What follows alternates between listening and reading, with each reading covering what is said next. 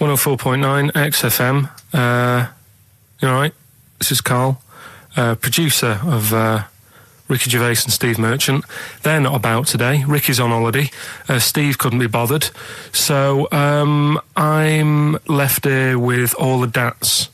That's a digital audio tape of all the shows they've done since they've been here over the last, I don't know, year and a half or something. So we'll play you some of the best bits. All right, so here's the first bit. That blew me away, right? That the fact that he got the name, he got the number. Spooky bit, right? I'm walking home. I called you up a couple of times and I left a message on your phone because it was just amazing. Not only was he good at magic, but his maths was brilliant. No, well, that thing adding up to 42 was like, how did he do that? I mean, we didn't even make a big deal out of that. He said that to me. He said, all Carol Vorderman's got is the maths. Do you know what I mean? Imagine him on Countdown. Yeah. He'd even know what they were going to write down. Do you know what I mean? So a bit of a wasted talent. I should see him again about that. I think he's... Right. So I get into my flat, right, and what they do in my flat where I live, they put the post in like these little pigeonholes. Right, and I don't normally check them out. I leave it for Suzanne to do, right? Sure. But this time, for some weird reason, I thought, right, I'll check it, see if we've got any post. Open it up. There's only this. A letter for Miss Harris. Yep, there it is. Bona fide in front of us. A letter addressed to a Miss Harris. Well, does she live there? No, it's my address. She doesn't live there. Did she ever? Don't know. It doesn't matter. It's weird, isn't it? But we've never had. Normally, I think there was a guy who lived there called Yaki Shoki. Mr. 42. It definitely wasn't an Harris, right? This is the first time we've had a letter for this woman. Yes. Right. But what are you claiming? Because Darren Brown himself admits that it is not paranormal, it is not supernatural, it is a trick. It's a trick. Is it? But he would say that, wouldn't he? Hitler said that. Play a record. Well, can we open this? No! It's illegal!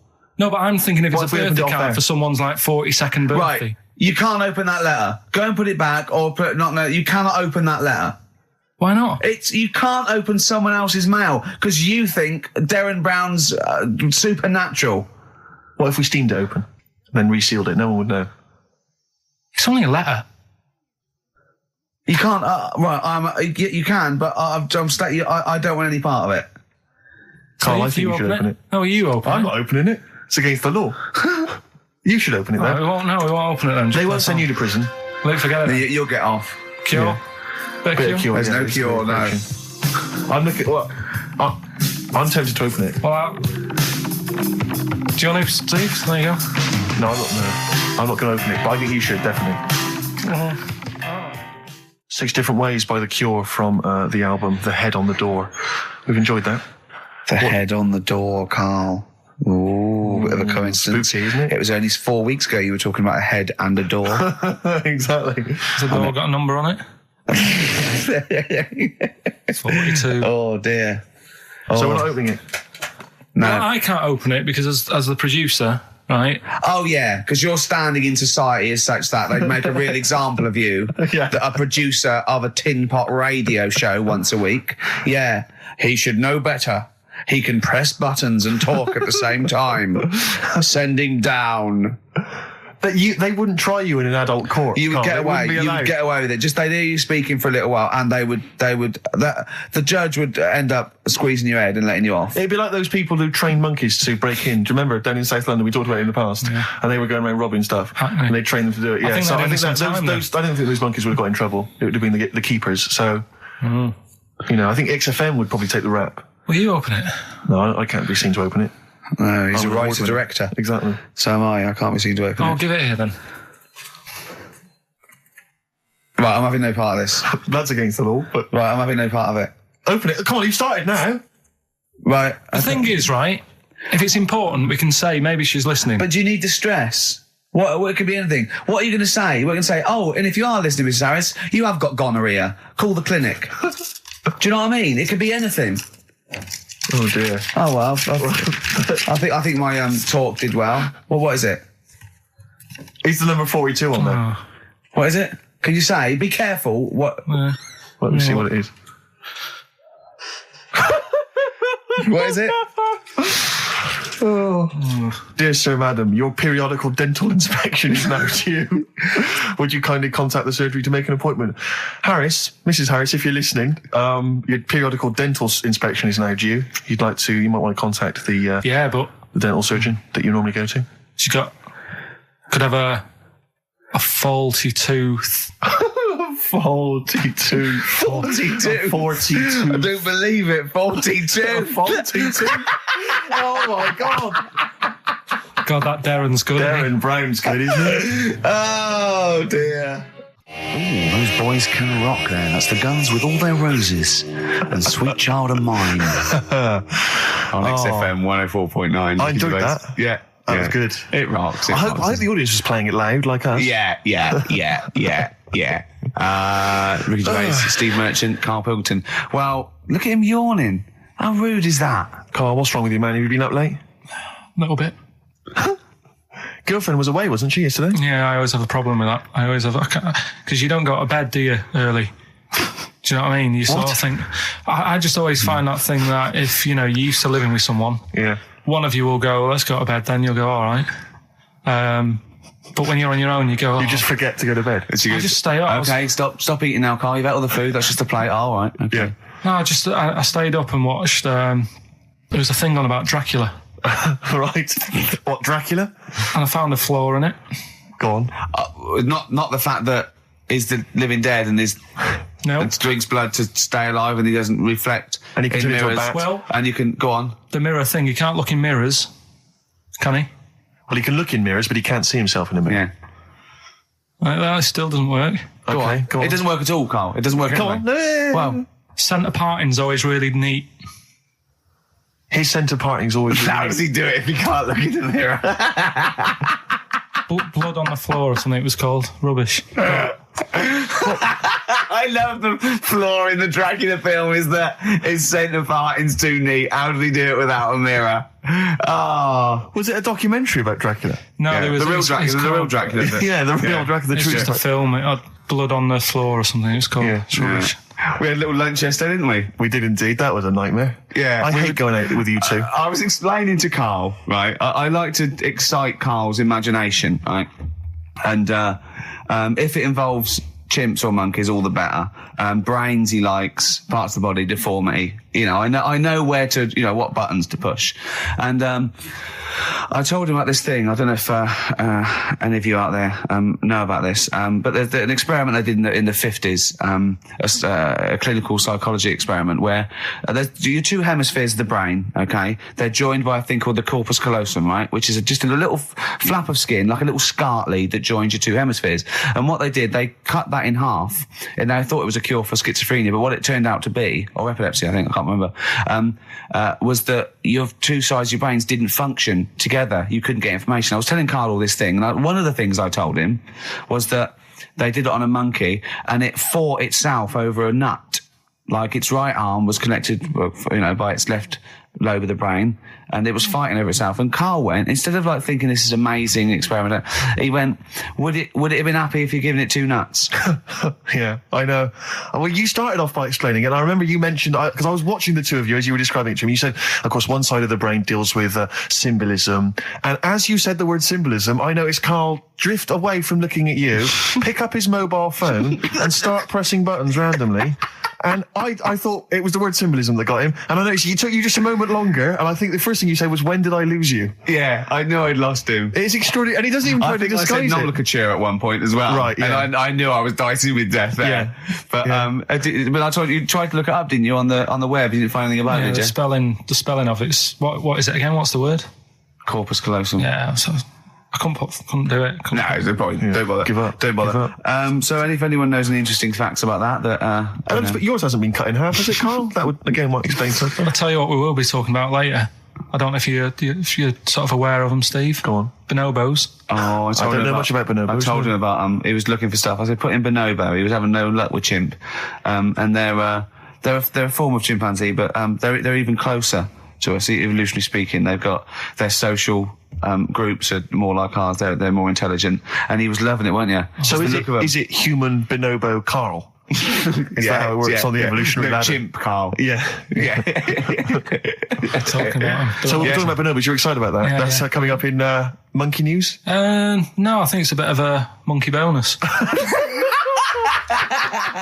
All right, XFM 104.9, Ricky Gervais, Steve Merchant, Karl Pilkington, not here. It's the best of. You've been voting in all week, sending your emails. So here's the clips that you wanted. Another holiday. Well, it wasn't holiday. It wasn't holiday. Well, it was. You had 5 days off work. Why isn't it holiday? You had 5 days not working for a living. You know how many days holiday gets a year now? 29. Oh, that's more than teachers, isn't it? It makes me sick. It makes me sick.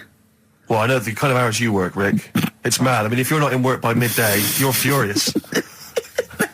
No, but I mean, I'm always... 29's normal for the normal working person. Yeah, but, you know... And anyway, it wasn't a proper holiday. I went to see my mum and dad. It's nice to see them and everything, but it's not holiday, is it? Why? It's not going away. It's not getting on a plane, is it? Going away. Oh, is that definitely a holiday? What happened before 1950? I don't know. People used to go... Yeah, exactly. People used to go to Blackpool or Brighton. That was holiday. Yeah, but I didn't Where did go you to... go? Went to Wales. There you go. Lovely holiday. Lovely holiday. Have a holiday in Wales. That's what they say, innit? Come to Wales and have a holiday.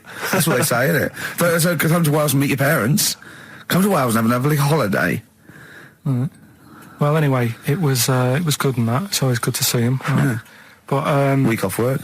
Do you know? Like my mum likes gnomes and stuff. Yeah. Right. Of course she does. She's lived with one for 30 years. She said, get your dad to take us to this park where they've got 6-foot gnomes and stuff. Right. Have a walk about. Sounds like a nightmare. Yeah. Sounds like a living nightmare. Keep an eye on Carl. So anyway, he stood still for 2 minutes. Someone bought him. No. You can't buy them and that. It's like a little exhibition thing. Yeah. Right? And it's part of a hall. Right, this big hall that you have to pay to get in. But we didn't want to see the hall. I just wanted to see the gnomes. Of course you did. Yeah. So anyway, my dad says, yeah, well, we can get in there for free. Of course he did. Clever. Right? So we parked up on this little country lane, right? No one about. We walked How much down, was it to go in? Like £2? about £3 each. Yeah. But he said, well, yeah, but if you don't have to pay, do you know what I mean? You enjoy it even more, don't you, when you're walking about and you think, I've got this £3 in my pocket, no one's having it. Yeah. Right? No, looking over shoulder for a bloke with a peak hat saying, can I see your ticket, please? I wouldn't enjoy it more, no. Go on. Yeah, but you don't worry about it, do you? You got a bit of money now then, Rick. You've changed. So anyway, so we had to walk across about 4 fields.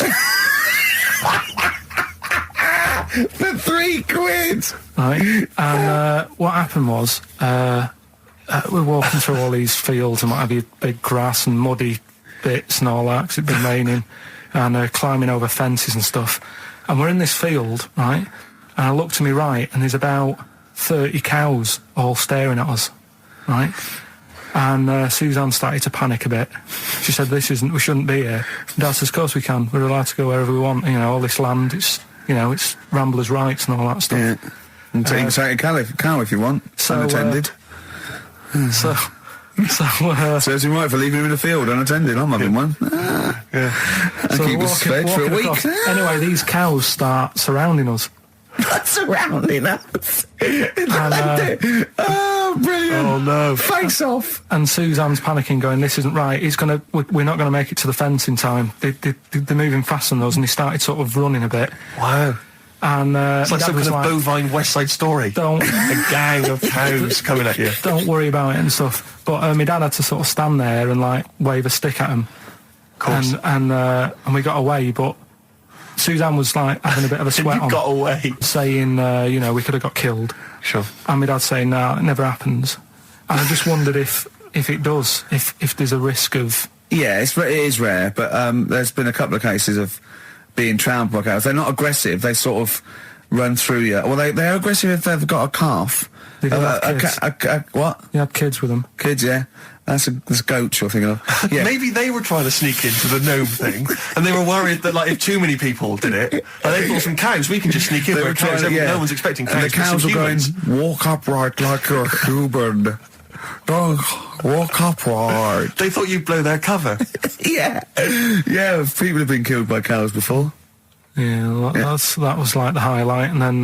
So when you arrived there, you were presumably covered in mud, looking like something that had just come from Glastonbury, staggering around this exhibition. It wasn't that bad. It was just like a woods, and it had like a funny sort of funeral, like a graveyard thing. Right. Yeah. With bodies sort of hanging out the ground and that. And we had these 6-foot gnomes. Right. And then we just set off again, walked back. But you sure this wasn't a dream? No, it was good. It was good. And called up Ricky. I said, right, are you about? Have a chat and that. So he said, I'll just come round. It's a nice day. Have a drink and what have you. So I got round there at about 6:30, right? Go up to his door, knock on his door, right? He stood there with his tackle out. Oh. Yeah, what did you make of that? What was wrong with that? What do you mean, what's wrong with that? Why were you looking at it? Why were you looking at it? I tried not to look at it. But again, you're always sort of attracted to it, aren't you? Kind of like... I've never been attracted to another man's tackle. I don't know what you mean. You can't help but have a little sly look. And especially when it's there. When you ring the bell, and I mean the one on the door, right? And that's hanging out. And does he dress to the left or the right? It was to the left, right? Yeah, it was left, yeah. Just popped out of my shorts for him. Just popped him out of the shorts. Should have seen the state of him. Shorts on, no top, cigar. Looked like someone out of The Sopranos. It was a mess. Yeah. And then... we sat on the balcony drinking wine, didn't we? Did you pop it back in, or was it... Yeah, I popped it straight back in. I'd got the laugh. Sure. I'd got the laugh I wanted. Yeah. He walked in, he went, it's not that hot. Straight away, it's not that hot. Oh, brilliant. Then, was that knob news, or is there more? No, it's got more knob news. That's just a taster. Just a taster. Listen, let's play some adverts, let's play some great music, and maybe we should have some early knob news. Early knob news coming up. XFM. You know, you just mentioned there about sort of no knickers and that. Is this going to be your Auntie Nora? No. Right. It's just, like the last flat that I lived in, I always had a good view across the road, and I could see it was the hairy. There was the hairy Chinese not kid. hairy Chinese kid. He was just a Chinese kid, actually. Yeah. Running Because back. that's rare, isn't it? Hairy Chinese kids are very rare, isn't it? Yeah. There's only one official sighting, isn't there? In one of those shit little magazines that you buy. And there was the old woman who didn't move. She was just sat there reading a book all the who time. we think possibly died and no one came round for weeks, And now I've moved, right? And it was quiet for a bit. I always look at what view I'm getting, right? Looks across and it was just sort of empty, sort of flats ready for people to move in and that, right? Anyway, people are in there now, right? And they've put all the furniture in, but I haven't put any curtains up. Oh. Right. So anyway, I'm sort of washing up, just having a look out the window. Yeah. Right. Girl sort of wandering about, knickers on. Right. With no knickers on? You mean naked? Knickers. Well, she had a bra on. Right, okay. But, She's probably looking for a knickers. So I thought, and I don't know how long I was looking. No. Right. But anyway, she looks across. Oh, God. I think she spotted me. Yeah. I think, oh, God. I felt really bad. Yeah. I said to Suzanne... Sorry, is this some sort of Peeping Tom confession? No idea. Well, he's not... That's the thing, though. Peepington. If I was peeping, she was peeping as well, because she was looking over. Works both ways, doesn't it? Yeah, but yeah, all she could see of you was your bald head. Yeah. No, but and your this hands is it. moving as you were washing up. And some white-looking substance frothing up. Particularly stubborn stain on this glass. Yeah. Oh, God. Imagine that. Imagine if she looked across. I'm assuming your sink is lower than the window. But didn't she just cover up or something? Or she looked back and go, oh, you're looking at my fanny? Well, the thing I did... What? I thought, just sort of drop me boxer shorts. Because I thought... Well, Suzanne said, what are you doing? What are you talking about? What are you talking about? No, just so they can see me cheeks of me. What are you talking about? No, because I thought if she thinks I'm walking about in the nude as well, then we've both got something out of it. Carl! This sounds like a bad excuse in court. I know. So sorry, you were looking at a woman dancing around naked, right? So the only thing you could do was immediately drop your boxer shorts. So she looked across, saw you fully clothed, saw you took your boxer No, she wouldn't have done, because it's sort of just the top half and the sink's at a side angle, so I was sort of looking out. So This is genius. So she wouldn't have seen your trousers then anyway? No, she did. I moved in front of the window more. So you then made them... You actually climbed in front of them. Oh, this is doing? So you climbed in front of the window to show off it wasn't your naked obvious. lower half. Suzanne said, "What are you doing?" And I I said, bet she did. What are you looking at? I sent you in here to clean What up. are you doing? I'm just taking my trousers down, standing by the window. Why? Because there's a naked woman across the road. What do you think I'm doing, Suzanne? I'm exposing myself while looking at some free fame. leave it. What's up with you, Suzanne? Anyway, Wait a minute, can I just check? A final question. What did the woman across the way... What happened? What was her I reaction? didn't look again. I just thought you've seen a bit of action as well. We're both happy. Let's leave it. Brilliant. So were you waddling around like a penguin with your trousers around your ankles? I just was walking about, and Suzanne said, "What are you doing?" I said, "I'll explain to you in a bit, but don't look out the window because then it's Excellent. obvious." Then he sees that she calls her husband to look at Carl walking around naked. He goes, "Oh, she's got a... Quick, Suzanne, get him out. There's only one within you. Get some more friends. They've gone one more." Oasis and Songbird. It's a nice little ditty It's all right, yeah. of a It's not so Saturday. bad. Yes, thank you. XFM 104.9, Ricky Gervais, Steve Merchant, Karl Pilkington. I think we should go straight into it, Karl. I think we should do the competition. There's Karl in the corner. It seems a little premature. Do you reckon? Yeah, I Do you think reckon it's so good? It's Yeah, so good. We should tease it out of them. Well, it's a big thing. It's just that I've got absolutely nothing to say. Sure. I haven't really. Well, I mean, like often I know you all have spoken to Karl in the week. This week, for some reason, I've been speaking to him. Oh, right. I spoke briefly to him about Michael Jackson and the documentary. Yeah. Now, of course, I thought that was extraordinary. Amazing, and I asked amazing Karl's piece of opinion. work. Yeah. And he didn't mention to me the fact that Michael Jackson likes to climb up in trees. No. He didn't mention anything about his bizarre relationship with children. He didn't mention anything about his obsessive billionaire spending sprees. Right. He didn't mention anything about the mannequins he has in his thing, or the fact that he drives around his sort of 7 hotel suites in Las Vegas in a little kind of old people's scooter. The only thing of note for Karl was he said to me, "Did you notice how big his hands are?" I'll tell you what, though, I did. What? Yeah, how you look at the man's got like a face that he's had reconstructed. Well, I can't seem to say that. It's libelous. Yeah, But, he hasn't. He's got an odd He's had two nose face. jobs. Yeah, And you're But looking at his hands. But I think it's because you look at him and he looks a bit like there's a bit of androgyny there, but it's sort of like it is quite a petite sort of old lady's face in a way. But then you see these labourers' hands come out. That's always the way with a tranny, isn't it? You know what I mean? What, you can't accuse him of being a tranny? No, he's not. No, he's not. What are you saying? No, I know he's not. got enough issues. Now you're accusing him of being a tranny. I like him. I thought he came out that brilliant. I thought it was really. I really felt sorry for him. No, I think he cleared up a few things as far as I'm concerned. I thought it was a fascinating piece of work, but I did like the shopping spree. That was great. Extraordinary, 'cause he's just got going such around bad just taste. pointing. I know it was bad taste, wasn't it? It was like one of those bazaar shops. You know what I mean? There's anything sort of a gift shop, but they're trying to make it look like Ming. But and it's sprayed gold. If he'd been living in a trailer park, he'd have been ordering, one of those porcelain dolls dressed like a Harley Davidson bike rider, or an Elvis commemorative plate. It was the kind of billionaire equivalent of that. But the hands were a giveaway. It's the same as those sort of transvestites. What was it about his hands? When you get like a cab driver or something, right, and he decides to turn transvestite about 60, and he goes on Kilroy. Do you know what I mean? That way, he got a twin set of pearls, and he goes, "I've never felt so comfortable." But his hands are still big. He's got a little wig, and he's got the lipstick on, and he's with his teenage kids who are going, "Kill me." Do you think he's been having surgery on his hands to make them larger? Bigger, yeah. Is that why he was wearing that glove through most of the Exactly. But I think he wants to be a goalkeeper. Right. And they said, "Well, you can't, Michael. You got a big hands." It would help him climb the trees. Yeah. And he can play tennis now without a racket. Yeah. So what did you make of it, Karl? Were you intrigued? The Michael Jackson thing. It was all right. The brilliant Blur, Out of Time on XFM 104.9. One of my favourite singles of the year, and that's another thing. We'll be playing our favourite singles of the year, as well as our favourite clips of our own show. Rick, I imagine if people have got a bit of Christmas money, they're wondering what they can spend it on. Office DVD. Well, other than that, these guys have got some ideas. What, adverts?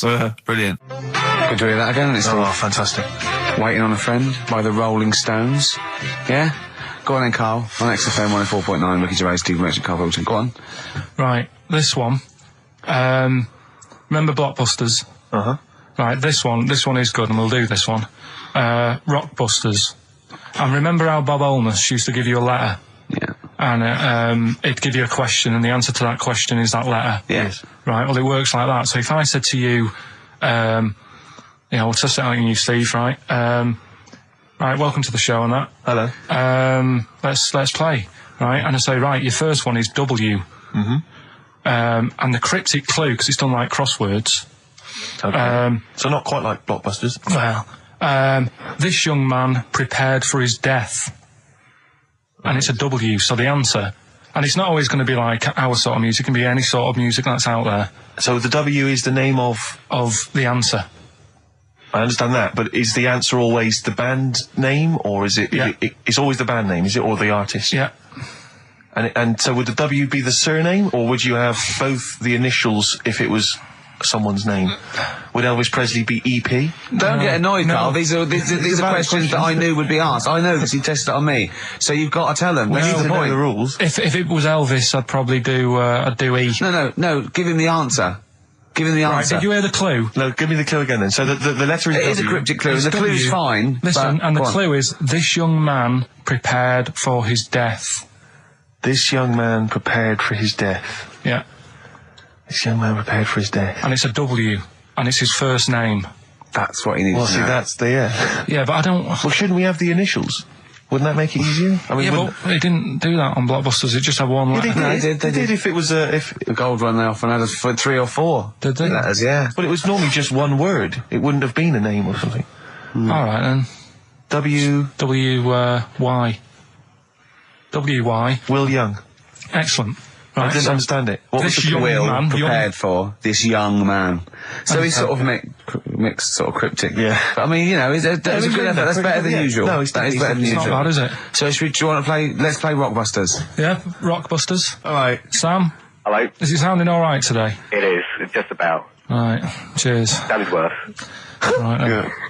Well, And so we've got Sam on the line. Who else have we got there? so we've got Tim as well, haven't we? Hello. Alright, Tim. Tim and Sam. Right, You sound quite similar, lads. Could one of you affect an accent or something?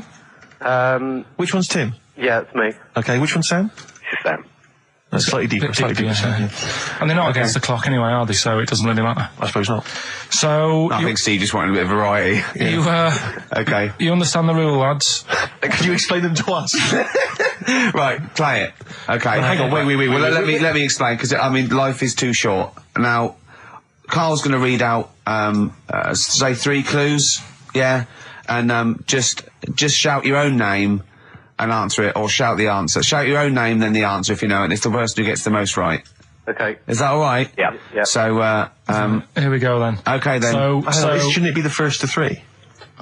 Well, yeah, but then he hasn't got. Yeah, I've got enough, it's fine. He's got enough clues for that. Right then, here we go. Welcome to the show. oh God. Right, the first initials, S-T, right? Is that right? Well, I don't know. Oh, we don't know, do we? How do we know? Here we go, S-T, and the cryptic clue is better than the average homeless person. Okay? Sorry, I think, is that a band? Yeah. Is it an old band? Yeah. I think that's one word. Alright then, S. It's an old 70s band. Better than the average homeless person. Tim? Go on. Supertramp. Yes. Supertramp Well it done. is. Yeah. Well done, 1 point to I have you, no idea Tim. why that's right, by the way. You don't understand why it's right? He's a super tramp. Oh, right. Better than the average homeless cryptic, person. yeah. Yeah, cryptic. Yeah. Okay, second one. Come on, Sam, you got it. That's actually quite good for Carl. Trust me, Tim. Take that as a good clue. Because, yeah, okay. We won't do this again. Wait, 1-0 Right, to here we Tim. go. Right. F. The letter is F. That's the next one we're moving on to. And the cryptic clue is, the little girl is hungry. What shall we do? The S or F? I've got it. F. Ready. Sam. Peter. Yes, 1-1. Feed her. He's pulled out of Feed her. Yeah. Feed her. Okay. Yeah. So that's 1 each. So this is the decider, isn't it? Wait a minute, ITV are on the phone. Well, you said first to 3, so no, it's not, is it? That's what I said. Just do the 3 clues and who gets the most. Okay, well, we can do that now. So, here we go. I love this. This is rubbish. Go on. So, here's the last one. The initials are AK, right? And the cryptic clue is exploding pet. Shout out your name if you know it. Last orders at the bar, please. Last orders at the bar. Exploding pet. AK. You're tuned to XFM 104.9, Karl Pilkington's quiz, Rockbusters. The format is still available. The highest bidder, please give us a call, or you can email ricky.gervais@xfm.co.uk. Is it a band or a singer? I'll give you a bit more of a clue. It's a pop band. Okay, we wouldn't. No, Tommy Kissem. Yes. Hey. Oh, this is amazing radio. So who was that won? That was Sam who won. So it's 2-1 to Sam. So he wins. What does he win, Karl? He wins some CDs and some videos. No, he's got obviously now, Sam, if you're ready, take the spot. You're going to do the gold run. Away you go, Karl. I haven't got any more. You're a fool. Right, stay on the line. We're giving both some presents. Play a record, folks. Rick, I'm going to shoot off. Not come. Well, listen, still to come, right? We've got the monkeys thing. Oh, chimpanzee that. And when I was out last Sunday, right, at Johnny's birthday party, Yeah. Steve was there. Yeah. Got talking about stuff. And a debate that we didn't really finish cropped up. It blew your mind, didn't it? Amazing. Oh, I know about this. Steve told me. This is the infinite amount of monkeys. Or a monkey with a typewriter and an infinite amount of time would eventually come up with the works of Shakespeare. Yeah. There was no debate. It's a philosophical, mathematical problem. There's no debate. It's true. It wouldn't happen. No, listen, Karl, listen. Infinity sorts it all out for you, right? An infinite amount of monkeys at a typewriter, right? They do everything. They type everything. Infinity just sorts it all out for you. There's no getting to it and they're going, oh, well, let's have a look what they've done. This one's come close. Did Romeo and Juliet. It would do it all. It would type everything ever possible, conceivable. Yeah, but it's a mathematical. Well, we've heard your side of the argument, Rick. And I'll be honest with you, it's a persuasive one. But let's hear Karl, because he heard about this in a pub last week. Yeah, so he's got some strong What's your ideas problem with it? What's your problem with it? well, first of all, right, you're saying it's a load of monkeys. It's not just one monkey. It Depends. That can live forever. No, wait. It's either a chimpanzee with a typewriter with an infinite amount of time. He would eventually, by definition, mathematically, type everything ever possible. Okay, or it's an infinite amount of chimps with typewriters, and one of them will type it first time. But already, that's not right. You either need to have What do one you mean? monkey. What? You mean Let's hear employment his point. laws? He What do you mean can't- it's not right? Let's hear him out, please. Okay. If it's one monkey Yeah. with a typewriter that's got loads of ink in it and that, right? At least it knows what it's done in the past. It's not. Keep going. Crime. If you've got a load of monkeys, it's like if you have too many. What's that saying about too many chefs? Too many chimps spoil the soup. Right. Well, it's the same thing. It's like, well, I didn't tell you to put salt in it. I was going to put salt in it, and it messes it up. Whereas if it's just one, they know what's gone on. So what I'm saying is, honestly, leave him go. I can't be bothered. I want to hear. I want to hear the rest. This blows my mind. He doesn't know what this does to me. It's a mathematical problem. I want to hear the rest. well, it's just I just don't think it will happen. What do you mean you don't think it'll happen? Infinity works it out for you by definition. Well, what's stopping them typing the same thing again? They would.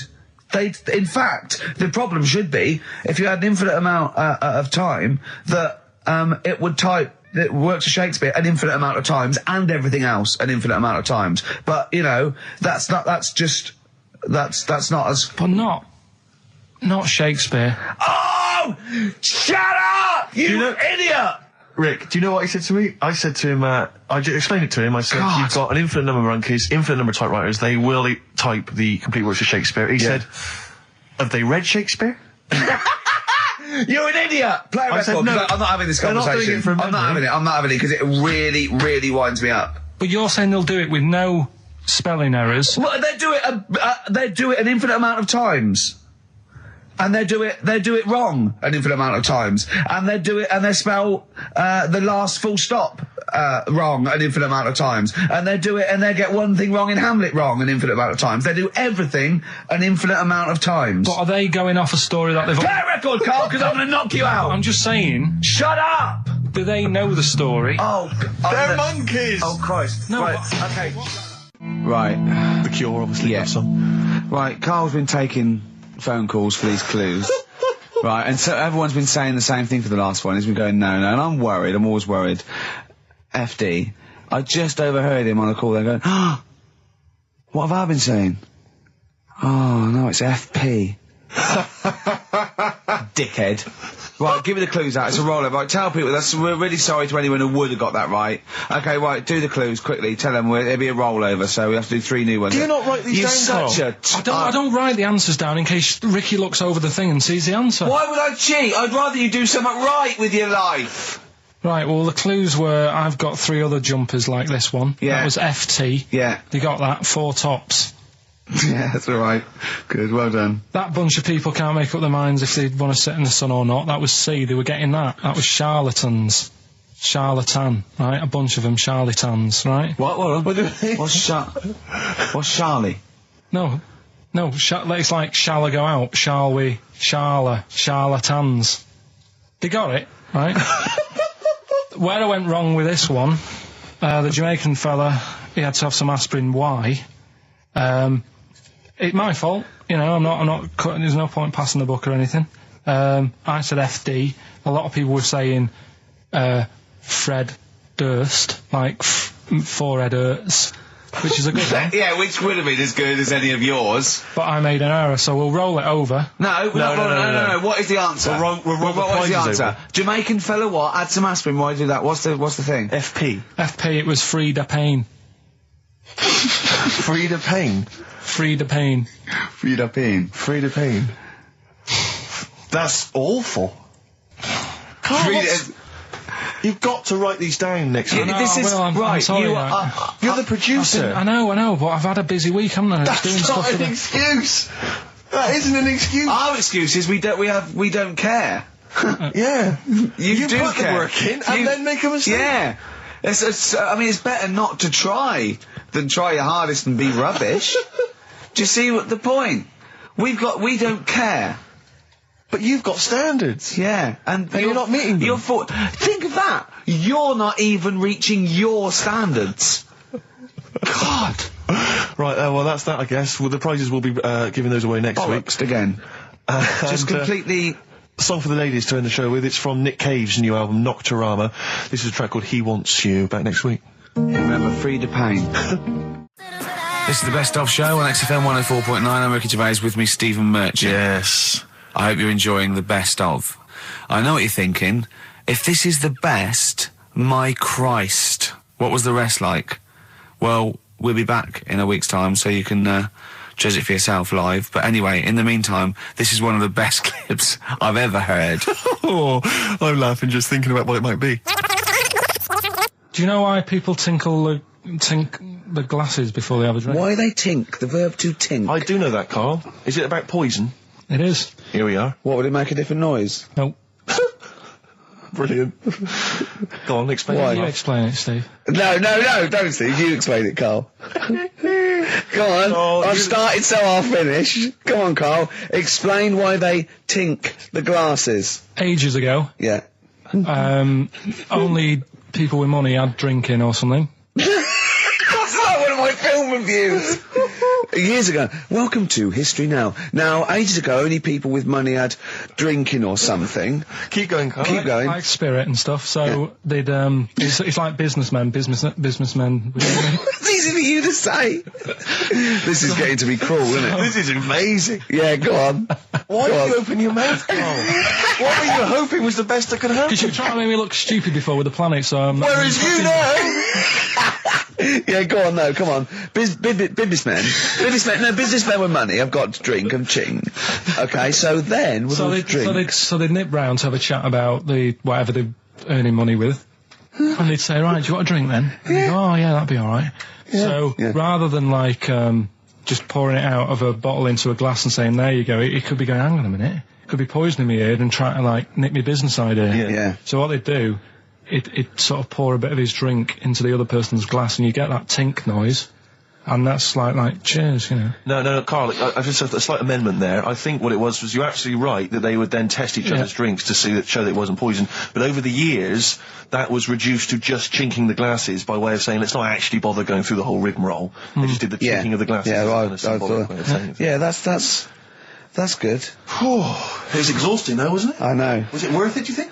Well, I like that, because people carry that with them now. When they do that, they'll think, oh, that bloke's definitely not trying to poison me. Yeah. So the horrible thing is that now, when I do the glasses, I can laugh and go, they don't know I've poisoned them. Exactly. You should always do the pouring back and forth. It's a shortcut, it's a slippery slope, you know, just be careful. Karl Pilkington in the chair now, the talked about, the acclaimed Educating Ricky. Right, well, just in case anyone's new, doesn't normally listen, basically, I'm educating Ricky. Do a bit of research in a week, find stuff, news, history, anything that's interesting. 3 stories, I give them a nice little headline. You take your pick. Between now and 3, you're going to learn 3 things. Yeah? Yeah. So, the headlines are, I'll be no buying one of them. Give us that again. I'll be no buying one of them. Nice, okay. Yeah. We've also got hippopotamus news. Okay. Okay. And can you believe it? Can you believe it? Well, I'm going to go with hippopotamus news. Hippopotamus news? Hippopotamus news. Right, well, this one, it's... I'm not going to take the credit here. I heard Christian talking about this on breakfast, right? Because it's a good story that happened. Basically, I don't know if I told you about it last week when we were having our spaghetti, but I think you did. Right, I know what it is. I know what this is. Okay, I've not heard this. Right, there's a little midget. Right, there's a circus. I'm loving it already. Circus going on somewhere. I think it was in America. And is that present day or old times? I'm talking like in the last 3 weeks. Okay. Right, little midget. Circus, really packed out show. People are loving it. Right, Steve, you asked the same question I did. I know. So there's little midget jumping up and down on a trampoline. That's what circus is. Right. I pay good money to see it. So everyone's clapping, and he's getting carried away. Because he can't believe they're loving it. I didn't know they'd like a little person on a trampoline, but they love me. But you know what it's like when, if there's a crowd of people sort of encouraging you to sort of go higher and stuff. Yeah. And I'm sure he knew it was getting out of hand. But he was jumping and he was coming down the road going higher, and he's going really high in the air, right? So he's doing this, crowd are clapping. There's a hippo, right, just sat next to the trampoline getting ready to come on and do his act. Oh, right, I thought he was in the audience. There's a hippo getting ready to do his act, Steve. Yeah. So he's a ventriloquist. What do you mean he's sitting by the trampoline waiting to do his act? Because why does he sit in the dressing room and they go, 5 minutes, Mr. Muss, 5 minutes, Mr. Muss. So anyway, right, so the hippo's there. He's getting annoyed, is he? Because the midget's he's going, how can I follow this? This is really annoying. They're going to be, no. So he's thinking, he's already done the trampoline, my pogo stick act is never going to work. Yeah, go on. So there's a hippo waiting. See, it's a great story, and I just know he embellishes it or it gets slightly wrong. Go on. So there's a midget jumping up and down. The hippo's getting annoyed. The crowd are going mad. The midget's loving it. Can't believe his luck. Although you think he probably knows he's dicing with danger. Yeah. So next thing you know, they're all saying higher. He gives it one big, like, heavy sort of landing on the trampoline. Goes really high, but goes off at a funny angle. Oh, hypotenuse. Okay. Yeah. And sort of flies off. Hypotenuse! Sure. Flies off at a funny angle. Ooh, Hippo's there, swallows him whole. Crowd are clapping, thinking that's why the hippo was waiting there. Rubbish. Rubbish. It's not rubbish, though. But no, maybe there was an accident in a circus with a midget and a hippo, but at no point was this hippo waiting to go on, going, come on. The midget flew off at hypotenuse and landed in the hippo's mouth and was swallowed whole. This is what you embellish it. That is great. And I have to say, though, Rick, when I heard midget, trampoline, hippopotamus, I was thinking accident waiting to happen. Yeah. So... Yeah, maybe. I mean, it is that you should never put those three together. Never. It's a recipe for disaster. Everyone knows that. Midget, trampoline, hippopotamus. Are you mental? You're asking for trouble. Well, you know when he told me it, he said, and the midget, he didn't mention the hippopotamus, and he said the midget went on, and soon he fell off. and the hippo ate him. And I said, sorry, what was the hippo doing there? He went, it's a circus. I've never heard of a circus having a hippo. No, what do hippos do? What can they do? You can't train them, can you? What do you... Aren't they, like, very deadly? They're huge, aren't they? You can't have a hippo in a circus. Are you sure? You're not thinking of Zippo? He's neither clown. Yeah. No, and it wasn't some sort of where Zippo was eating a midget, and it's some sort of horrible sexual act. No, it was definitely. I heard it on breakfast, right? Oh, okay, sorry. No, it's definitely fact. Yeah, okay, right, okay, good. Carl's found love on the street before, haven't you? How's it going with your bird, Carl? Are you married? No. How long have you been out with her? Going out with her? 7 years. Because, I mean, you're quite a simple man. Yeah. You're sort of a simple In a nice way. ways. I mean, yeah, you're like Helen from Big Brother. Yeah, you're sort of nice enough, but I look normal. well, yeah, you sort of do. But you could be one of those that just suddenly go mental with a pen. Yeah, do you know just what I mean? stab people through the eyes. Yeah, you sort of look normal. But if I wouldn't really want to wind you up to a point of frenzy. How did you meet your girlfriend? Through work. What, through her work? What, you found out and said We worked at the same place. Oh, you're right. Yeah. You're quite an enigma, aren't you? Could you give us more on that? At work, you met her at work. What, she came in selling sandwiches? She was going through the bins outside. What do you mean you met her Why at are you work? having an attack on me? You're the not one having an who's attack sad and lonely. Oh, he's done you again. He's done you Yeah, but what I thought was interesting was I just scratched at him and he just went mental. Yeah, no, It's like a but bear caught in a trap. It's funny, isn't it? You'll never learn. Carl. No, I was just interested to find out what the story was, because it might be a really romantic story. Well, it's not. All right, jeez. I love the fact he doesn't want to talk about his love affair. I was thinking about you in the week, and like, does it worry you? I mean, you sort of joke about it now, and we're talking about it in the office, you know, like, oh, is Steve really touchy about the way he looks? And Oh, what's this? Where's that come from? He's done it again. He's done you again. I was walking home the other night, and I was thinking about it. And do you worry that when you're old, you will be on your own? You did start it though, didn't you? Well, Carl, I'm glad you brought this up. because I mean, for me, you know, a lightweight, frothy entertainment show on XFM on a Saturday afternoon is exactly the place where I want to discuss the desperate, lonely future that's inevitably coming my way. Oh, God. I'll tell you what will cheer you up and forget all that. A bit of Embrace. Oh, one of the most hated bands. Probably you're thinking, Rick, isn't it time that we do our usual roundup of what's been happening in the news? Yeah. Which we always do every week. Yeah. We always do something, which is, I mean, basically, if you're listening and you're a new listener, say you work at a newspaper, we always try to be informative, just try and put stuff out there that just educates people, informs What are you people. thinking? Well, I said Monkey News is coming up, but what have you got? No, I was just looking on the net there and just found a couple of quite important news stories, probably worth mentioning. Policeman caught photographing. I don't know why it makes me laugh. It's just the phrasing, I suppose. It's the headline. Policeman caught photographing up woman's skirt. No, he wasn't up there taking a picture of Big Ben. He wasn't going, can I just sit up here? I'm just going to take a picture of that seagull over there. No. He was facing the camera up a woman's skirt. He was indeed. Right. A policeman in Japan is facing disciplinary measures after he was caught photographing up a woman's skirt with a hidden camera while on duty. The 42-year-old sergeant, who's not been named, used a digital camera to secretly snap the shots when the woman was reporting a stolen bicycle. So he was actually doing his proper job. He'd obviously thought to himself, I'll bring him a digital camera today. On the off chance a beautiful woman comes in to report a crime or robbery, I'll have it ready, I'll have it positioned, you know, in such a way. But this is interesting. This is how he got caught. Okay? The woman became suspicious after she saw a flash go off. brilliant. I mean, this Not a secret at all. Sorry, did I just see your shoe? Your shoe just seemed to just spring into life there. It was light. There was light. Yeah, I think I've had someone set fire to some magnesium that was on the end of it. It won't happen again. But it's only you and I in here, and your shoe was just suddenly lit. Why are you standing like that? Why is your shoe just sort of like between my feet? There's no reason. This is how I always stand. What did the bike look like? Flash? So, are you taking pictures of my family? No. And no, I'm not. And you should be wearing knickers anyway. Well, how do you know that? What? How did you know I'm not? How did I know what? I'm not wearing any... I didn't know you. I don't know what you've got up there.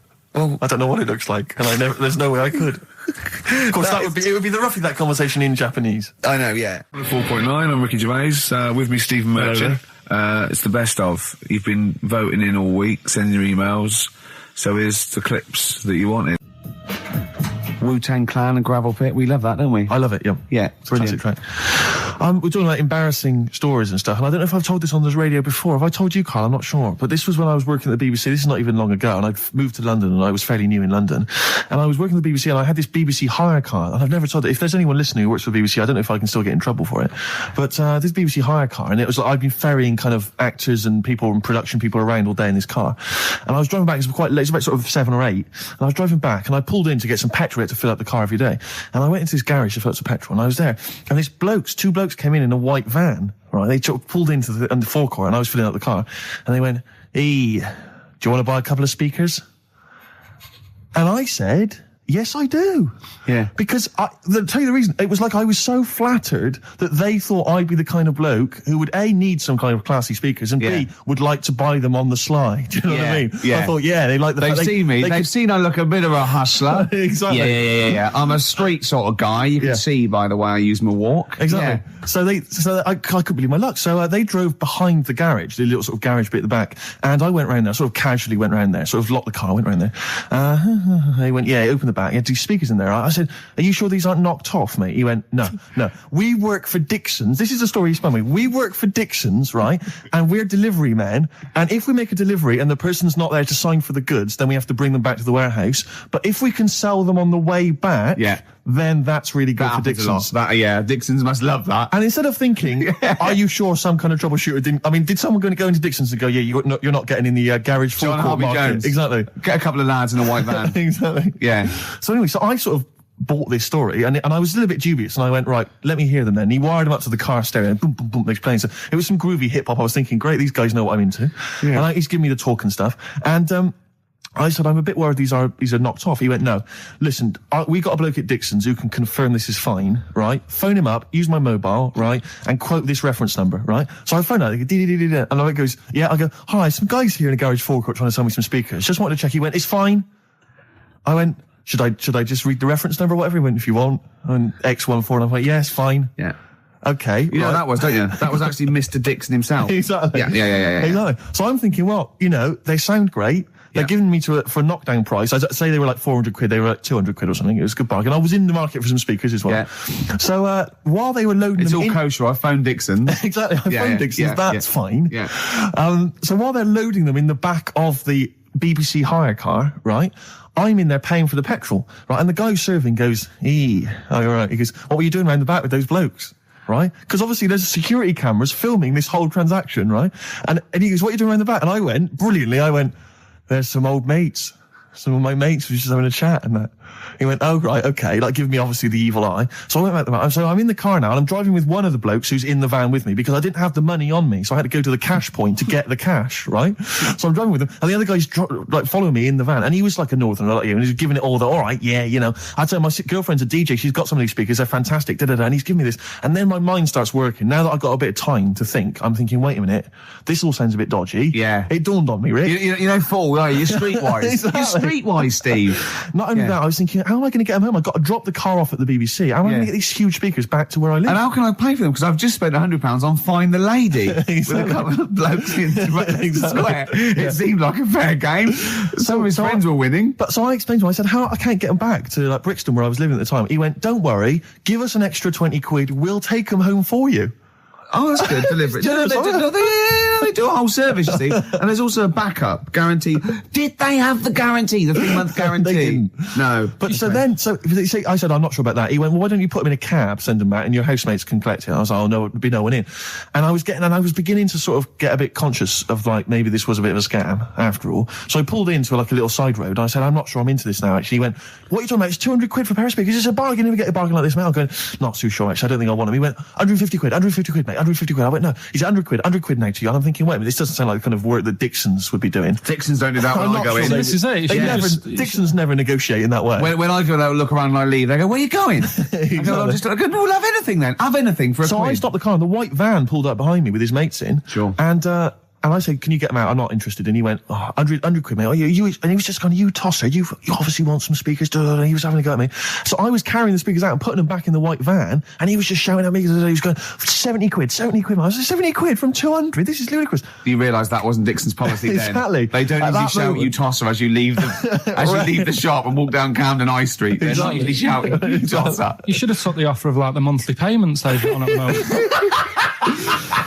So eventually I put them in there, and I sort of knocked the deal on the head, and I got back in my car, and they were in theirs, and I just looked in the rearview mirror, and they were punching the dashboard, like with aggression and venom, like we let that deal slip through our fingers. And I've never been so terrified in my life. I just sat there, and I was just thinking, oh my God, all I was thinking now is, what if I go back to the BBC, and they go, we've had a call from the police, the man at the garage, he saw you doing a dodgy deal. I love it. Yeah. Well, what you do is you put the hire car in a drain in your front garden, and then go in and out of the toilet, just pouring bleach down, or Ajax, and they'll never know. One of my uncles, right, Tattoo Stan, he's just caked in them. Tattoo Right.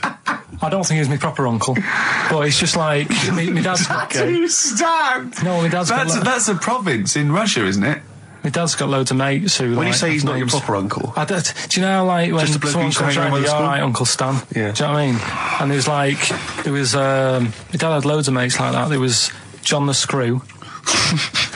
Right. So he either works in a prison or he likes to have sex. Cabby. Cab driver. Okay. There was Jimmy the Hat. I don't know where he Jimmy did. the Hat? Yeah. And, did he wear a hat? No. No. There was Fred the Veg. You sure he wasn't a relative? Sorry. Fred the Veg used to get us like big bags of potatoes and that. Fred Veg, okay. And there was Tattoo Stan. Right. And he was just caked in them. And I used to always look at him thinking, why have you done that? I must have only been like, 6 I or suppose 7. if you're born with a name like Tattoo Stan, Exactly. you're destined, aren't you, were really? they like a 1950s gang? I'm worried about... I'm worried about... doing a bank job. What was his name? The Hat? What was his name? Jimmy the Hat. I'm worried about Jimmy the Hat. Yeah. Not having a hat. I don't understand Are it. you sure he didn't have a hat? Not when I met him. Did he ever wear a hat? I didn't see him that much. Do you think it was a joke, like, when your mate's sort of like, 8 foot and huge, you call him Little John or Tiny? Do you think... Well, the fact that he never wore a Yeah, hat. they went, hold on, I've noticed something about Jim. Go on.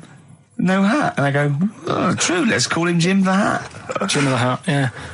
But my Uncle Stan, he had like loads of them. He did them himself. Oh dear. And it was always that thing. God. What was it things like? He had like the cross. cut here, Cut here, on made the in neck. Britain. And if you're going to do them yourself, I'd say at least make sure you're sort of a good drawer. Yeah. And don't do it in the mirror so it comes out backwards. Well, that was the other thing. But like, I remember he did. Names are all right. He had like all his kids' names down his arm. And, what are they called? Yeah. oh, God, it's Tattoo Stan Jr. Yeah. and Paul shits the bed. I'm trying to. Oh, Wabbai Kate. Yeah. But he had. Frankie never amounts to anything. Oh, God. So he had like. Johnny, I don't think he's mine. So he did all this. I don't even know why I'm telling you about tattoos. No, nor do I, Carl. Right, there was this. This is what it's like about getting presents and stuff, right? With my mum and dad. Go on. My mate Colin, right? Colin Mackin? No, Colin Bailey. Oh, right? yeah. He had a little Sinclair Spectrum, right? Yeah. Computer, Yeah. which was like the thing to have at that time, yeah, right? yeah. Used to always go round to his house. The deal was Not the one you had to play through the window because you weren't allowed. no, that's another lad. Oh, right? yeah. This is a different lad, and the deal was he came to our house and my mum gave him a pie, and then I'd go round to his and I'd stay there for a few hours playing, Hungry Horace and stuff like that on it. Sure. Right? Now, my mum and dad knew that I really wanted one of these computers, right? So I waited about a year. Came round to Christmas Day. I thought, I reckon might have one. Turned out they bought me the wrong one. They bought me a ZX81 instead of a Spectrum, right? And Christmas Day, I'm there trying to load the games up. It's not working. I'm thinking, what's wrong, right? And the thing with me, when I was a kid, I used to get quite sort of agitated. This is the moment. Right? I found out that it needed a RAM pack to make it work, right? Looking in the thing and it's saying, and make sure you put your RAM pack in the back. And I was like, oh, where's the RAM pack? And my dad's going, I don't know, I've got you the main bit. That's it. So I was that wound up, I just was sick. Right? Just sick. I didn't feel sick or anything. I just was like, oh God. Went to the sink, just sick. Because I was that on edge about it. I said, come on, we've got to get one. And my dad's like, Tandy's shut. We're not gonna get anything today. Ruined again, Christmas Day. That was after the year when my train set got blown up by our kid. The following year, no RAM pack. And now you ask me why don't I get good presents? He's scarred. He just I'm gonna die. Honestly, I'm gonna die. He's just screaming sick. Yeah. There's no RAM pack. What? Did you get to the bottom of it? Why wasn't there a RAM pack? You have to buy them separate. Oh, It's one of them okay. cons. What do you mean I can't play Frogger? Oh no. So, wasn't there another incident when you threw up? Spontaneously threw up? Through sheer anxiety? I do get it. It's not so much now because I've relaxed a bit, but as a kid I used to be quite on edge all the time with certain things. Do you think that's what happened to your The cat wind. that kept being sick? That it didn't get the food it wanted, and it just threw up. Do you remember that? Yeah. God, so they shaved it. Okay, the film review. Gladiator. It's all right. Nothing great. It's like an old, sort of an old version of Rocky done in the olden days, really. Right. A bloke fighting other people. Sure. How sort of well known is the story? Do you reckon people know the basics? Well, just very quickly, just do the plot. Quickly. There's a guy called Max. Maximus, yeah. Yeah. There's Caesar, and there's Caesar's kid, and Max goes to war, sort of wins it, comes back. Caesar says, you're good at what you do. I wish my son was as good as you. So I want you to be in charge when I die. His kid finds out, a bit annoyed about it, kills his dad, because he don't want anyone to hear that he said that he wants him to be in charge. Yeah. So his kid gets in charge and thinks, I'll show you. You're not going to be king, I am. You're going to be a slave or something. And then, next thing you see is... Sorry, can I just stop there? My only thought is the film's 3 hours long, so maybe we shouldn't go through the whole plot. We've done the first 10 minutes, but Yeah. go on. So, yeah, he's a slave and then... Yeah, but then, that was an interesting bit that I thought, right? I mean, I was watching this with a girlfriend. She was already annoyed because she wanted to watch Friends on E4. Okay. Yeah. It was a good episode as well this week. Was it? Yeah. Don't tell her that. Okay. Right, so she was annoyed and she said, come on then, put it on. And I got it wrong straight away because it says on the back 149, so I thought that was an hour and 49 minutes. It turned out it was 149. No, I thought it was 1 hour 49. Yeah. But it was 149 minutes. Sure. So it overran anyway. By 40 minutes. Yeah. People got sick of him and they said, oh, we'll have to get rid of him. So they tried to, he loved cakes as well as women. Okay. So they said, let's poison a cake. And they poisoned a load of Easier than cakes. poisoning a woman, wouldn't it? And he ate these cakes, and it just didn't kill him, and they were like, God, what's going on? And they kept giving him more and more cakes, and... He was suspicious. And that didn't work, so the fella said, that's it, I'm going to shoot him. So... They were like, I'd be there sort of punching people in the arm. That's a great game. Oh, I love that, punch people in the arm. Is that part of the Olympics now? it's, I think it was exhibition this year. Right. But it's going to go pro next It's going to be the Winter Olympics because you've got to do it in just a cap sleeve shirt in winter. Yeah. So you're playing that? She, but whilst I But was she didn't doing appreciate that. She used to go, ow! No, I always think whilst I was doing that, they were like the Charlie's Angels and they'd be sorting out a mission somewhere. Because they were really like, there was something about them that you thought, they're special. They were private detectives. What do we work for a man they never see? Tell us the story. What have you learned? Do you want to ask some questions? No, not really. Just sum it up in a minute. What do you Can't think? do it in a minute. Well, can I ask some questions then? Where was he born? Austria. Tell us about his early life. Right, he was a young lad. Brilliant. What in his early life? Okay. Yeah. What's the name? His mum was his dad's second cousin, which is a bit weird. Yeah. That is weird. They had 5 kids. Steve's going, yeah, it's usually first cousin where I come from. Oh, that's unfair, isn't it? There's no need for that. No, What do you do in your leisure time? I like, going out for food and that. For foraging. What do you mean going out for food? They come have a little hole and go hunting. Yeah. This is Karl. He's hungry. He knows he has to get to the greasy spoon by 11. Wow. Many of Karl's close friends have never made it across this road. There was a zebra crossing installed just for the safety of Karl. Beep, beep, beep, beep, beep, beep, beep, beep, beep. Can I have a bacon butty? And Karl is enjoying his... Wow, but he has to get back. His girlfriend's asked for one as well. She's home with a PlayStation 2. Wow. We just had a call from someone saying his company would sponsor Karl, right, to be raised by all these balloons if he could have a walk-on part in the office. And we immediately went, we're worried about that sort of thing. You can't really promise that artistic, And I was worried about the legality of it as well. How can you promise someone that for personal gain that's a private and all that sort of stuff, right? And I went, I don't know. And anyway, put the phone down to him and Karl went... I love the fact you're more effing worried about that than me being raised 30 feet in the effing air. You started getting scared, did you? Are you worried about it? Well, you're quite excited about the idea of the challenge, aren't you? I like the idea, but I want, like... Why do you like the idea, Karl? Oh, what if it went all wrong and we're there going, the humanity of it. I think we need Karl to get... he's just... And the rope would pull out my trousers and Oh, no, it's definitely got to be Dr. Fox if that's going to happen. God. We've got to do this. I both think she's a fine presenter, and I think she'd do very well on it, and I think it's a good move as well. Yeah, but can you just say it's not forever? Isn't it? No, I think she'll become more popular than us. And I think that'll be the end of us, to be honest. Well, she can string a sentence together. I think she'll get lots of PR and everything. And she goes out with Big Boy Slim. Big Boy Slim. Who's, a good DJ. He's a good DJ. And, is her name Zoe Slim now? Yeah. Right.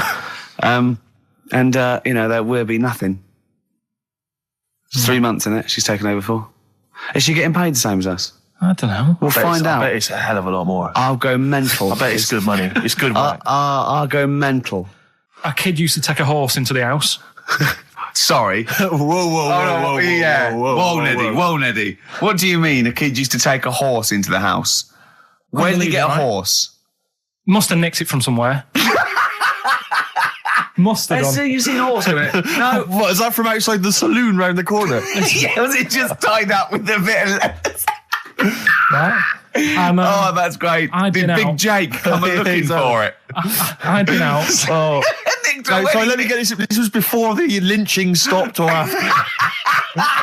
Where did he get a horse from? What do you mean he must have nicked it? His mum said, where'd you get that from? I bought it. All right then, but keep it out the kitchen. I don't want you going Catlin rustling. Where did he get a horse from, Karl? And how long did he have it for? Was he leading it or riding it? Mum, open the door, I can't stop. I can't stop it. Open the patio door as well. Looks like we got us a runaway. What do you mean? I've sort of... Don't think you can ever be boring. No, but what I've done, I've took like different ones. So I've took a good one that I think, that's a good quote. That was worth putting in a book. I've put one that isn't really a quote, so I don't understand it. Oh, yeah. One that isn't clever. and a funny one. So a bit of variation out of one book. Oh, how long did this take you? What did you do? Did you sort of like sit? About half an hour last night. And did you sit sort of like quietly at a desk or something? No, just in the lounge with the telly turned down. Oh, right. Just to give a bit of light to the room. Just had it on, but turned down. Have you figured out lights yet? So the first one, and it was like they stuck some bacon on his head. And as ever, the vital piece of information, i.e. the reason, Karl seems to have forgotten. Because the worm was in his body, and they said everyone likes the smell of bacon. Including worms. Even a Vietnamese lake worm. They love bacon. Remember last week when I said about the little fella with the bone with no brain, and you were proved wrong? No. We were saying it wasn't a little fella. We were saying it was a stillborn child. It wasn't a little fella. You're changing it now. You weren't having any of it last week. Right, hang on a minute. I'm getting confused. There was a Vietnamese There wasn't a There was a Vietnamese snake that went inside of a soldier. A little like maggot or some sort that you have to get out of your body because it causes problems. Yes, and so in order to get it out of the body, they strapped bacon to his head. Yeah. That is great. This doctor. And did that work? I think so. They had a picture of him smiling. Oh, God, what, the worm or the bloke? The bloke. Oh, dear. Honestly, I hope someone knows the story. And it was about 3 years ago, I reckon. Okay. And, it did work. GI bacon. So this is why so what the worm burrowed out of his head to get the bacon? Get to the bacon. Right. That's great. When my dad was when he was a taxi driver, Yeah. you used to have to sort of do your bit for the local area. Oh, God. By taking the Forest Gump people to Blackpool. Yeah. Is that what they're called now? The Forrest Gump people? Is that what the organisations that support them asked for them to be referred to? A minibus with Life is a Box of Chocolates.com. Well, Forrest Gump types. It must have been, so you worked with these people. The people with learning difficulties. And he used to get 5. Coming home must have been a busman's holiday. So he got 5 of them in the cab. Yeah. And he had to go to Blackpool, and 4 of them were really good, behaving themselves, didn't mess about, weren't fighting and stuff, but there was one who was just causing loads of trouble and he couldn't control him. Oh, and what you've got to be able to do with people like that, you don't want them to get stressed out because it's not good for them. It stresses them out, and you could end up with a bit. Thanks, Dr. Karl. You could end up with a bit of a riot on your hands. So he thought, I'll nip this one in the bud right now. And he pulled up just on the outskirts of Blackpool, and he took the one out that was causing problems and put it in a wheelie bin. Oh, no. Oh, I'm sorry. I apologise. He did what? Oh, he did it for the good of the others. He put it in a wheelie bin. He was having a good time. He thought it was one of the rides. Can you stop saying it? He had another problem similar to it where he had a little minibus, and it was his job to take a load of old women to the bingo hall, and it was miles away. And he took him there. There was no problem. About 10 old women in a minibus. One of them was causing trouble, so he pulled over it. No, right? So he took him there. Everything's fine. He dropped him off. They had a lovely night. Yeah. Right? They had a lovely night. Won a bit of cash. Coming back, it's a bit of a late night, and they all started moaning at him, going, "I want to be dropped off here. Take me there. I want to be dropped off first. I've got to get up early. Blah blah. My husband's expecting me. I'm already late. Take me here first. Take me there." And he just pulled up in the middle of nowhere, said, "Get out." And he made them get out, and they all called for taxis. They charged that company who was meant to be taking him home in the minibus, and he got the sack. My mate, Anthony, his mum called up my mum and said, I've got to meet up with you. I've got to have a word with you. And she said, what about? She said, I don't want to talk about it over the phone. So she goes, oh, right. Well, yeah, come round tonight then. So anyway, my mum sees me. She don't want to be in an awkward position and be a bit embarrassed and what have you. So she sees me and she goes, right, Anthony's mum's coming round. What have you been doing? Yeah. So I go, oh God. I said, I've been nicking stuff. So she goes, like what? So not big stuff. I've had a few calculators and Mars bars and stuff. How many? I'll just work it out. Hold on. Works out at 7.2 per day. So, how many calculators do you need? So it was when that phase. You failed maths, didn't you? Everyone wanted a calculator. It was like a trendy thing, wasn't it? Right. Oh yeah. In Manchester a couple of years ago. Yeah. So anyway, I told her all this and I confessed to computers will make it there one day. I confessed to There's magic in the back of battery. Go on. Confessed to nicking all this stuff. She comes round. She only wanted to borrow some money. Brilliant. She said, oh, I don't like asking. I was a bit embarrassed to ask you over the phone, but can I borrow 20 quid? Oh, that's fantastic. And there's me. That's great. And it's similar sort of thing to yours. And did you? And he went, hold on, let's just work out the interest on that.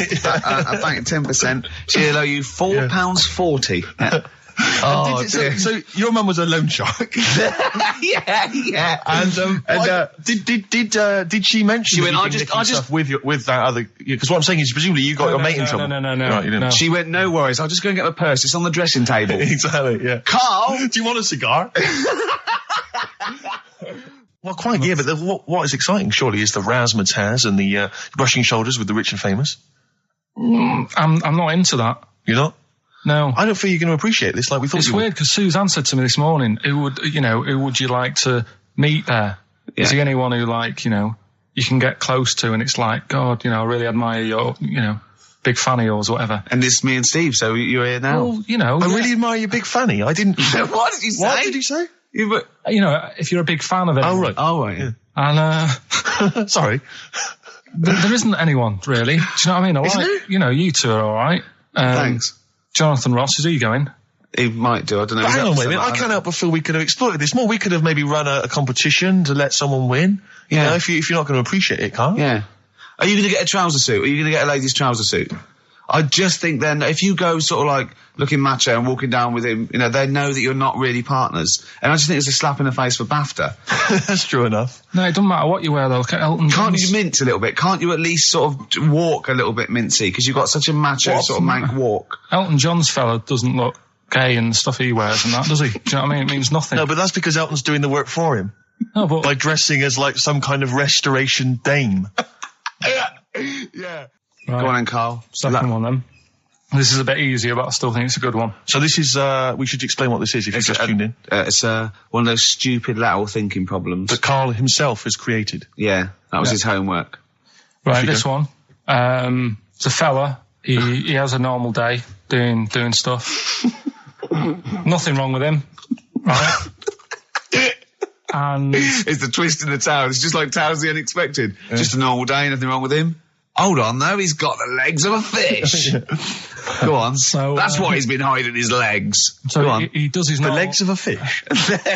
Sorry, can't carry on. He has his working day and that, and then he gets a bit tired. Goes to bed. He puts the light on, leaves it on, goes to bed. Oh. That's crazy. That's mental. I can't think what's happened. Anyway, here's Radiohead. Right, okay. What? The question is, why does he put the light on when he's going to bed? He's had a normal day. He's come home from work. Is that right? He's come home from work, or he's not been working? Yeah, he's just been out? No, he's been working and stuff, I think. You think? You've made it up, Carl. You can decide. So the question is, why has he put the light on when he's asleep? There's a reason that he's put the light on when he's asleep. Has he gone to sleep? No, Carl, don't shrug. You're meant to answer these questions. He put the light on before he went to bed. Yeah, and the question you're asking me is why? What's the scenario? And the light's on and that, but he's gone to sleep. Yeah. He started reading and then he fell asleep. No. Did he intentionally, for some reason, put the light on? Every night. It's mad. Sounds mad. That's Carl, doesn't it? Every night he does it. Yeah. He puts the light on. Carl, is the point of this, he puts the light on for a very good reason. Not for us, but for some people. He's blind and it's always been on and he thinks he's turning it off, but it was on in the day and he thinks he's turning it off, but he's turning it on because he's blind. No, that'd be stupid. That works. No, that works great, Rick. Yeah. Thank you, Carl. So you've got to come up with... Hang on. If you're blind, why would you put a light on? No, he thinks it's off. Yeah. But why would he turn it on anyway? Just think so he doesn't get burgled, so people know he's in because he can't see him. So he just he puts the light on when he's there, then he turns the light off when he goes to bed, so people think it's fine. But he's got it out of kilter, and actually he's walking around in the dark all day. I don't believe that if you're blind you turn your light on. I don't think you'd be living on your own, would you? I'm not having that for a second. Do blind people live on their own? I'm not having that for a second. Well, some people do. Lonely blind people live on their own. No, if you got bad eyes. What, any of them women? Are there any blind women who are living on their own? Well, never mind your concern for the partially sighted or sight impaired people coming to London. Get on with this. Yeah. So there he is. Yeah. It's like, a bit tired. Yeah. Just put the light on and get to bed. Yeah. So he turns the light on and he goes to bed. Yeah. Oh. Should we play a track? He's not sleeping on the job. He's a lighthouse keeper. Well done. Is he a lighthouse keeper? That's not it, Carl. He's a lighthouse keeper. Right. Why wasn't the light on all the time? Because it's light in the day. You idiot. Play a record. What? Play a record. You're a buffoon. No, actually, the light isn't on in the day, is it? No, Rick? It's not. I think you're the buffoon. Yeah. Carl has won! Quickly recap the end there. I almost missed the end. There you go. He's in the attic, right? Yeah. His missus is still downstairs. She's not up there. Okay. Right? He's on his own. And he cleans this lamp, right? Yeah. And this fella appears out of all this smoke, and he's wearing a nice pair of 501s, and he's wearing a shirt, and there you go. What's the song? What song are you thinking of? The lines are going mental. Because it's so easy. Let's play a record, Carl. We'll come back and we'll find out if anyone's got that right. That's a great one, Carl. Really. Right. Did you just come up with that? Literally in the last 10 minutes. Genius. This is genius. Definitely. I mean, if those calls aren't from major TV companies, I don't know. Dynamite stuff. A lot of them are, what's his name's lawyer? Simon Mayer. Simon Mayer. That's my favourite thing I've done for years. Yeah, not bad. That's great. Back to form there. So, okay, line. The lines are going mental just because it's easy. Go on then. So I first one to get it. The first one to get it, but... Well, it's not that, though, Rick. I mean, Carl has just decided to revise the actual rules of the competition. Yeah. So that, we've decided, is very easy. So that's now a qualifier. And so then they have to answer one live. Exactly. So whoever gets that one right can play for big money. Is it a quick one as well? Because some people will lose the will to live. Yeah. Just cut to the chase. And because they've got to qualify now, we're throwing an Office DVD that aren't ready you'll sign yet. that, won't you? Yeah. Yeah. No. That increases value by 42 pence. Right, go on. We'll just go live, yeah? Hello, XFM. Yeah, hi, how's it going? Not too bad. Not too bad. Listen, a very, very quick recap, Carl, if you will, please, for the people listening. Very quick. Right. A man ends up in a loft. Man's, after moving into this house and that, he's in the loft, and he's tidying up. His missus is downstairs doing the kitchen because that needed doing. He's up there, he's cleaning up, emptying the boxes. He finds a little... He rubs a lamp, a fella comes out wearing 501s. What's the song? What's the song, mate? are you talking to me? Yeah, sorry, yeah. Well, look, I'm sitting in this bar, right? I'm not ringing up relating to anything that's going on right now. I'm after one of these armbands to go and meet Bowie on Monday. Can you help me out? What? What? Piss off. You can't say that to our public. Yes, I can. What I can't bear is people begging, Rick, on the radio. You know, I can't bear it. Is that the Australian bloke who's got the Bruce Springsteen tickets? Hello, XFM. Hello. Hello. Are you phoning up for an armband? No. Okay, great. Jean Genie, of course it is. Well done. Well done. Right, what's your name? Everyone else can ring off now because this. Well, she might not take the challenge. What's your name? Hello. What's your name? Christina. Christina. Right, do you want to take on the challenge? Yeah. Yeah? Oh, right. So this is for... She's already won a couple of CDs. This is for the Office DVD. Right. Okay. Signed by Ricky Gervais. So she said, yeah, it's a nudie speech. So I said, well, why... What? I said, we're all it's all mixed up. Normally on a nudie speech, it's a nudie speech and you don't go wandering on there when you get clothes on and that. Mm. So it annoyed me a bit, because there wasn't any signs. So this fella's getting closer. Well, the knob out was a sign. Yeah. Right, so he's getting closer. And he walked past me, it was an old fella. And he walked past me, he had a hat on and a little pipe, and a big rucksack on his back. Right, so he got me thinking... Not strictly naked. I'm walking along, and I'm thinking, right, why do people want to do this? So straight away, I wasn't on holiday anymore, because most of the time when I'm on holiday, I don't think about anything. Right?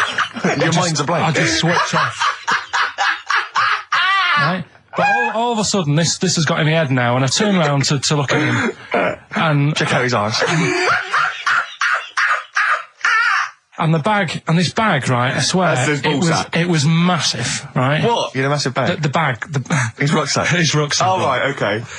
When he said there was an old couple coming towards me, I said, what was lower, the bloke's bollocks or the woman's tits? And he said, well, that was another point. She might as well have worn knickers. Because you know, you can see it. That's what he said to me. So you saw the bag? So it annoyed me, yeah, because the whole idea, innit, this is what I think, I mean, I might be wrong, right? Might be wrong. Chances are you never have been. You never have been before. Being nudist, right? What's it all about? Because my Auntie Nora, she same thing, pumped her with loads of drugs. She used to have a cabinet next to the bed is like boots. She's got loads of stuff, right, for all sorts of stuff. And I mean, she's not that old, but she's on loads of stuff, right? She's a bit coked up, is she? She called up my mum once.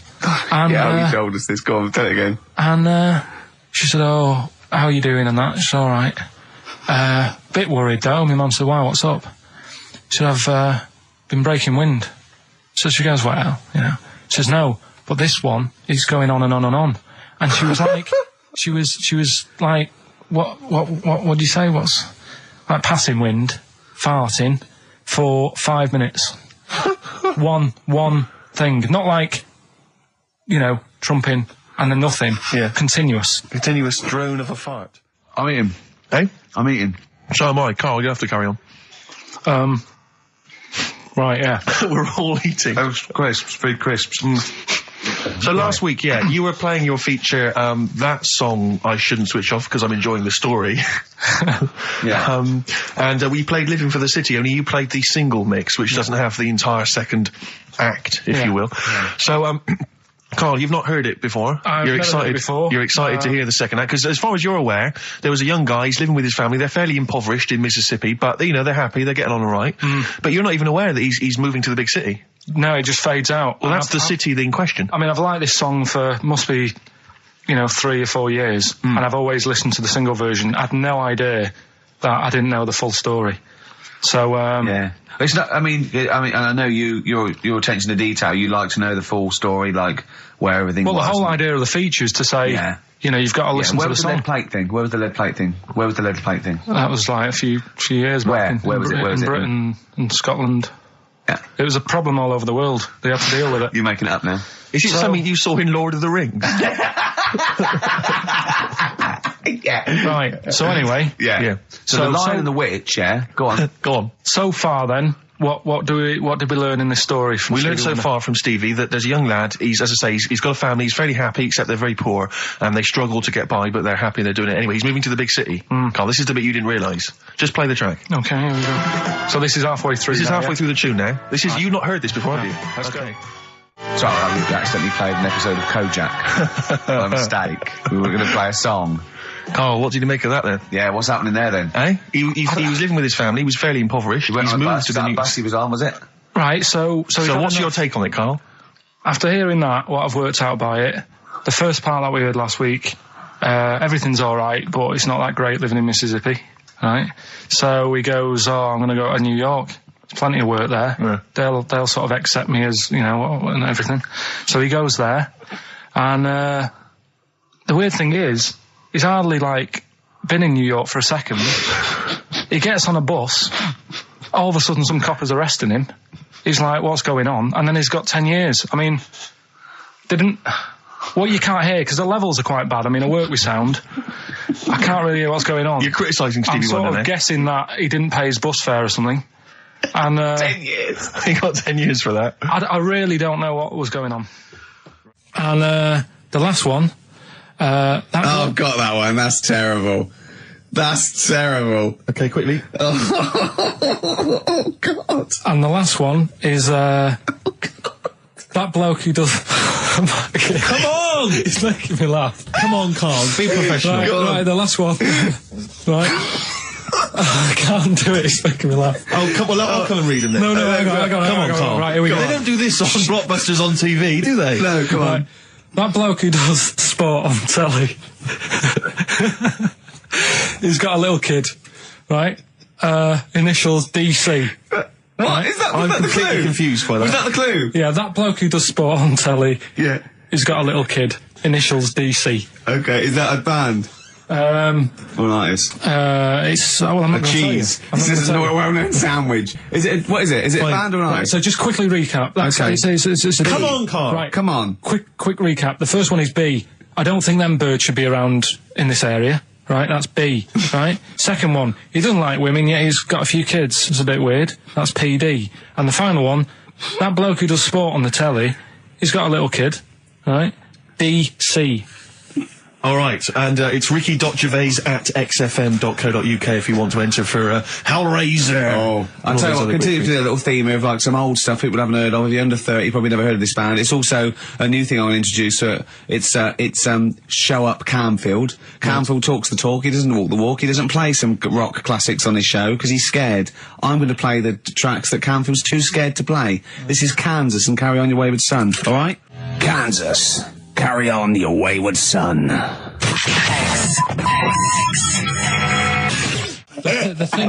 thing that I wanted to tell you is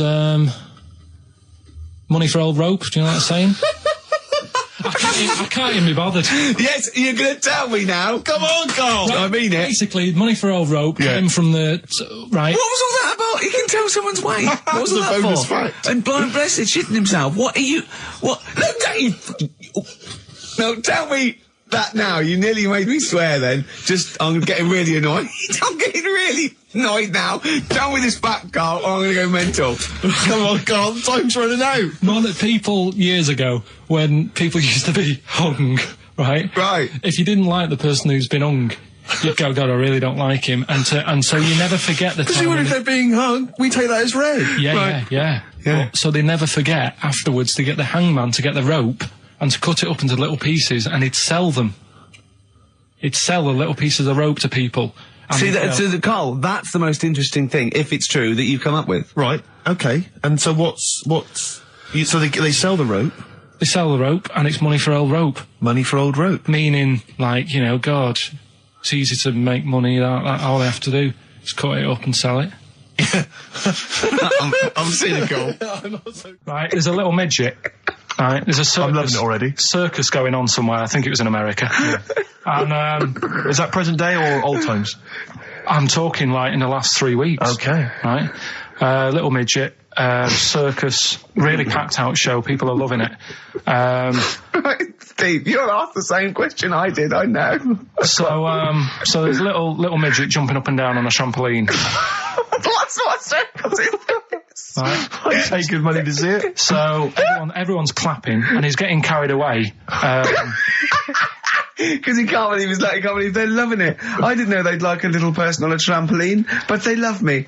But you know what it's like when, if there's a crowd of people sort of encouraging you to sort of go higher and stuff. Yeah. And I'm sure he knew it was getting out of hand. But he was jumping and he was coming down the road going higher, and he's going really high in the air, right?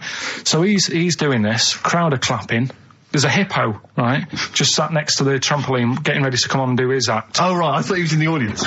Getting ready to do his act, Steve. Yeah. So he's a ventriloquist.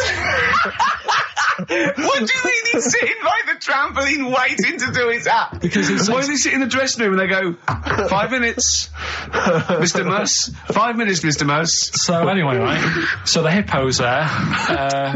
He's getting annoyed, is he? Because the midget's he's going, how can I follow this? This is really annoying. They're going to be, no. So he's thinking, he's already done the trampoline, my pogo stick act is never going to work. Yeah, go on. So there's a hippo waiting. See, it's a great story, and I just know he embellishes it or it gets slightly wrong. Go on. So there's a midget jumping up and down. The hippo's getting annoyed. The crowd are going mad. The midget's loving it. Can't believe his luck. Although you think he probably knows he's dicing with danger. Yeah. So next thing you know, they're all saying higher. He gives it one big, like, heavy sort of landing on the trampoline. Goes really high, but goes off at a funny angle. Oh, hypotenuse. Okay. Yeah. And sort of flies up. Hypotenuse! Sure. Flies off at a funny angle. Ooh, Hippo's there, swallows him whole. Crowd are clapping, thinking that's why the hippo was waiting there. Rubbish. Rubbish. Right, that's Aqualung. Good time's gonna come, innit? Right, Carl, come on in, educating Ricky. So, don't let the cat out of the bag, that's where that comes from. Comes from a crafty butcher. Right, go on then. So the next little headline is, Wash Up With You. Wash Up With You, go on. You want to know about that? Yes. It's a survey that they did. This week. They? Yeah, some university did some survey. Brilliant. Did a world test on washing up. Yeah. And each country were given 140 pots to clean. Brits were the quickest. Yeah. Yeah. Turkey were the slowest at washing up. The Turks. It's not because the little fellas that work in the kitchens with no... Is it? They can't reach.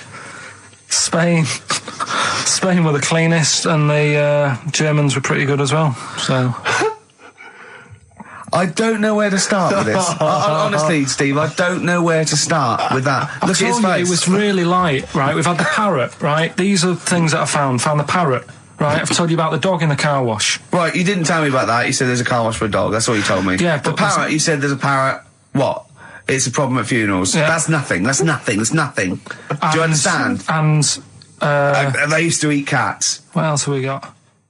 Travis on XFM 104.9 on Ricky Gervais with me, Steve Merchant and Karl Pilkington. We're doing Educating Ricky. Right, final one. Come on, Karl. Right, what was it? It was, why don't they just get a diary or some paper or something to write on? Yeah. Because snappy. I couldn't think of a heading for it. It's basically, Go on. people who have tattoos, I've never understood it, right? That they have something put on their arm. Right, sorry. Have we started the educate? Is this part of it? Are you educating me? This is something that will be useful in my life that I didn't know about. Yeah. Go on then. No, it's just that they've got a machine out, right, that does tattoos. Tattoos. You come up with a design you want, and you sort of this machine scans it, and you put your arm in this thing, and you press print or whatever, and then it does the tattoo on your hand or on your arm. Like loads of little needles that follow a pattern? Yeah, the computer, basically, yeah. Is it a real tattoo? It's a proper proper one. The fella said... well, as long as it goes out, it pierces the skin with a I just wondered if it's one of those kind of, those kind of... No, it must be lots of little needles or a moving needle that can go Sorry, along but it. how is this cleaned, like, in between each person? Dunno, probably... I don't know. Well, no, as long as it's only that... If it's one needle, it's just the head, isn't it? If it's one needle that moves, does it like like loads of little... What are we gaining from a machine doing it? Just because they're not going to sort of mess it up. But hold on, how do you keep your arm still? Because your skin moves slightly, so the machine it's won't... sort of strapped to your arm. Right, and so it's spread... the fella said that the tricky thing was in all this, it was the fact that, nobody would let him test it out on anyone else, so he had to do it himself. But did it work? Because the thing is with a tattoo artist, they can see when your skin's moved and they can see what they've done and they keep wiping it and looking, whereas a machine's just got to trust itself. Yeah. So I think one needle could go wrong. If it was a lot of needles that it just came down, like, 1,000 needles that was an imprint. Yeah. But obviously I'm asking someone who hasn't delved any further than there's a machine that can give you a tattoo. That's all you've got at the moment, isn't it? Well, yeah, basically. That's all you've got? I mean, that's what I've got, because I'm not a fan of tattoos. I don't... But where did you read this again? This was... Internet? This was on the internet, yeah, it was, yeah. Okay. And I just don't understand why people do it. That's what got me attention. Because me... Sorry, what have I learned from this? That if you wanted to get one, you can get one done by a machine now. Well, you'd think it beat Bughead, wouldn't you? What? Well, you'd think it beat Bughead, wouldn't you? You'd think it beat... No, you'd think it be... Yeah. You'd think it'd be Buggered, wouldn't you? Bughead. Bughead. This can't be... If this is anything with a bug living without a head, I'm not interested. Because we've done it. All you've done is fun. Let's just do what a cat. So it is that. Do that one first? Which one? Which one are we doing? No, do the Bughead one. Right, well, the Bughead one. Well, we've talked a lot about animals and that, haven't we, without heads. Surprisingly, we have. I think a disproportionate amount on it. If you're a new listener, this is the first time you've listened, you'd be surprised. Yeah, we've done all that. We've covered worms, the way if you cut their head off, it grows back if you don't cut too high above its neck. We've covered the chicken, the fella who blinked. Yeah, I can't go into it again. Right, let's not go into it again. We've had the chicken with no head that lived for 8 months. Yeah, and we've had cockroaches living for a week without an egg. Right, okay. Well, it's a bit more on the cockroach front, really. Right. They've found, right, that if you get a cockroach and you cut its head off, right, and then you find a cockroach that's still got its head, but it hasn't got any legs. Right. Right, it's not over for both of them, right? Because what you can do, you get the one that's got the legs, right, with no head, sort of running around. Get the one with the head, sit it on top of it, right. Get a little tube, okay, so that the fluids. So is this auntie's go out of the room? Finish. This is like Blue Peter. You could get this for Christmas, right? You get a little tube. You sit that on top, so the bodily fluids are still running between the two. Right. The head of the one on the top will control the feet of the one on the bottom. Okay. What about that? Good. And will it continue to live? Yeah. Okay, you don't know that for sure, do you? That was just a question out of the blue he wasn't expecting. Well, what do you think of that? Good, yeah, it's great. Yeah, just a primitive nervous system that can, yeah. Did you expect us to be more impressed and excited by that? Did you fall off your chair when you read that? Did you literally topple off? Snowbird from Mark Ikes are part of his covers album. He's so happy that the XFM listeners understand his stupid clues, and he knows it annoys me. We've got some right We'll answers be from giving out the Blockbusters. answers just quickly, just in case someone sort of missed one of them. I'll just quickly do them, yeah? Yeah, go on. First one, there's a load Sure of letters. show. There's a load of letters there asking for advice. Put them on Claire's desk. Oh, a Merry Christmas. Ask your mum if you should. Oh, a Merry Christmas. And a couple of people were arguing in the supermarket. It was at the Christmas, fruit and that's veg why. counter. And that's B. Okay, we'll give those answers out shortly. Yeah. Right, here's the last clues of the year. You had, there's a load of letters there asking for advice. Put them on Claire's desk. Go that on, was no idea. F. That was for foreigner. For Rayner. I don't know what you mean. Claire Rayner. She took advice. She gave people advice.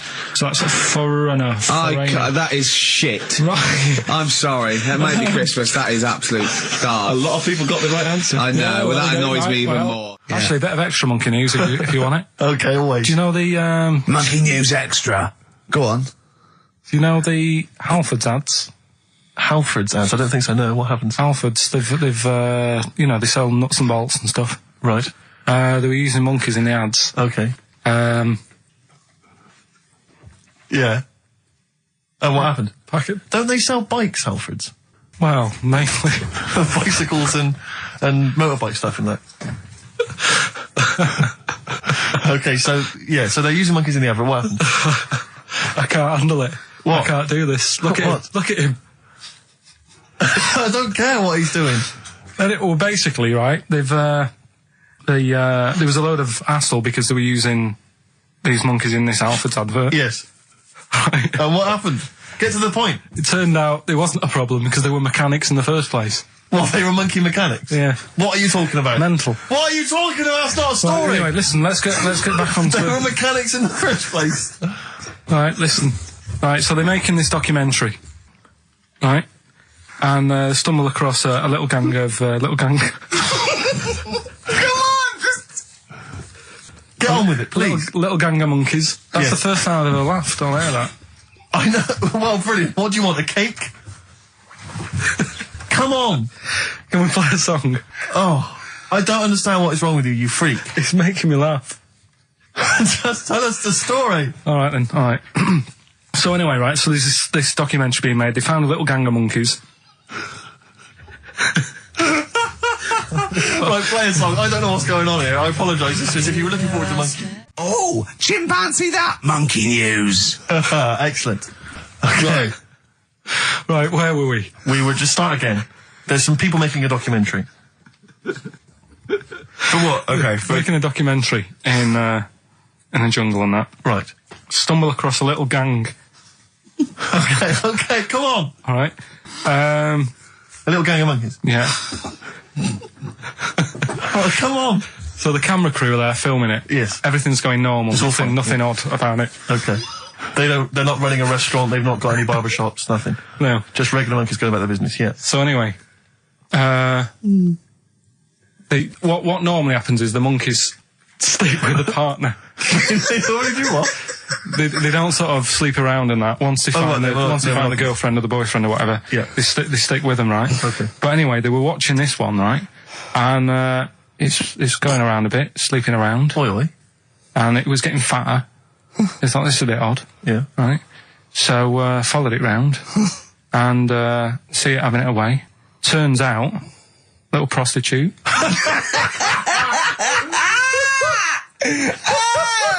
Oh, God. It's a little monkey prostitute. And it was getting fatter because it was charging them bananas. What a load of old rubbish. Charging on bananas. What was it? A boy or... It was a... Woman. Little woman monkey. That's the most extraordinary monkey news I've ever heard. Oh! And another bit, this was the best one, right? Grab it! Right, there's this fella, and he was on his bike, right, Yeah. cycling to work or whatever, and he sort of sees this thing in the corner of his eye. Right. Literally in the corner of his eye. Or you mean he saw He just said he saw in his something. peripheral He vision? saw Okay, something yeah. and thought, what's that? Yeah. So he thought, oh, doesn't matter, whatever. And he stops off at a cafe, right? Get a little scone, a tea or whatever. And he goes in there and he's sat down, and the waiter comes over. He says, "Yeah, what do you want?" He says, "I'll have a scone and a tea." He goes, "All right then." So he goes to get it, comes back. As he puts the tea and the scone down, his face is like, what is that, right? Like a look of frightenedness on his face, right? Drops the tea and legs it. So the fella's going, what? So he legs it after the bloke and goes, "What?" And he says, "Oh, something came out of your nose. That was massive." Sorry, something came out of the guy's This is all true because people would have watched it, so don't start saying it didn't but hang on, happen. I just need to clarify. The guy on the bike... I don't believe he ran away. I don't believe he legged it. I don't believe he had a look of frightenedness on his face, and I don't believe he said something massive came out your nose. And I don't even believe he had a cup of tea in the scone. These are the things that I think are embellished. But who had something coming out of his nose? Was it the guy serving the scone? The one who was on the bike who ordered the scone. Yeah, but what was came it? out of his nose. Yeah, what was it? Came out of his nose. Right. So he goes home and he thinks, "I've got to sort this out because it's not good and that." So he But what? No, it was out of his nose. So you mean it poked out of his nose? It didn't come out. It just said hello and then It was like the maggot in the head. Yeah, he just popped his head out, had a look around and went back in. Why did the bloke drop the tea and run? Well, it's weird, isn't it? All right, so he goes home. He goes home and he goes, "Oh, God," So he sits in front of the mirror and he's sat there waiting. This thing comes out. Again, sort of looks round, goes back in again. So he goes, "Oh." No scones. Right? No, So he goes, "I've got to sort this out." He goes to the doctors, says to the doctor, "I've got something up my nose. It just keeps coming out," and having a look round, going back in. Didn't say that. The doctor's like, "Oh, I haven't heard of that before." Right? Didn't say that. So sat there. It does it again. The doctor looks, frightened again. Runs away? Yeah. He's got a look of frightenedness on his face. He had a look of medical frightenedness. He dropped his stethoscope and legged it. Listen, we often get a lot of email correspondence during the show, Rick, which I don't sort of pass on to you because you're busy, you're planning the show and stuff. You've got a lot of ideas, you've got music and stuff to worry about. So I check the emails, and we get a lot of response. A lot of people obviously, want to give us feedback. Just a sample one from Richard Anderson. He's just emailed us in here, Rick, because he's been listening to the show. He says, "Ricky, your show is appalling. Are you actually aware you're on the radio, or has someone just secretly stuck a microphone on you?" That's from Richard Anderson. So that's typical of the kind of feedback, Rick, we're getting today. So, is that good, is it? So that's the kind of high positive praise that we're getting. So I'm glad Dan was listening because I wanted him. I was gunning for him as a fan. I was worried that early on in our career. So I think he's hooked now, though. But thanks, Anders, for getting in touch. Good work. He's sitting through it for Hellraiser, though, isn't he? Yeah, well, that's still to come. Still to come. What we're playing. Just let me just check Richard Anderson's email again. Just remind myself of. Go on. Ricky, your show is appalling, Richard Anderson. Thanks. What I like about Dickie Anders is that he's obviously so angry, he's so annoyed by the show that he's bothered to email just to get the venom out. Because otherwise you'd switch over. Well, he's obviously so annoyed. He knows how to hurt someone as well. Exactly. He's really taken the time out to show his disapproval. Of giving up. I'll tell you what, though, it is pretty hard to listen to. What, this? Yeah. I've listened back to the tape that when you're making that thing for the best of. Yeah. And I sounded like Albert Taplock. I really sounded like some sort of punch-drunk stroke victim. Let me just check, just check what Richard Anderson thinks of it. Could he be that again? No, he thinks it's appalling. The Dixter thinks it's appalling, so we should play a tune. What's this? Bit of Aqualung. Oh. Aqualung. Rockbusters next. Dick Anderson's been back in touch. Excellent. I think so. Obviously, we turned him round. Well, he loves it now. He's been tuning in. He loves it now. He says, "Ricky, thanks for a really forgettable 2 hours of radio. I think I'll spend the time next week counting my feet." That's from Richard Anderson. So we've turned him round. Do you know where the phrase "counting my feet" comes from? Well, in the olden days, right, and I'm talking ages ago, when you really loved something, you used to, as a sign of respect, like say a radio show, you'd count your feet, and that's where that comes from. Guys, can I just stop you there? I'm just going to email Richard Anderson and tell him I agree. Do you reckon Richard Anderson will be back next week? Yeah, Richard Anderson will not miss this show. Excellent. I'll tell you, our number one fan has emailed again, I'm pleased to announce. Richard Anderson, Dickie Anderson, he was in touch last week. Anders is back. He loves this show. He's such a fan of the show, and this week he's emailed in, what actually is the point of your show? Is it to confuse, irritate, depress, or what? All of those things, Dickie. Thanks for noticing. Oh, he loves this show. He's such a fan. He's such a fan. He's Because last week, you remember, Carl, he emailed in to say that he'd rather spend his time counting his feet than listen to this show. Presumably he's done that. Yeah. And he's decided to email in. Well, how many feet? Incredible. Yeah. No, but he loves this show. Good, yeah. So, thanks, R.A. Thanks for listening. See you later. Well, I'm just looking at some of the emails, and if I can find it, I got an absolute treat from you. Go on. Dickie Anderson. Is he, Anders, he's emailed in Richard again. Anderson, our biggest fan. Biggest fan. He said, Dear Ricky, sorry for not tuning in recently, only I've been busy watching a puddle evaporate. Glad to hear you haven't tinkered with the show's winning formula by trying to introduce any quality into it. That's from Richard Anderson. So, good to have Dickie Anderson listening again. Because he just keeps us on our toes, you know. Yeah.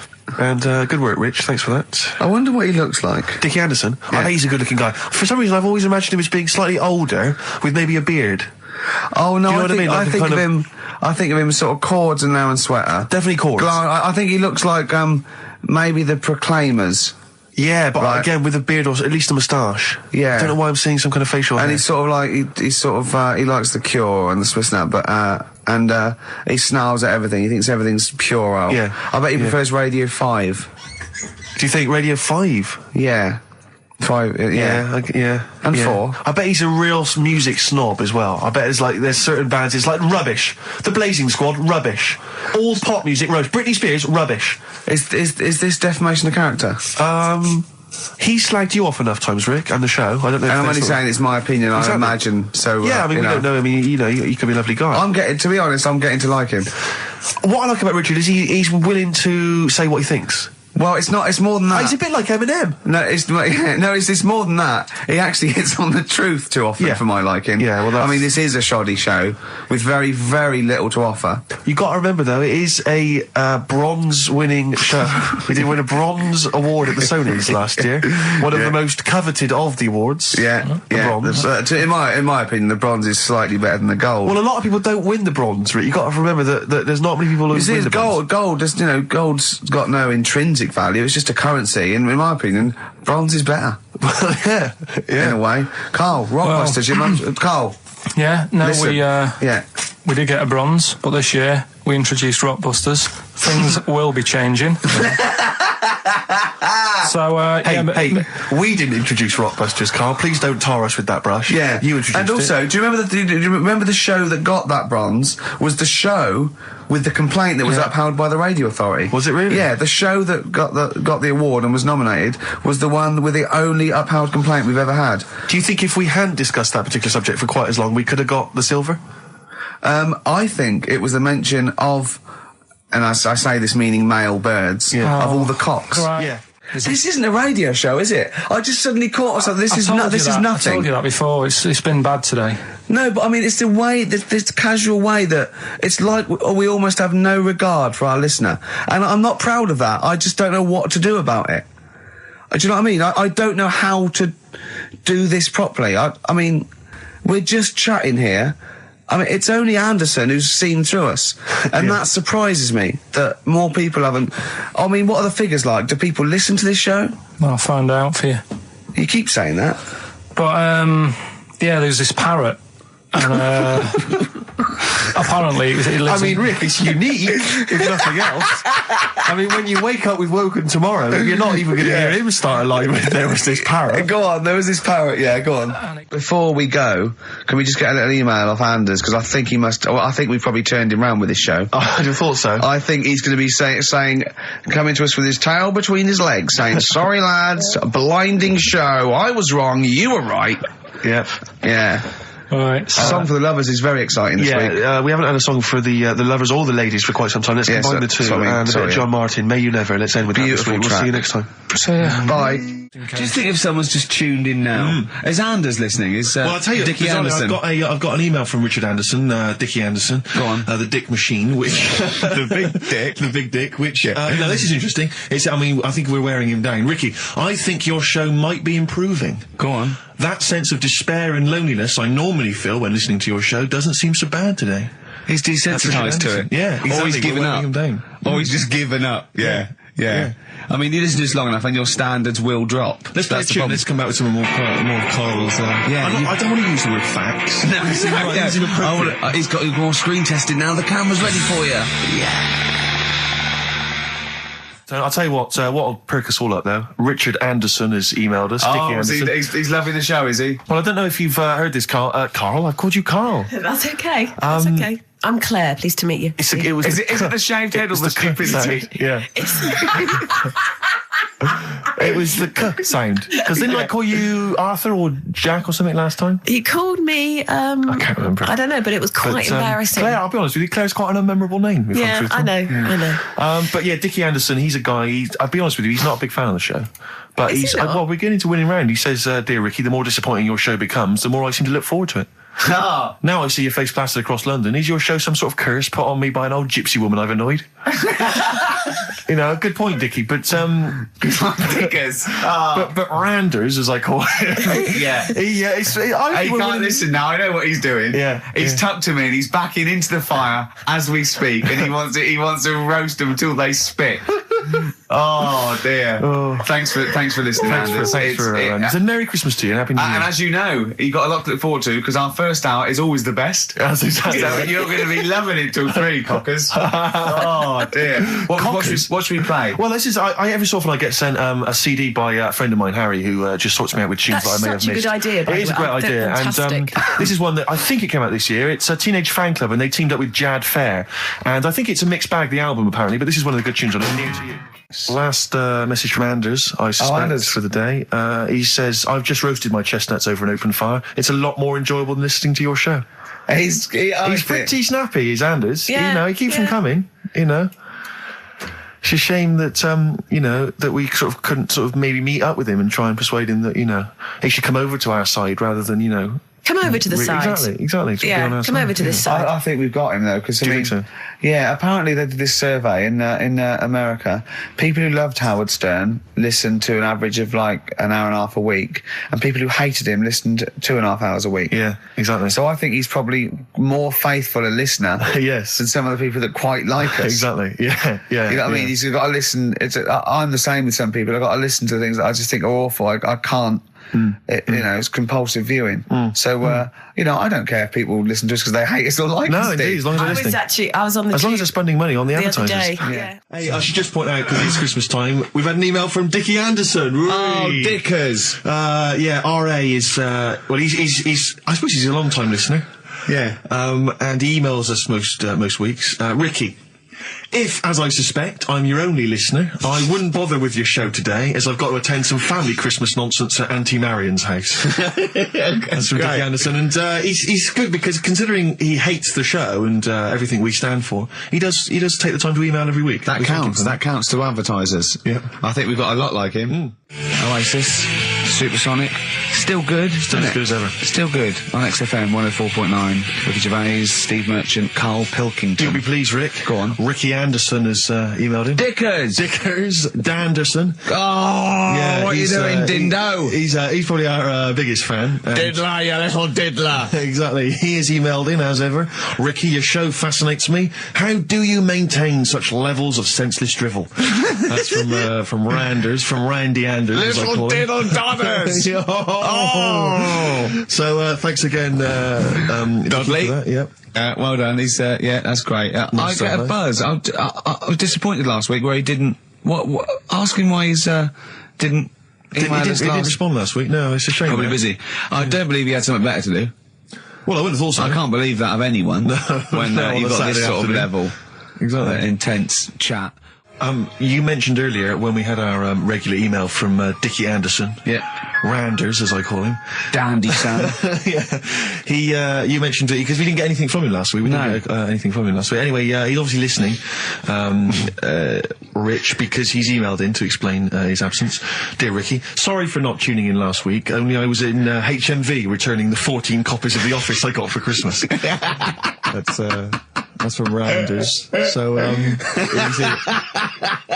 he's explained himself. Oh, he's dear. excused himself. Oh, Anders, we should get him on one day. Yeah. Because people always say to me, like, Ricky seems a bit obnoxious. Who says that? Well, no, they say, No. Who comes up to you and just says that? The guy on the tube did it. I swear to God, he came up. He said I was watching an interview with Ricky. He said he's not a nice piece of work. I went, well, I mean, he said, no, I've got friends like that. You know, and it's like they're always talking, they're a bit irritating, you know, and you sort of let them off because they're your mates. But I was going, well, hang on a minute. He went, well, two things. You know, it's sort of my job talking, and being interviewed, essentially you do have to talk. Yeah, so yeah, about yourself. If that's his only criticism, then I'm not too bad. No, he didn't think you were funny either. In fact, he had a whole list. I say a list, a petition. It wasn't Dickie Anderson, was it? It wasn't Richard Anderson. I hope he's listening. He's our biggest fan. I'll tell you what, Mock Turtles need a remix by Fatboy Slim, don't they? Mock Turtles? It's a great tune, but I'd love to hear it remixed. Yeah. Supergrass, Seen the Light, XFM 104.9. We're a little bit worried. We might have a technical hitch here. We've had no emails, and usually we get loads and loads. So we're worried it's us. Can someone send an email? Yeah, just a test email. Yeah, but we won't know if they have or not. They might just be ignoring us. No one might be listening, Steve, so this isn't proof. I guarantee there's at least one person who would send an email.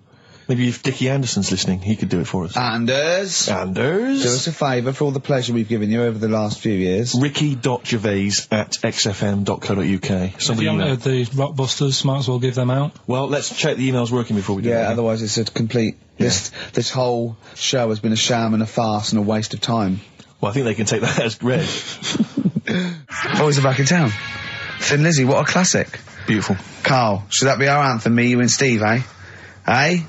Yeah? Can I just get a couple of bits of admin out of the way? Go on. We've had an email from Peter Goff. He has said, where is Richard Anderson?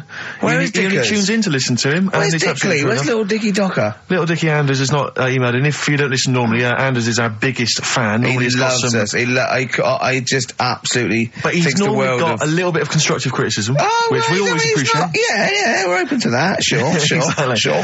So- I'm gonna shove this up your... So if Dickie Anders is listening, then he might want to get in touch. Can I just say before we play a record that we've had an email from Dickie Anderson. Dickers! Richard Anderson. Oh, Dickster, you Dicky Docky Dido, how are ya? If you're a new listener, then you won't have come across Richard before, but he loves the show. He's our biggest fan. He's a bit of a... And he loves the show. He tapes it and listens back to it 4 or 5 times. But the great thing about him is he's not afraid to offer a bit of constructive criticism. Oh, well, go on, what's he said? Well, all I'm going to say to you is he said, is it true that companies are now getting rid of hold music and are instead using your show to irritate their customers while they're waiting on the phone? I don't know. We'll look into that, Dickie, but thanks for that. Yeah. Before we carry on with anything, I should just tell you, we're on the subject of emails. There's one emailer we're always looking forward to hearing from. Dickers!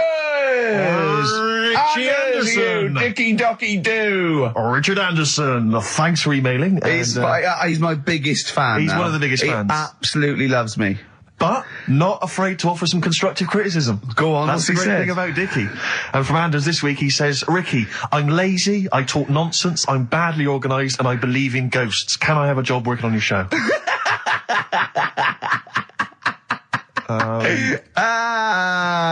Possibly, Anders. Maybe send in a CV. Or email a CV. He's put a little bit of all of us in that, hasn't he? Oh, I'll ask him if he's a goggle-eyed freak, Steve. All right, calm down. Well, no, I didn't mean... there's no need to get insulted. No, I didn't necessarily mean you, did I? No need to get nasty. Richard Anderson, incidentally, has emailed in. Go on. Dickers Anderson. It's not happening, is it, there? Is it? Why not?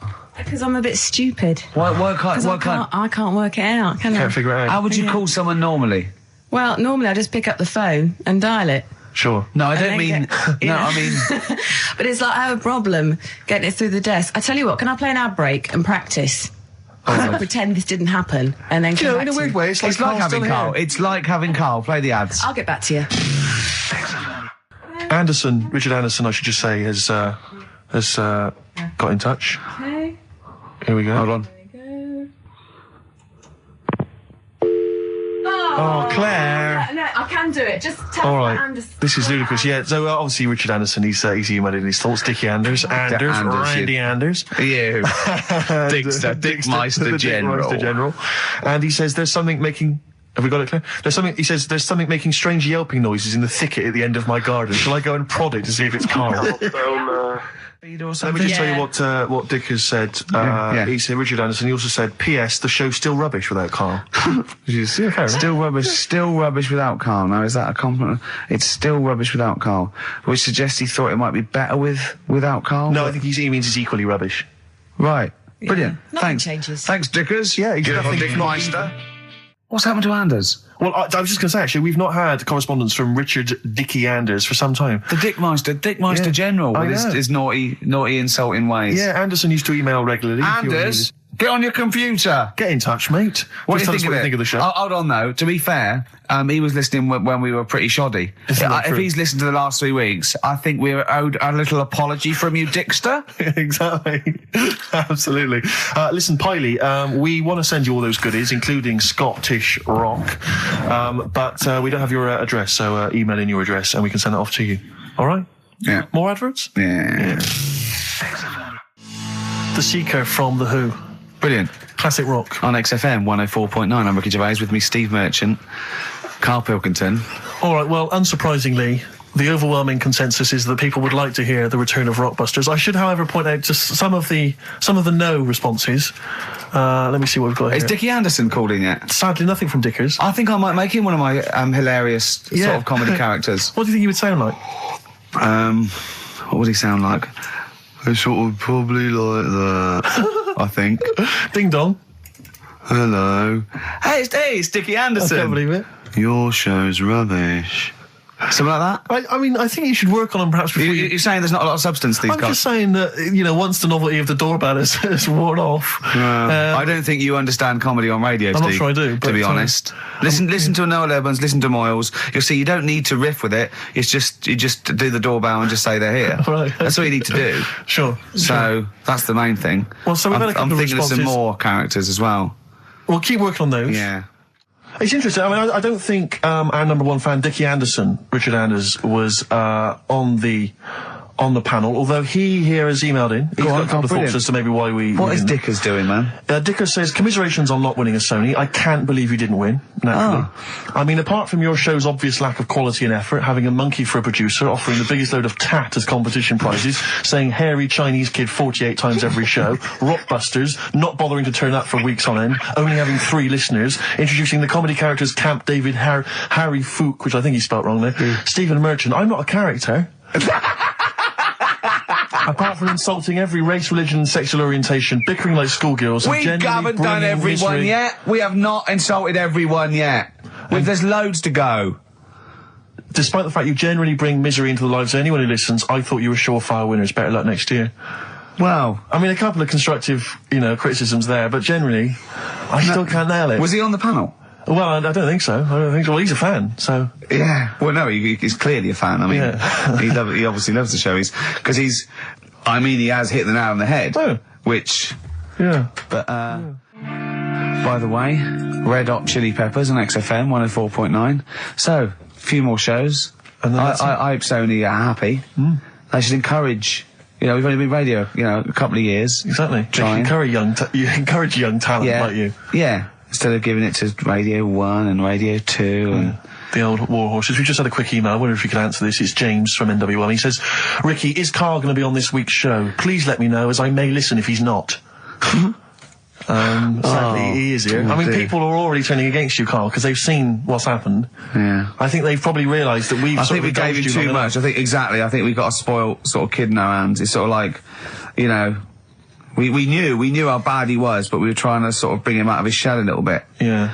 You got to encourage sort of, children like Karl. Well, yeah, exactly. Sort of fend for themselves. But I like the fact that Dickie Anderson had that wonderful rant. It was an articulate email. It was quite long, and he must have typed it immediately. I'm thinking, because he's a fan of the show and he thinks I'm a genius, we need a PA. Sure. Don't we? Yeah. Do you reckon he'd come and work for us? Well, he can't be any worse than what we've already got. I know. So, there you go then. We're giving up radio. We're going to concentrate on television. Karl's going to probably go back to what? Just doing your sound? The thing I won a silver for at the Sonys. Where's Dickie Anderson? Not heard from Dickie Anders for a long, long time. Because I wanted to... if there's one show I'd want him to hear, it's this one. Because we've pulled out some of the stops now, haven't we? He's excited because he's going away, so he's putting an extra bit of... Come on, let's play a record. Let's play a tune and let's come out with Monkey News. We have some Monkey News to end with. He's excited. Incidentally, we mentioned that Stargate SG-1, I really look forward to that, Michelle. That features Richard Dean Anderson. Had a lot of emails, people saying, is that the same Richard Dean Anderson or Dickie Anders that used to email in and said he loved the show? What's happened to Dickie Anders? I've not heard from Dickie for ages. So, Dickie, if you're listening, Richard Anderson, if anyone knows Richard Anderson, what's happened to him? Well, I think we know his top 3. Yeah, exactly. So, Dickie Anders, if you're still out there, get in touch with Anders, little saucer, alright? Yeah. Anders. Embrace and Gravity on XFM 104.9.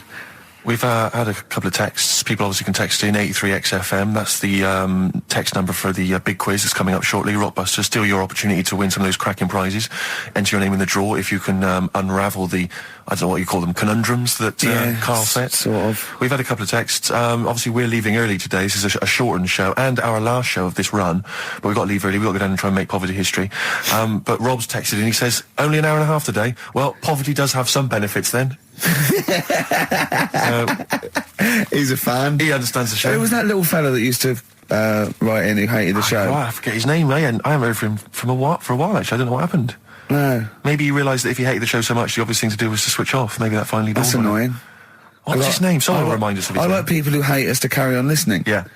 It just gives it an edge, doesn't it? Yeah. It's the fact that, that you're annoying someone. I mean, I love annoying people. I know you do. I know. So you're like a kind of walking Chinese water torture. Yeah, exactly. Yeah. Well, how's it going with Rockbusters? Anyone got the answers? Actually, one guy has texted in, James in Deptford, he's offered some answers, and he says here, the guy that hated us, famously, of course, we should have remembered, Dickie Anderson. Dickie Anderson? Richard Anderson, of course. I don't know if Dickie's still listening. If he is, obviously email in ricky.gervais@xfm.co.uk and tell us what you've been doing, how you've been keeping busy and stuff. Yeah. Nice to hear from him. Foo Fighters, Best of You on XFM 104.9. I'm Ricky Gervais, with me, Steve Merchant and Karl Pilkington. All right. Carl's had a bad week. I'm going to say it straight away. He tries to rule out stress in his life, but he's had a bit too much stress this week, haven't you? One, a phone call from his mum, stressed him a little bit. Right. Something he said in a magazine about his auntie. Came back to haunt him. Auntie Nora? Auntie Nora, yeah. Don't name her. No. She knows who she is. No. Okay, we won't name her. Right, we just say it's the one who farted for 5 minutes, and as he saw a skirt when he was young, and I found it like a split tennis So ball. it could be any of me aunties. That coming up, and also a bloke in Times Online, Chris Campling, did a review of the show, right, and basically said that Karl Pilkington is a creation of Gervais and Merchant. Well, if only that were the case. He said. He started off saying he liked the show. Yeah. He was excited. Said it was a good show. A lot of the jokes. I'm already questioning his critical faculties. Yeah, exactly. And basically said that we didn't contribute much, or seemingly didn't seem to contribute much, and we couldn't sort of like ad lib or anything. We just laughed at, particularly me, laughed at Karl Pilkington, who was coming up with some quite funny stuff. Yeah. Right? But then he does a twist on it. He goes, but the thing is, we're the puppet masters. He's a created person. We've created the persona Karl Pilkington for our own amusement. Right. He bases this on simply that we talked about... What was it we talked about? The Chinese not aging well, and he heard him talk about that on my DVD. But clearly I say, Karl, remember when you were talking about that? It's a news, or remember in the week, and so he thinks it's all scripted now. Imagine if this show was scripted. I'd be ashamed. Yeah. If this show was scripted, I would send back the BAFTAs for the actual shows we've written, and I would say... I'm having a go at Chris Campling. He's nice about our other work. He likes The Office, and he likes my stand-up and everything, and he likes the show, but he's saying... Because we're not spontaneous, we scripted this and invented Karl. So he's like, we've invented another Gareth. If we had created Karl, I would not have squandered a character that good on this poxy radio station. Absolutely. Also, does he know that we spend about 3 months on half an hour script? So how long does 2 hours of drivel? But the main thing is, as if this could be scripted, it's dreadful. It's shocking. Or maybe this is scripted. Hang on, you've lost me there. Let me just check the script. Maybe Chris Campling does not exist. Maybe I've made him up. I don't know what to believe. See, the name doesn't wash with me. What was his name? Chris Campling. Sounds odd. That's something that I made up, isn't it? Campling's almost like a joke. It's almost like a gay name, isn't it? Oh, he's a Campling. So I think this is scripted. Yeah. I think I've probably made this whole link up, and Karl is a creation. Campling, that's not a real name. I made that. I should have come up with something better. Yeah. Sorry. Down to the River by Bruce Springsteen on XFM 104.9. So, yeah, that little fella in the Times thought Karl was just a puppet. We created him. He's an actor. What's his actor's name? Brent Hogwell. We got him from a Spotlight. Brent Hogwell. This stupid, dopey Mancunian accent, he just puts that on every week. Yeah, exactly, yeah. Yeah, he speaks rather like Hugh Grant. Yeah. And we just got this whole world around him. We set a whole... What do you think about that? He had his head shaved, especially. Exactly, yeah. So, yeah, would he think that, maybe if he's looked online and seen me head, and he's noticed how round it is and that, does he think it's sort of been... morphed into that shape just for the show, just for 2 hours on a Saturday? Yeah. You spend 5 hours in prosthetic makeup like John Hurt in The Elephant Man. Everything about him was made up. Yeah. We created him, because I remember coming up with Auntie Nora. Oh, yeah. You said, Rick, we need another character. I said, what about giving him an Auntie Nora? Doesn't sound convincing, I said. Yeah, and you said, what is it about? I said, well, I don't know, she farted for 5 minutes and she's got a fanny like a split tennis ball. No one's going to believe that. Yeah. Oh, that brings us neatly... Well, let's put that to bed now. So, Chris Campling, honestly, we do not script this shambles of a show, and Karl Pilkington really is like this. If you want, you can meet him. I'd love to send Karl for a drink with Chris Campling. Can we do that? And then he'll eat his words. Chris, if you're listening, honestly, this isn't a stitch-up. As I say, I'm not having a go at you. It's a very well-written article. It's very, very fair. You're just complimenting on his grammar. Yeah. It's a very well-written article. No, I'm saying we're not having a go. You've typed that beautifully. It's not like he snagged us off. I would just love him to meet Karl Pilkington. People in the street come up to me and say, is Karl like that? And I so want them to meet him. Yeah. Or maybe he can send in, if he's online, he can send in 5 subjects for Karl to talk about that we couldn't possibly know about, just so he knows that we just really do throw things at Karl and that drivel comes out. Imagine if it was scripted. But anyway, so Chris Campling, or anyone who knows Chris online, get him to email us and with 5 subjects that Karl can talk about. That's a good idea, isn't it, Karl? It is like I'm the Elephant Man the way I'm being treated now. Just sort of like... I scripted that. I wrote that joke last night. Are you sure? Or was it yours? I don't know. Karl enters and says, I'm like the Elephant Man. Hang on, let me just check the credits on the script. I'll tell you what though, Steve, that I found out about the Elephant Man when I was talking to Ricky. What? You know the only bit that was normal on him? Oh yeah, no, it was in the film. You know that bit in the film? I was watching it one day, it was on, and I said, look, your favourite film's on. And it came to the bit where he was being exhibited... and he was naked behind the screen to all the doctors. Go on, what did you say? And there's a bit where he goes, and strangely, the only thing that is normal are his genitals. They're untouched by this disease. They are totally normal. Right, what did you say? It's a bit annoying, isn't it? It's like the only bit that you'd want as an elephant. The only bit you'd want that was like an elephant. Yeah, no, I can see that. And he said, and he got the head. So other stressful things. But so anyway, what's the Auntie Nora thing? Sorry, Auntie-X. Auntie-X. What did she? Yeah. Why is she upset? Well, he mentioned her in Zoo. He did this thing for Zoo magazine, and he mentioned about when he looked up her dress. She had by accident. Remember?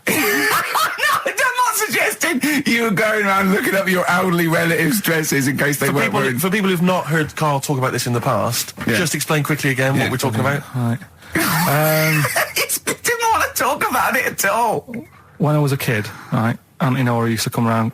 My auntie used to come round. As if there's any ambiguity now. Yeah. My auntie used to come round and stay, right? And I'm sat on the floor watching the telly, right? She sat on the sofa with a caftan on. I turned round, right, and it was there. It was looking at me, right. And we've mentioned this, and Ricky sort of said, "What did it look like?" And a split tennis ball came to mind. That's what we talked about, right? So anyway, Zoo magazine, when they did the interview, and she's the one that used to put a valance on everything, isn't it? Well, not everything, obviously. So anyway, so I've done this. So you did an interview in Zoo? Yeah, and like they said, do you, again, it was like, do you plan stuff and do you worry about stuff when, after you've done the show, you worried you've upset anyone? And, I was saying, really, I forget people are listening. And, we're just having a chat with mates and that. I said, but now and again, I do worry when I'm on my way home from the show and that, and I'm thinking about what we've talked about. And I was saying, you know, the Auntie Nora incident. Yeah. Incident? That's Watergate. Yeah. And anyway, so this was in there, right? And I was saying in the magazine, you know, but I think I got away with it. She doesn't listen to the show, but, you know, and I don't think she reads Zoo magazine, so... She's more of a nuts woman. Sure, yeah. So, anyway, so my mum calls up the other week, right? And she goes,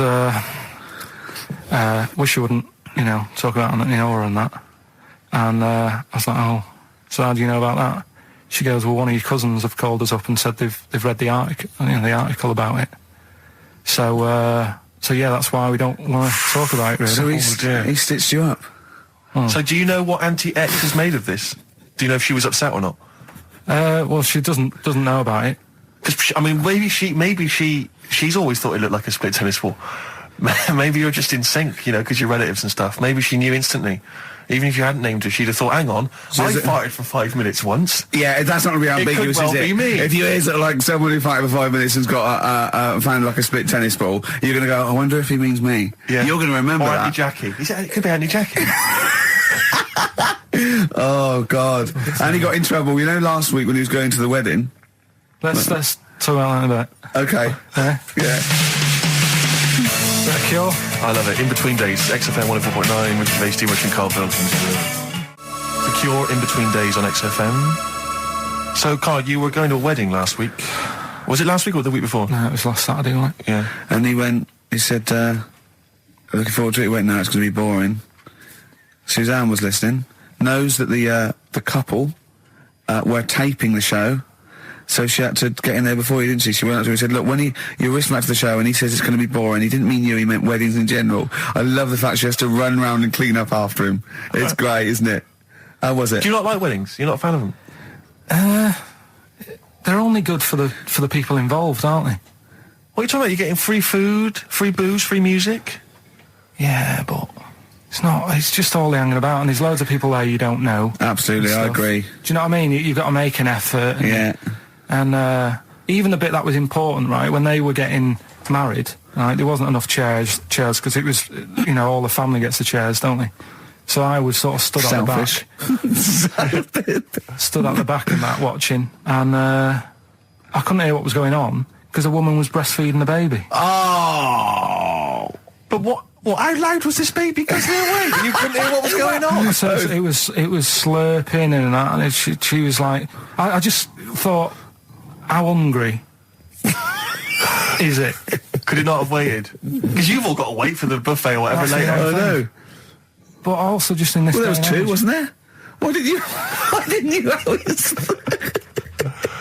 The only thing that annoys me with weddings is the gift. It's the gift thing. Because, like, you buy these gifts, right? You spend a little bit of money, maybe. You know, I'd like to be a little bit lavish if I go into a wedding. Oh. Well, no, come on. You get a gift, right? You package it up. You're having a laugh. And I don't know about you, Rick, but I like to see the response. When I give a gift to someone, I want to see the feedback from that. You know, this is very much. You know, I want to see what it is that's Jane bought them on you know, and exactly. put my name to it. Yeah. Because sometimes I have to. Oh, thanks for the. I go. Oh, no worries. No worries. Yeah. But you know, certainly, I mean, we talked about it before. But certainly, you know, it's the amount of money spent and the amount of time given to the gift should be correlated by the amount of the response you get. Absolutely. If I give a book token, a shrug is fine. But if I give, you know, anything sizable, I want them to be showing it to friends. If it's a bar, I want them to show it to barman, other people, want to strangers. Go, look what Steve Merchant got me. Yeah. He's the greatest man in the world. Yeah, exactly. Yeah. You go to a wedding, you turn up with a gift. You could have spent, you know, upwards of £15 on it. You turn up, you walk in, you say, "Excuse me, where's the bride and groom? I want to give them this gift." And some bloke, normally the brother-in-law, says, "Oh no, the brother-in-law's mate." Yeah, sorry, they're too busy to see you right now. Just stick the gift on this big table with all the other ones. Yeah. And they'll get back to you in a week. It may be 6 to 8 weeks after the honeymoon. They maybe write you a note. They won't thank you personally. They'll write you a note. It'll be a general thank you. It's a general thank you. Your name in different type. Yeah, but it might have some vague reference to, you know, what you did, but it won't really be personalised. Yeah. The set of mugs, again, will be in different type. Exactly. Thank you, Steve Merchant, for your wonderful gift. We love mugs. Yeah, yours. Yeah, exactly. and a photocopied signature. Exactly, yeah. It's not right, is it? Oh dear. And also, of course, as well, if there's a baby involved, perhaps they had a kid out of wedlock, and that's why they're getting married. There's normally the little baby signature as well. I hate that. Like the baby signed it. From Paul and Sharon and little Billy. Be Ben these days. Ben. I reckon. What do you think, Carl? How was the wedding, by the way? Did you buy a gift? Suzanne sorted something out. Yeah. What? I don't know. Oh, actually, no. We're going away, having a week away with them. That's your gift. Yeah. What we're going away. No, we're going away to Cornwall or something, and that's it. We've sort of paid for a place to stay and coming along and that. And their gift is to spend a week with you in a confined space. They'll love it. They'll have a great time and that. Will they? Yeah, it's fine. Can I get a pen? I'm making a note of how many times you say "and that" during today's show, and so far there's 3. I've noticed 3. I need to make a note because I think we can have a competition here. If you can predict how many times he's going to say "and that," the closest one wins some of the crap DVDs that we've got on offer. Hold on, tell me we've got lad of 49. Definitely. XFM. Landed Ben Folds on XFM 104.9. We've had an email, Rick, from Simon Whittaker. He says, he's throwing the question to Carl. Have you seen the video for that Ben Folds song where there's apparently a monkey working the sound desk and shifting the piano? Yeah, you want to check that out. Talking of monkeys working the sound desk, we've also had a lot of emails directed to you. Yeah, a lot of emails directed to you, Carl, asking if you saw this programme that was on in the week. I think I didn't see it. I think it's called The Strangest Village in Britain. Yeah. Did he watch it? He called me 6 times during it. Called me 6 times. Now, just explain briefly what this was, because I didn't see it. Well, it was a sort of an experiment. I think I can work out from the sort of 70s. And it was sort of run by, from what I can make out, mainly sort of German Christians. Right. And what it was people with various disabilities or mental illnesses, Down syndrome, autism, bewildered, and they were living normally in the community. And there was 300 people in the village. Half had some sort of problem, mental problem or disability, and the other half were sort of carers. And I mean, it was very, very strange. And where is this village? It's somewhere in this. It's up near Whitby, isn't it? Yorkshire, right. Okay. But he called me. At various points. We were watching that. It started off. He went, "Geez, if that's the beginning, what have they got coming up?" Then there was 2 fellas, and the phone rang, and it went, "What is going on?" And it was 2 blokes who had created their own language. Okay. And they were going,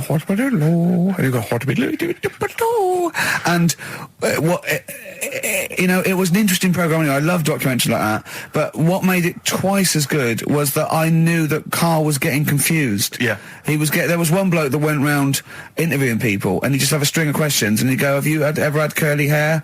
What's your favourite animal? Have you ever seen a badger?" All right. And Carl was getting stressed. It was stressing me out. Because he was trying to think of the answers quickly enough. He was sort of saying, do you like mosaics and that? And I was like, oh, I do it. And the next question was coming in. It was like Mallet's mallet. Do you know that sort of that word association thing? I was stressing me out. But he said he wanted to go there. He actually said, "Oh, could I go for a holiday there?" And I went, "Well, I doubt that. I don't know. Maybe you could go on a visit." That would be great, wouldn't it? For Carl to walk in there. But the thing about it would be like Carl would be the ruler. He'd be the king. It would be that in the kingdom of the blind, the one-eyed man is king. I mean, he would just dominate. I don't know. There were some of them were quite clever. Really? Yeah, I don't think he'd. I think he'd probably be average. Yeah. I don't think he'd. Okay, he'd blend in. No, I don't think he'd shine. Because a lot of them were quite good at some things, weren't they? He didn't like the angry bloke who punched him. There was this really sort of sweet Down syndrome woman called Nan, and she hadn't hung her coat up, and this angry bloke was going, "If you don't hang your coat up, I will." And he punched her, didn't he? Yeah. And poor Nan got it in the neck from everyone. There was another woman bullying her, wasn't he? Yeah. But you like the little the little Down syndrome fellow with the woolly hat who was helping that woman. If I went there, he's the one who had sort of humped down, so come on, let's go for a pint or something. Sure. But incidentally, do you like mosaics? We didn't establish that. He's still thinking about it. What was his name? That one, the woolly hat that you liked, that you wanted to hang around with. What was his name? I can't remember. He was good. I liked him. He was nice, wasn't he? Yeah. He's the one that fell over, then proposed marriage to that woman, didn't he? Yeah. I remember. I was on a. I don't know if this is all right to talk about. I mean, it happened, so not worried It's about all right to talk about. Everything's all right to talk about. But I was on the train, right, coming from Manchester back to London, right? Yeah. And got on it. It was like a Friday night, and it was heaving, like the last train is and all that, and absolutely chocker. Right? Yeah. So I'm walking through the carriages, thinking, is he in his seats anyway? Anyway. Everyone's like, it's heaving, right? It's people stood up in the doorways, you can't get in the toilet and all that. There's not going to be any chair knocking about. So walking through, and anyway, I see this one empty chair sort of in front of me, right? I think, why ain't anyone sat there, right? I'll just rush to that, get myself a seat, plonk myself down, right? And sort of turn round, see who I'm facing, see who you're sort of having a chat with. Little fella there, right? Little... Down syndrome kid. Right. Sat there. And he goes, all right. And I thought, right. Not bad, but do you know what I mean? They're always talking, aren't they? You ask a lot of questions. Right, so I was like, here we go, 2.5 hours. And I couldn't get up because the thing is, that's obvious. Sure. Right? So that's like mean. I'd never want to be mean, do you know what I mean? No. At the end of the day. So anyway, I think, I'll go to sleep. Clever. Right, so I shut my eyes, and he leaves me alone and that. So then my phone goes, and I think, right, what do? Do I ignore it, or do I open my eyes and see what it is? Anyway, I open my eyes. It's Ricky calling about something, about nothing probably. Actually thinking about it, wasn't even worth answering. Right. So anyway, but I'm awake then, aren't I? So he's like, hello, and I'm like, all right, mate. And he says, you're muscly. You're right. Oh God! And I said, yeah. And he goes, why? So I said, no, just am. It's again stressing me out because I was thinking, why am I muscly? I don't go to the gym, and I'm not muscly. I'm in good shape and that. Well, so then he wants an arm wrestle. On a crammed train from Manchester, so I've got another hour and a half of this. When you talk back, he'd soon have got up and left. If you'd have started asking him questions, he'd have got up and left with the drivel you come out with. So anyway, do you know when you're under pressure, you're thinking, well, he's said that I'm muscly, right? So do I do it or not? And there's people watching, not joining in, not sort of having a laugh and that with me, just like watching but pretending they're not. Oh, and I'm God. at one of those table seats, and he kept saying, come on, I want to arm wrestle. And he was getting loud, and I thought, I best just have an arm wrestle. What do you mean? I best just have an arm wrestle? Well, what do you mean? Get it over and done with. I had to... if he's going to keep asking, I had another hour and a half on the train. Oh, God. So anyway... Oh, my God. I'm thinking who won.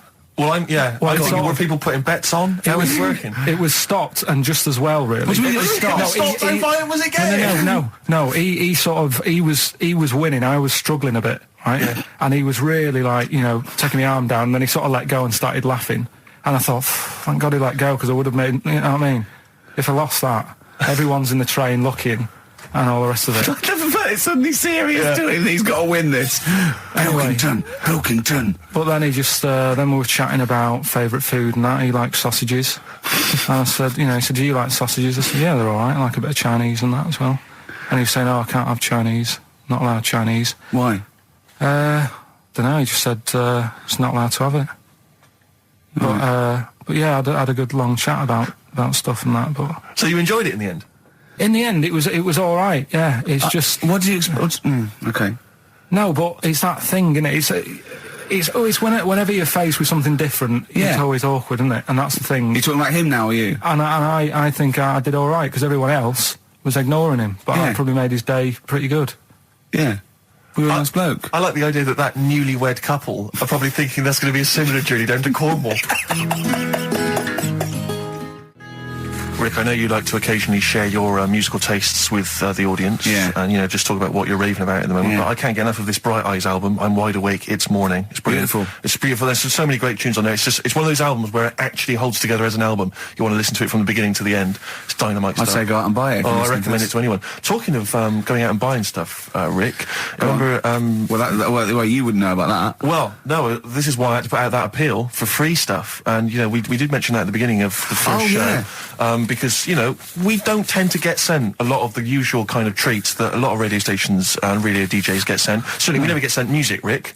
I mean, we're probably one of the only DJs on this station that's allowed to play their own records. We're totally unplaylisted. No one ever sends us any records. I know, it's unbelievable. But we do get sent now, I'm pleased to say, some other stuff. And people are now beginning to see that, yes, if you do send us stuff, we will shamelessly plug it. We've just been sent the book of British hit singles and albums. That's a proper the new gift. edition. A great gift. That is not a CD from an unknown band who pressed it in their garage. Yeah, exactly. That is not a, will you review this book I've done about the history of punk? That is a lovely... I could easily give that as a gift at Christmas time and someone would think that... Now you're thinking. Exactly. You're thinking you've saved 25 quid there, aren't you? Easily. Well done. Well, look, I mean, it's a lovely day, and you know, if anyone's thinking of having a barbecue, could I suggest a lovely Banrock Station wine? Okay. If you don't know about, let me tell you about this. You know Tony Charlie, the manager of Banrock Station. Oh yeah. Well, he comments, being an Australian wine brand, we are very much pro the outdoor way of life, enjoying a barbecue with a bottle of wine amongst friends. Hear, hear. I agree with Tony Charlie, and it's a lovely, lovely now, do they do both red and white wine? I think they do, but I mean, I love the full-bodied taste of the Banrock Red with maybe a fish dish. Absolutely. Although I've made an error. What am I doing drinking red with fish? Oh, come along. Well, I'll tell you, if you've perhaps finished the barbecue, we've got some guests around, the night is, you know, it's still a balmy evening, perhaps you'd care for some Hope and Greenwood confectionery. I would love some. What sort of things are involved in that? We've got some delicious chocolates from Hope and Greenwood. They do make, and they, as you can see here, there's a wonderful presentation box. That is lovely. So if, again, you need perhaps to take a gift to perhaps a wedding or, you know, someone else's kind of barbecue party, then, you know, I'd have thought a lovely bottle of Banrock Station and some Hope and Greenwood would be the ideal. And if you've got anything to shamelessly plug, we've only got 2 weeks left, so please send things that are worth it, things we can drink, eat, you know. Please do send it in soon. XFM. The magic numbers, forever lost.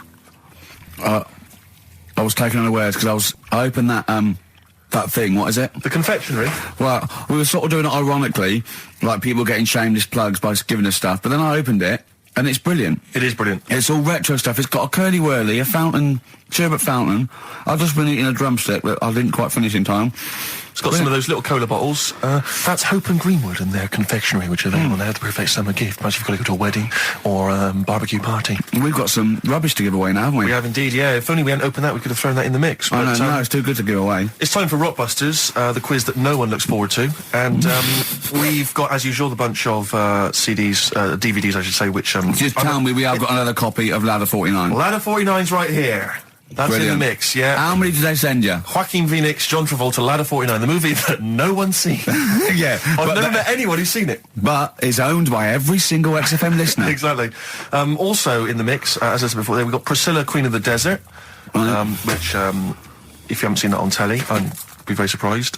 French and Saunders at the movie, the best of all the French and Saunders movie spoofs, which is, I think, on TV every single night. Yeah. It's a very gay giveaway so far, isn't it? Well, got Ladder 49, the people in uniform, you've got Queen of the Desert and French and Saunders, the gays love them. You know how much a fan of Chevy Chase. You know I love Chevy Chase. Yeah. Well, we've also got here National Lampoon's Christmas Vacation 2, which doesn't feature Chevy Chase.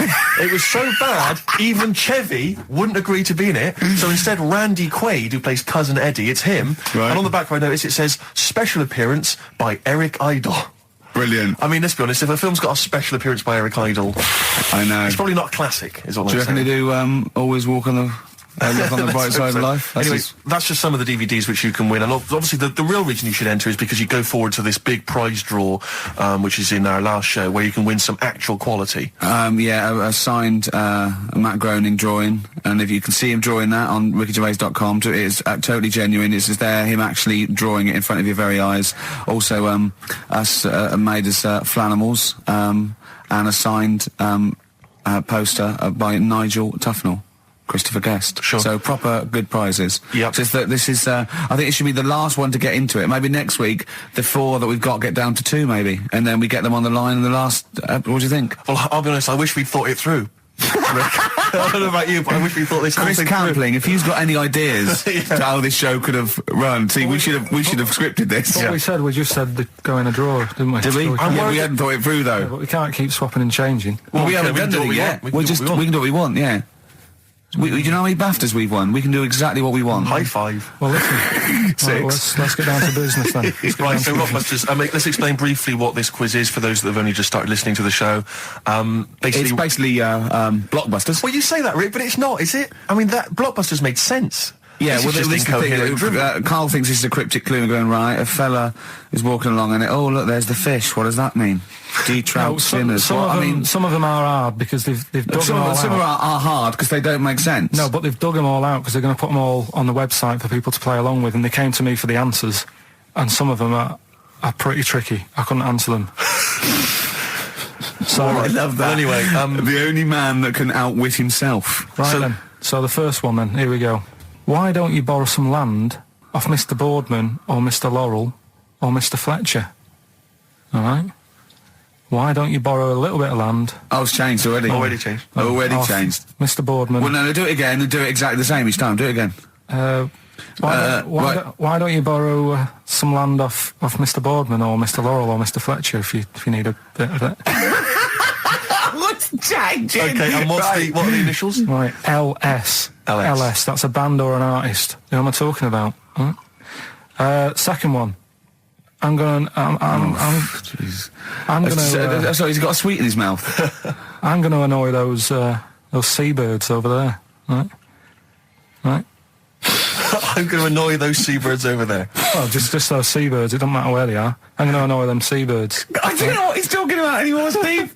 Honestly. B is the initial. I love the fact that he was fascinated by the strangest village in Britain, but the stories he's told us about where he comes from, there's him going around with 2 fellas with big heads, webbed feet, a little pigeon-chested bloke, him on his grifter with Maggie pecking at him, his dad in a telephone box nicking groceries, and a horse in the house next door. I mean, how strange was his upbringing? Yeah. And him hanging from his satchel. Unbelievable. There's another woman who I remembered. Actually, I'll tell you later. Go on, what? I'll tell you later about another woman who I remembered. Give us a teaser. It's just a woman who rode around on a 3-wheeled bike with her husband in a basket. Right, I'll tell you that. Right, and the final You don't get clue. teasers like that on any other radio That's a hell of a funeral service. Right, listen. Right, the final clue. What the Scouse fella said to the robber who he found in his house next to his vineyard. Oh, Jesus Christ. What? Again? Right, so what the Scouse fella said Right, this is going to be a pronunciation thing. to the robber he found in his house. Oh, God, which was I've next to lost his- the will to live. I want to get in that woman's basket on the street. We'll just be driven around And for the rest of my life. the initials are AW. AW. Who is it? All right. Well, Email in and that. shall we have also on the text 83XFM? You can win Christmas one to get National all Lampoon's three. Christmas Vacation 2 and Ladder 49. David Bowie? Yeah, watch that man. David Bowie, Watch That Man on XFM 104.9. Now, coming up, Steve, and listeners, I'm talking to them mainly. I'm not really, I'm talking to you and Carl, really. Yeah. But coming up, an old feature, Knob News. Oh, Knob News, the welcome return of Knob News. Yeah, and Monkey News is still there, isn't it? Yeah. Just briefly, you don't think you really gave that competition justice, did you, not handing out the email? No, let's just quickly whiz through the questions again. Yeah. John's texted in, by the way. He says, I never get any of the Rockbusters clues. Is this a good or a bad thing? Definitely a good thing. Definitely a good Definitely thing. a good thing. Yeah. Yeah. All other people do. Well, First one. Why don't you borrow a bit of land off Mr. Boardman or Mr. Laurel or even Mr. Fletcher? Right. LS. Second one. I'm gonna annoy those seabirds. Right. B. And the last one. What the Scouse fella said to the robber he found in his house next to his vineyard. AW. If you know what they are, email in or text in. Tell us about the woman. What's the text? Quick. Well, 83936 on the text. Ricky.gervais@xfm.co.uk on the email and that. Right, and that. Mark that one down. Just make a note of that. And that. Right, tell us about this woman. Well, it was just because you were saying about the, our living. We are broadcasting now, aren't we? This is actually going out. This is live. This isn't us sort of like... Yeah, but you were just talking about how I lived in an odd village. Yeah. With kids with big heads and all that, right? And what I wanted to do... What is that again? There's 2 kids with big heads.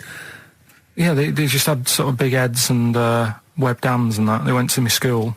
And when I spoke to my dad the other day, because I'm going out to see my mum and dad tomorrow. Oh, yeah. So I said, have we got any school photographs with the big-headed kids in? And he said, no, nobody bought those sort of school photos because they were in it, so it was always a bit ruined. So I said, well... No, he said sales were, because he obviously talked to other dads and stuff like that, and he just said, no one bought them. But anyway, so... I would love them. Yeah. That's why I'd buy them. Yeah, but I wouldn't stand out, would I? If it's on the mantelpiece. Yeah, well... But anyway, so I was talking about, When you say they had big heads, what do you mean? Do they look like someone from Doctor Who? They were just quite big. But they weren't related? No. So why did 2 blokes with big heads and webbed feet? I lived in a weird area. There was a chemical plant close by. I can't believe you've never told us that before. That explains a lot. Not just the freaks in your neighbourhood, but... No, there was loads of weird stuff going on. There was this, like I said, there was this woman who used to live in one of the council flats, right? And she had a 3-wheeled sort of big, what do you call it? Son, 3-wheeled son. He was the weirdest bloke we ever knew. What do you call it? Like a big tricycle, but for an adult rather than one for a kid. It was a big one. It wasn't a motorbike though. It was a no. It was a push bike thing. Right, yeah. And she used to sort of ride down the road with a fella sat in the basket on the back with his legs dangling over. And they'd be going to the pub and what have you. Was it a different fella each time or the same one? No, same little sort of bald-headed fella. So it wasn't collection for organs and things. Bring out your ill. And then people just throw Grandad just in the back and go, right, we get 4 quid for Grandad. But she's got a lovely pair of testicles on him. They're very low, but they're bring out your dead or nearly dead. She used to pick on her husband quite a lot. They'd be in the pub and what have you, and they'd be sat by themselves, but she'd always be sort of, having a go at him, moaning at him, sort of pushing him about and that. So my dad and his mate, right, they went round to their house, knocked on the door, she answered, and he said he was a copper, right? He said, Detective Pilkington, gonna come in and have a word. So I'm just going to make a note of impersonating a police officer. Yeah, but for the good, he went in and sort of said, now, I've heard, superhero. Yeah. I've heard, you picking on your husband a lot. Yeah. We'll be keeping an eye on you. Do it again, and there'll be trouble. And she backed off after that. She was all right.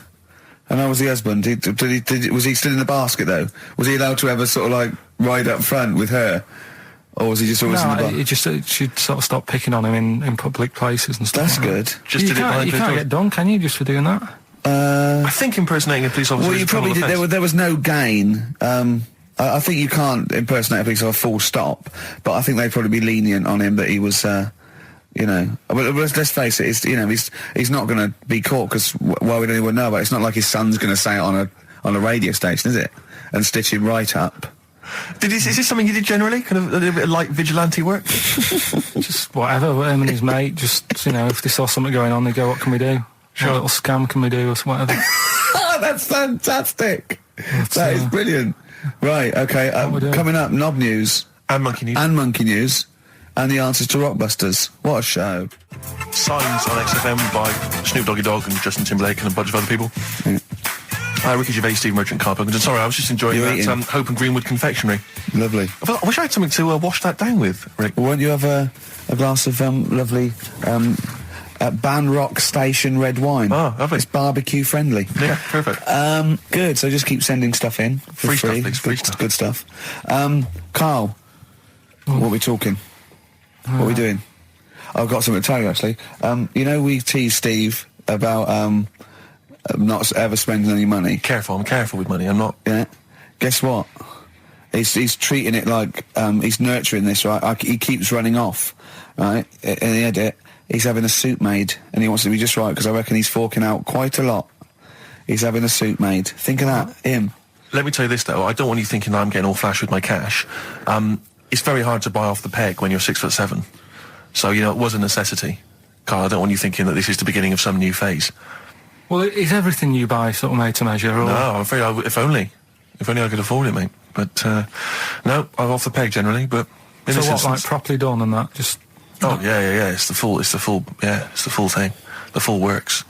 Got to keep going back for fittings. They got that little bit of chalk, you know, the pins. That's where I had mine made. You know how good I look all the time. Did you have to have that thing done where they say what side do you wear your member? What side you dress? They don't say what side you wear your member. That would hardly be a euphemism, would it? So they say what side you dress, sir. It means what side your little John Thomas leans, doesn't it, on rest, usually to the left, isn't it? Your little left testicles. If I said to you now, what side do you wear? Hang on. Do you know? It would be left. It would be the left. That's what I mean. If standing there, right, with nothing restricting it or holding it in or holding it up, right, it sort of leans. Your one ball is sort of like slightly back and lower, isn't it? And your little John Thomas rests there, so it's left. And the reason they ask it is so they don't put the tape measure up on the left and squash your willy or touch your willy. So it's nothing to do with like, well, you'll need a bit more room of sort of more material on that side, or... Well, no, I don't think they compensate. It's just when they when they stick that up into your groin, they don't want to come in contact with your little... The thing is, I don't know what side I wear stuff on. I just sort of pull my pants up and wherever it wants to go that day. But maybe it's not big enough to sort of make any, you know, real decision. But, like now, I'm sat here, right, with my jeans on. I don't know where I am. Well, that's clear from hearing you talk. No, but what I mean is, if a fella said to me, what side are you, what side's your member on? Member? What is this the use of the word member suddenly? I'd go... Well, it's usually not appropriate, and also, I imagine in the old days they had big baggy pants that used to sort of like hang down, and now, you know, like with those stretchy boxers and briefs, it's sort of held up in a nice little, neat little parcel, isn't it? So it's probably not appropriate. It doesn't come in contact with your little snake. So, you know... Did you ever... What, have you ever heard that? Are you telling me a tailor has asked you that and you went, what do you mean, mate? No, I've never... I've not really had one made to measure. I had one made when I was a kid. But since then, I've sort of bought a suit off the hook. But when you were saying about buying a suit, I know that question sort of crops up and I don't know what the answer is. It just annoys me the way I don't know, there's no surprises anymore. Do you know what I mean? People know. What do you mean? He's going to go, right, I'm going to measure you now. Which side shall I measure? Go, well, pot luck, go on, have a look. Right, there you go. Oh, you got it. You check me out. What do you mean there's no surprises anymore? What are you talking about? Everything you say is a surprise. Everything you say, every opinion you have is a surprise to me. What I mean is, why aren't people just happy just to go, well, depends, doesn't it? I'll just pull the pants up wherever it wants to go. I'm happy. What do you mean? Why is this such a big issue?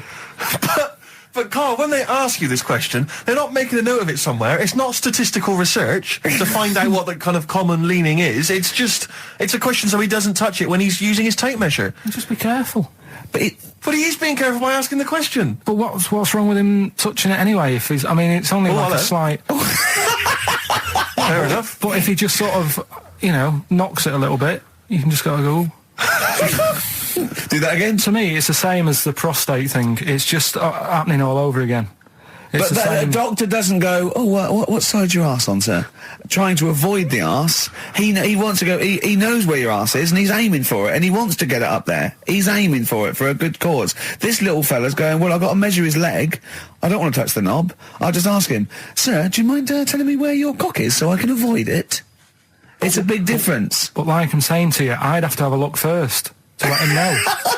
I don't know where it is now. I don't know. It could be the left, could be the right. Are you telling me you don't know where your knob is without now? looking? Well, what do you mean without looking? How could... Well, you're saying it as if like... Should we have a guess? Well, have a look and tell us where it is. What are you wearing? What sort of pants are you wearing? I've got my jeans on. But you got pants on underneath them? Yeah. What are they? Briefs or boxer shorts? Boxer shorts. Boxer shorts. Well, it's probably free, but the jeans are probably strict in it. I think it's probably either in the middle, dressed in, or just slightly to the left. Have a look. We'll tell the listeners after the break where's Carl's knob. It's a good competition. Oh, brilliant! We've got to send this to the Sony Awards people. XFM. Run, Snow Patrol on XFM. Well, big question. Where was Carl's knob? That's what people have been hanging on for. Yeah. Where was it? Well, I can't believe people have been texting in. Hey, what, guessing where it is? People saying, is it in the middle? Is it in the left? It cost them 10p. It cost them 10p to find out. Just wait, I'm going to give out the answer. You don't win anything, right? Like, strike it lucky. Right? Bottom or middle? Right. It was to the left. Oh! Yeah. I went with the right. That's annoying. See, I thought it would be to the left. If not, maybe if it was all scrunched up, sitting down on your lap, right, it might just pop up to the middle. Just pop out, like, you know. Well, next week we'll be finding out where yours is. Where's Ricky's bollocks? Right then, which leads us nicely into knob news. Oh, it's the welcome return of knob news. Right, okay, it's very much like the news at 10. This, isn't it? I do a bong, or in this case a schlong, and he gives me the headlines, the knob news of the day. The big, where have you collected all this knob news? Was there a lot of knob news this week? It was mental this week. The amount of stuff. The way it works, you give us the bong, Yeah. I'll give you the headline. Okay. Steve decides which stories we're going to talk about. And now on XFM, knob news. Schlong. Man grows knob on his arm. Schlong. Man gets doctors to make him a second knob. Schlong. Turkish prisoners made hole in cell wall to produce third inmate.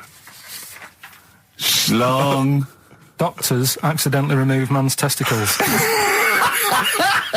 So, well, can I straight away go for the accidental removal of the testicles? Well, it's happened before, hasn't it? We've talked about that before.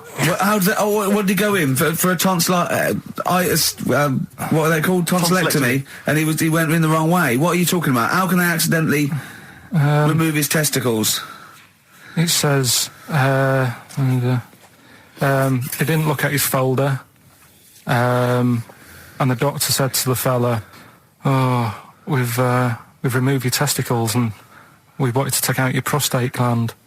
So that's what happened. There's the story. This is what I mean. That's why I don't like going to the doctors. It happens, doesn't it? Because all these sort of it's when they say things like, "Oh, it's just we do loads of these operations." That's when they're not concentrating.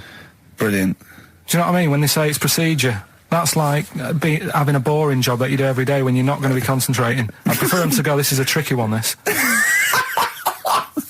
I know what you mean. I sort of do know what you mean. People, you watch TV programmes about, like, you know, removing someone's second head or whatever, and there's like the best surgeons from all over the world. It's televised. They can't make a mistake. They can't go, "We took his legs off by mistake." Whereas the fella who's having a prostate's like, "Oh, do you want to do it? I'm sick of doing that." Yeah. And they're probably doing a crossword whilst they're at it. Of course they are. I've seen that actually in operating theatres. They're doing a crossword. That's what I mean. Yeah. I was just examining some of the other knob news, Rick, a little bit more closely.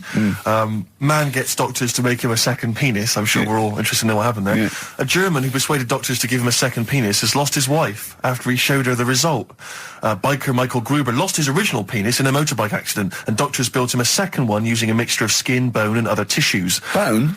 Apparently, the penis worked so well that he was even able to father a child with his wife Bianca. But Gruber was still not happy and asked doctors to repeat the operation and build him a better organ, to which they agreed. From his hospital bed, he said, "I've got 2 penises, but no wife. I'm hoping when I get rid of one of the penises, I'll get her back." What do you mean? Sorry, he had 2 put on. What side does he wear? So he's had both. So he's had 3 then. Yeah. Yeah. This is probably the thing that happened with Hitler, when he had 1 ball, but he had 3 at one point, didn't he? So he just got one in the other ball, gave his mum one, and got the other one. Man grows penis on his arm. I mean, why people are constantly losing their penises around the world? I've no idea. But why? I didn't realise it was a bit. What do you mean, why on the arm? It's just a graft, isn't it? Yeah, but put it on, like, your buttock or your side. You can't wear a short sleeve shirt. Why do they've done that before?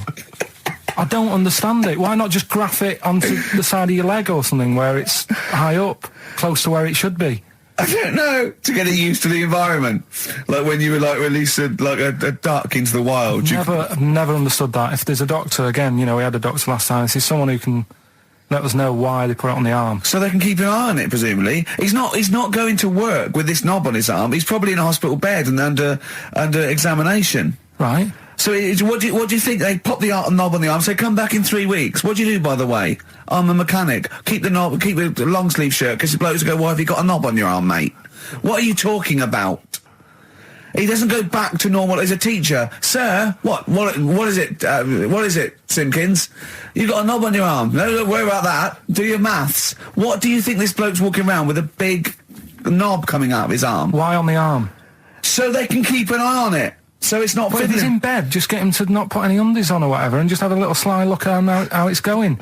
Even in hospital, if you're in a shared, like, little hospital room, people going, oh, I've had heart problems, what's your problem? He's there with his arm out. He's got his knob out. Yeah, but I don't think it counts as indecent exposure when they're grafting a knob on your arm, sticking that out the bed. Imagine if he's driving, he's just got it out the window. People driving by. Yeah. The fact that at the end Is that bloke giving me the finger? At the end of the man grows penis on his arm story, it says, a Moscow surgeon said the man will be able to have sex in a few months. He said, women will never suspect. But what kind of a doctor talks like that? Yeah. I'll tell you, it's his cock now, seriously. The birds will never know. He'll be able to go berserk. Yeah. They'll never realise we grew it on his arm. That is unbelievable. Will he have a little scar on his arm, do you think?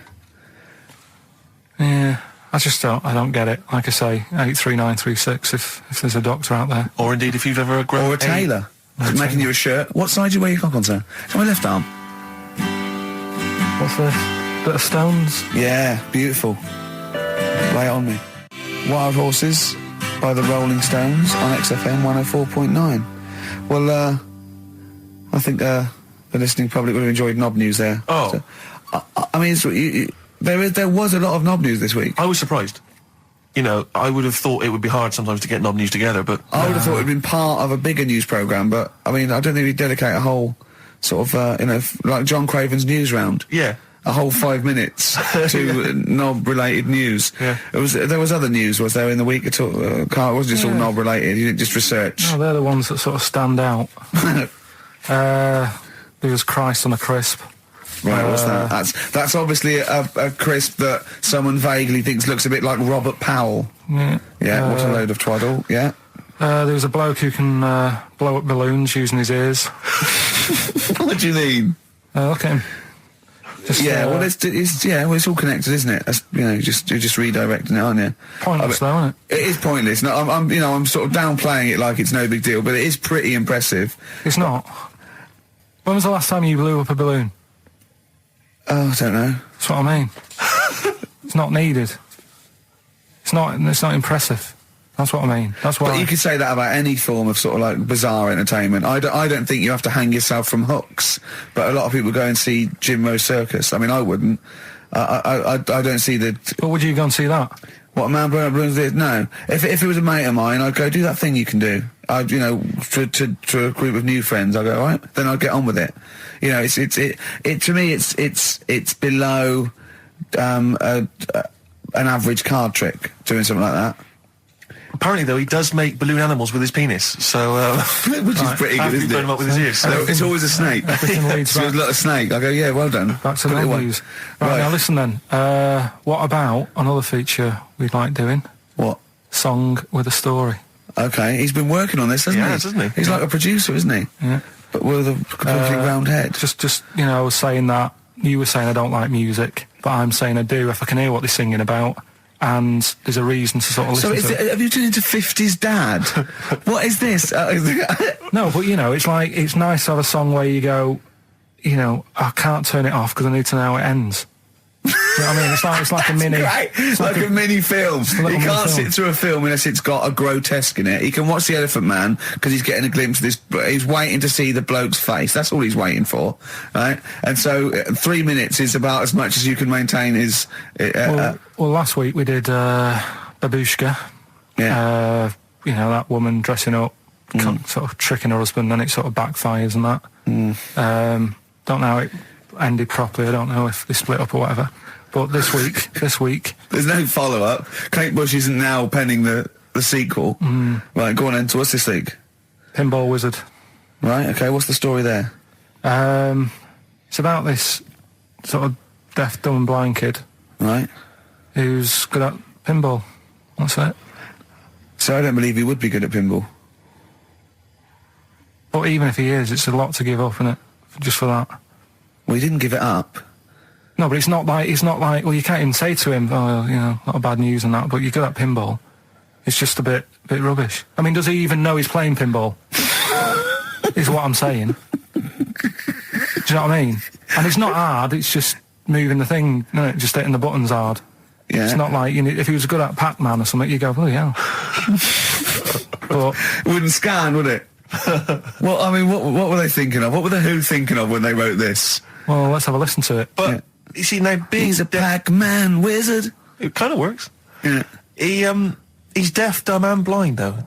Yeah. That's pretty grim, isn't it? It's rubbish, isn't it? Well, don't say that. Oh, that's all right, I can't hear you. No, but it is like, it's just the worst, isn't it? I can't imagine what that would be like. It's pointless. Like being a tapeworm or something, isn't it? It's just... No, but what I'm saying is, what sort of a life is that? It's horrible. It is a bit like being one of those creatures deep in the ocean. Well, look, can I just answer your questions? It must be terrible. Yeah, that's what I'm saying. Yeah, job done. But would you want a song about it? And, you know, he's good at pinball. But it's not a real person. We were getting onto the realms of people with disabilities. But he is not a bloke that existed they sang a song about. Well, listen to it. Anyway, Well, it's not a true story. I don't need to listen to it. Let's have a listen. Oh, okay. Pinball Wizard by The Who. A little song with a story there, like a little deaf, dumb and blind kid. Thoughts, Carl? I just, it's depressing, like I say. I don't know why. Is he enjoying playing the game? I don't know, let's get Pete Townsend on the phone. Carl, what are you talking about? I'm just trying to listen to the lyrics, right? Deaf, dumb, blind kid. He can't hear no buzz and bells. He can't see any flashing lights. He plays by sense of smell. Now, I'm pretty sure that isn't a scientific document Pete Townsend is reading out there when he wrote this song. He's making it up. But the thing is, with all songs or stories, there's got to be a little bit of realism to it. What do you know what I mean? Why bother putting money in it? Just let him hit the buttons if he's happy. That's true. That's a fair point. That's a fair point. That is a fair point. Yeah. That is great. Yeah, well, I think you've made Daltrey and Entwistle and the whole crew look fools. Yeah, they won't get fooled again. Yeah. Nice. I mean, of all the thing, I mean, it is horrible. We're not, like, having a go. This is what I always worry about when we play. But at the end of the day, that's what he's singing about, so we're not having a go. No. And it's not a real person. It doesn't really exist. I say again, it's a fictional person playing pinball and always getting a replay. Okay? This fella's saying that he's good at pinball. He's played from Surrey to Bromley, but this little deaf and blind kid, he can't believe it. He cannot believe it. If you had to lose something, Steve, right? It wouldn't be money. That's true enough. Your sight or your ears. What? That's too much. I can't decide. That's too painful. Sight or your ears? What about you? Intuitively, it would be hearing, because I couldn't... No, I think it's got to be sight for me. Yeah. Well, you're always together, so that's all right. Anyway, listen, is it almost time? Well, I've got to ask Carl. I'm sorry, I've got to ask Carl. I'm sorry, go on. Carl, what would you rather be, deaf or blind? When does this question ever really come up? When the doctor goes, well, listen, you've got us, well, we can either lose your eyes or your ears. It's up for you. This is never a decision that has to be made by anyone ever in life. But go on then, would you rather be blind or deaf? It depends where you live. So. I'm not even sure these are PC terms, blind and deaf anymore. Would you rather use your sense of sight or sight of hearing? Depends where you live. What do you mean it depends where you live? Well, say if you lived in, like, a barren sort of, you know, Africa or whatever, right? Now to sea, right? Sure. So you could lose your sight. Sure. But if you lived in a woman's locker room... Well, if you lived in... Quite noisy. Yeah, it's quite noisy. Stop banging that door. Yeah, I'll have my sight, lose my hearing. But if you live in, like, New York, loads to see, but a little bit noisy. Sure. So... Perfect. That is a brilliant answer. Unbelievable, once again. Can we have monkey news? Oh, this show's like one long monkey news, isn't it? When you tune in to hear Karl Pilkington. I don't know. I'll tell you what, why don't we play a little short track? Right? What was your short track? What? Well, What is it, Steve? It's Green Day. Green Time Day. of Your Have a Life. bit of Green Day. We'll cram in the monkey news. We'll play the ads. Justin's here. That'll be that. Right? Go on. That's what we'll do. Green Day on XFM 104.9. Ricky Gervais, Steve Merchant, Karl Pilkington. We need the answers quickly, Karl. to Rockbusters. We're running out of time. We've got Right. Rockbusters and Monkey News to come in this fun-packed show. Give us the clues. Give us the answers. Right, the first one was, why don't you borrow a little bit of land off Mr. Boardman or Mr. Laurel or Mr. Fletcher? Go on then. Right, sure. what am I getting at there? The initials Stan. were LS, Yeah. right? Lease a Stan's field, right? Because you're borrowing it, that's leasing it. It's Stan Boardman, Stan Laurel, and it's a field and that, isn't it? Second one, I'm gonna annoy those seabirds. That was B. What you doing when you're annoying a bird? You're bugging it. What's a seabird? A gull. Buggles, right? Bug gulls. I don't know where to start, mate. Right, don't worry about it. I don't know where to start. Third one. If we had more time, Don't worry. I'd throw him out of a window. Right. What the Scouse fella said to the robber he found in his house next to his vineyard. Go on then. That was AW. Yeah. That was A, me Winehouse. Right? What? A, me Winehouse. What? A, me Winehouse. What do you mean Winehouse? It's a vineyard. It's a cottage in a vineyard, so that's like a Winehouse. Say it again. What was the clue again? Amy Winehouse. Well, yeah, but what do you mean? Amy. Why is he saying? Why is it a robber? Because the robber's getting in and he's sort of saying, hey. But what's the robber got to do with it? Why is it just a normal bloke? I don't say. Why is he saying Amy Winehouse? Why is he saying that? He's saying to him, hey, get out. Well, no, you can say, no. Sorry, her name isn't Anyway, A, get out me Winehouse. Her name is, her name isn't A, get out me Winehouse. Gavin Thompson got them all right. He's in Edinburgh, so he's winning ladder 49 and that. That's safe. That's on the way. And he's going into the prize draw to win those. I mean, this better be a good monkey news, Carl. That's all I can say, because that was drivel. Amy Winehouse. Play the jingle. Oh, chimpanzee, that monkey news. Right. There's this monkey, right? Yeah. And it had been, do you know you hear about monkeys being badly treated and stuff like that? Yeah. So, anyway, it goes into this home. It's 14, this monkey. It's called, Matty, right? Goes into this home where it's looked after. What do you mean home? Just like, just a little monkey home, right? Okay, so zoo. Yeah, kind of, yeah, but they haven't got any other monkeys there, right? What have they got there? They've got just other animals and that, but not that many monkeys. But anyway, because he's there on his own, again, you know... When you say monkey, do you mean a chimpanzee, by the way? Because you usually do. Yeah. I can't believe that journalist thought this was scripted. Amazing. So anyway, yeah. So he gets sort of pally with the people working there and that, and it's smoking fags. It's having a drink at night and all this, right? What do you mean it's having a drink at night? How? It's all here. It's all here, Steve. I mean, we haven't really got time, but Well, you can don't look at say it. it's all here like it's proof. You've got another stupid story that someone has put onto the internet. Someone sitting at home in their bedroom has put onto the internet. So he's having a fag. He's drinking a lovely glass of Bang Rock Station. Yeah, the wine that's perfect for a barbecue. Yeah. Anyway, it's loving life. It's forgetting about its past and everything, right? When this other monkey comes along, Oh no. Trouble's brewing. Go on. right? That comes in. Something said. Right, forget it then. Forget it. No, forget it. XFM. Just because. Jane's Addiction are back then. Yeah, excellent. And so are we. Indeed. All right, I'm Ricky Gervais, with me Steve Merchant and Karl Pilkington pressing the buttons on XFM 104.9.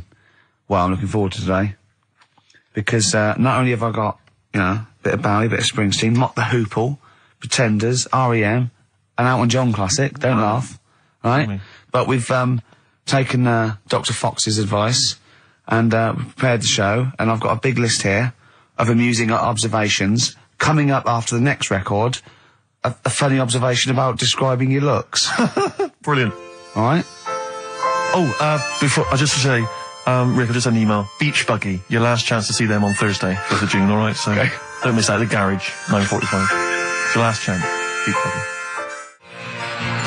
Well, I know that must be some people's favourite record, Steve. Well, it's certainly one of mine. Thunder Road, Bruce Springsteen. I won't hear a bad word said against the boss. A lot of people dismiss him, as we said in the past, as being some kind of stadium rocker, but you can't listen to a song like that and not be moved. Surely, Karl. It's all right, yeah. Brilliant. A passionate man. Yeah. What? So, Karl. No, that's right. So, there's certain songs I like. That was all right. It didn't sound anything. If it wasn't Bruce Springsteen, if someone new came out saying like that, I'd go, yeah, it's all right. Sure. Do you know what I mean? Yeah. you're a regular Simon Cowell, aren't you? I don't know if I like music as much as I used to now. That's what happens when you're working it, isn't it?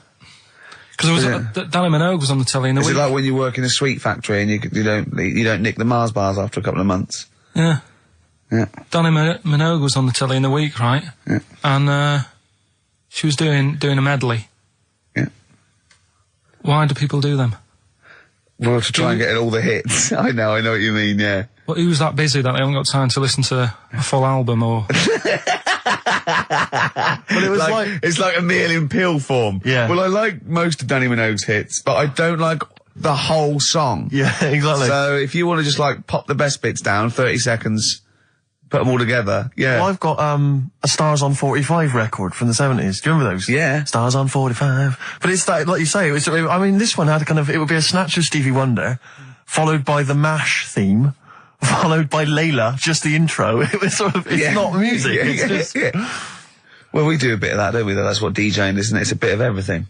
But we play the whole song, don't we, often? Mm. Yeah, we're better, aren't we, Carl? Oh. So what do you want to talk about today? Do you want to look at the list? Yeah, well, it's got describe looks. That's our list. So this is a very amusing sort of link about describing your look. I don't know. What's this? I don't remember this. No, I just was thinking like, everyone's got an idea in their head, right? Of what Careful, Carl. Don't open yourself up to criticism. Go on, yeah. Everyone's got an idea. Do you know what I mean? Everyone's got an idea of what they look like and stuff. If someone wanted to know what I look like or what Ricky looked like or what you look like, Steve, if that... Yeah. What would you use to describe yourself? Do you know what I mean? Words. Not really. I don't understand. What do you mean? Well, like... Someone who doesn't know us, we've got to describe, and what's the game to hopefully get some sort of interpersonal language going so you know they've got the same image as you, to a certain extent. I'm just thinking if I was to meet Steve in a restaurant... Yeah. Right, Nothing untoward going on, we're just hanging out. No, just having a chat, just having a normal night out. Yeah. Who's paying? Because, I mean, is it expensive? Go Dutch. I mean... Right, so... I say to you, I'll see you at 8, right, in this restaurant. I'll turn up at the door. It's a bit of a posh place, right? There's Steve Merchant in. Yeah. And the waiter sort of goes, I don't know. What does he look like? Right? And where's he from? Just a little French fella. Oh yeah. And what does he look like? So the thing I'd pick up on first, tall lad. Tall, yeah. And then he goes, we got lots of tall people in, right? And I go, big eyes? Big eyes? Yeah. And then he'd go, yeah, he's over there. I'll be honest with you. I mean, you can have dinner and you can buy me dinner. I'm not sure you're going to get anywhere with me.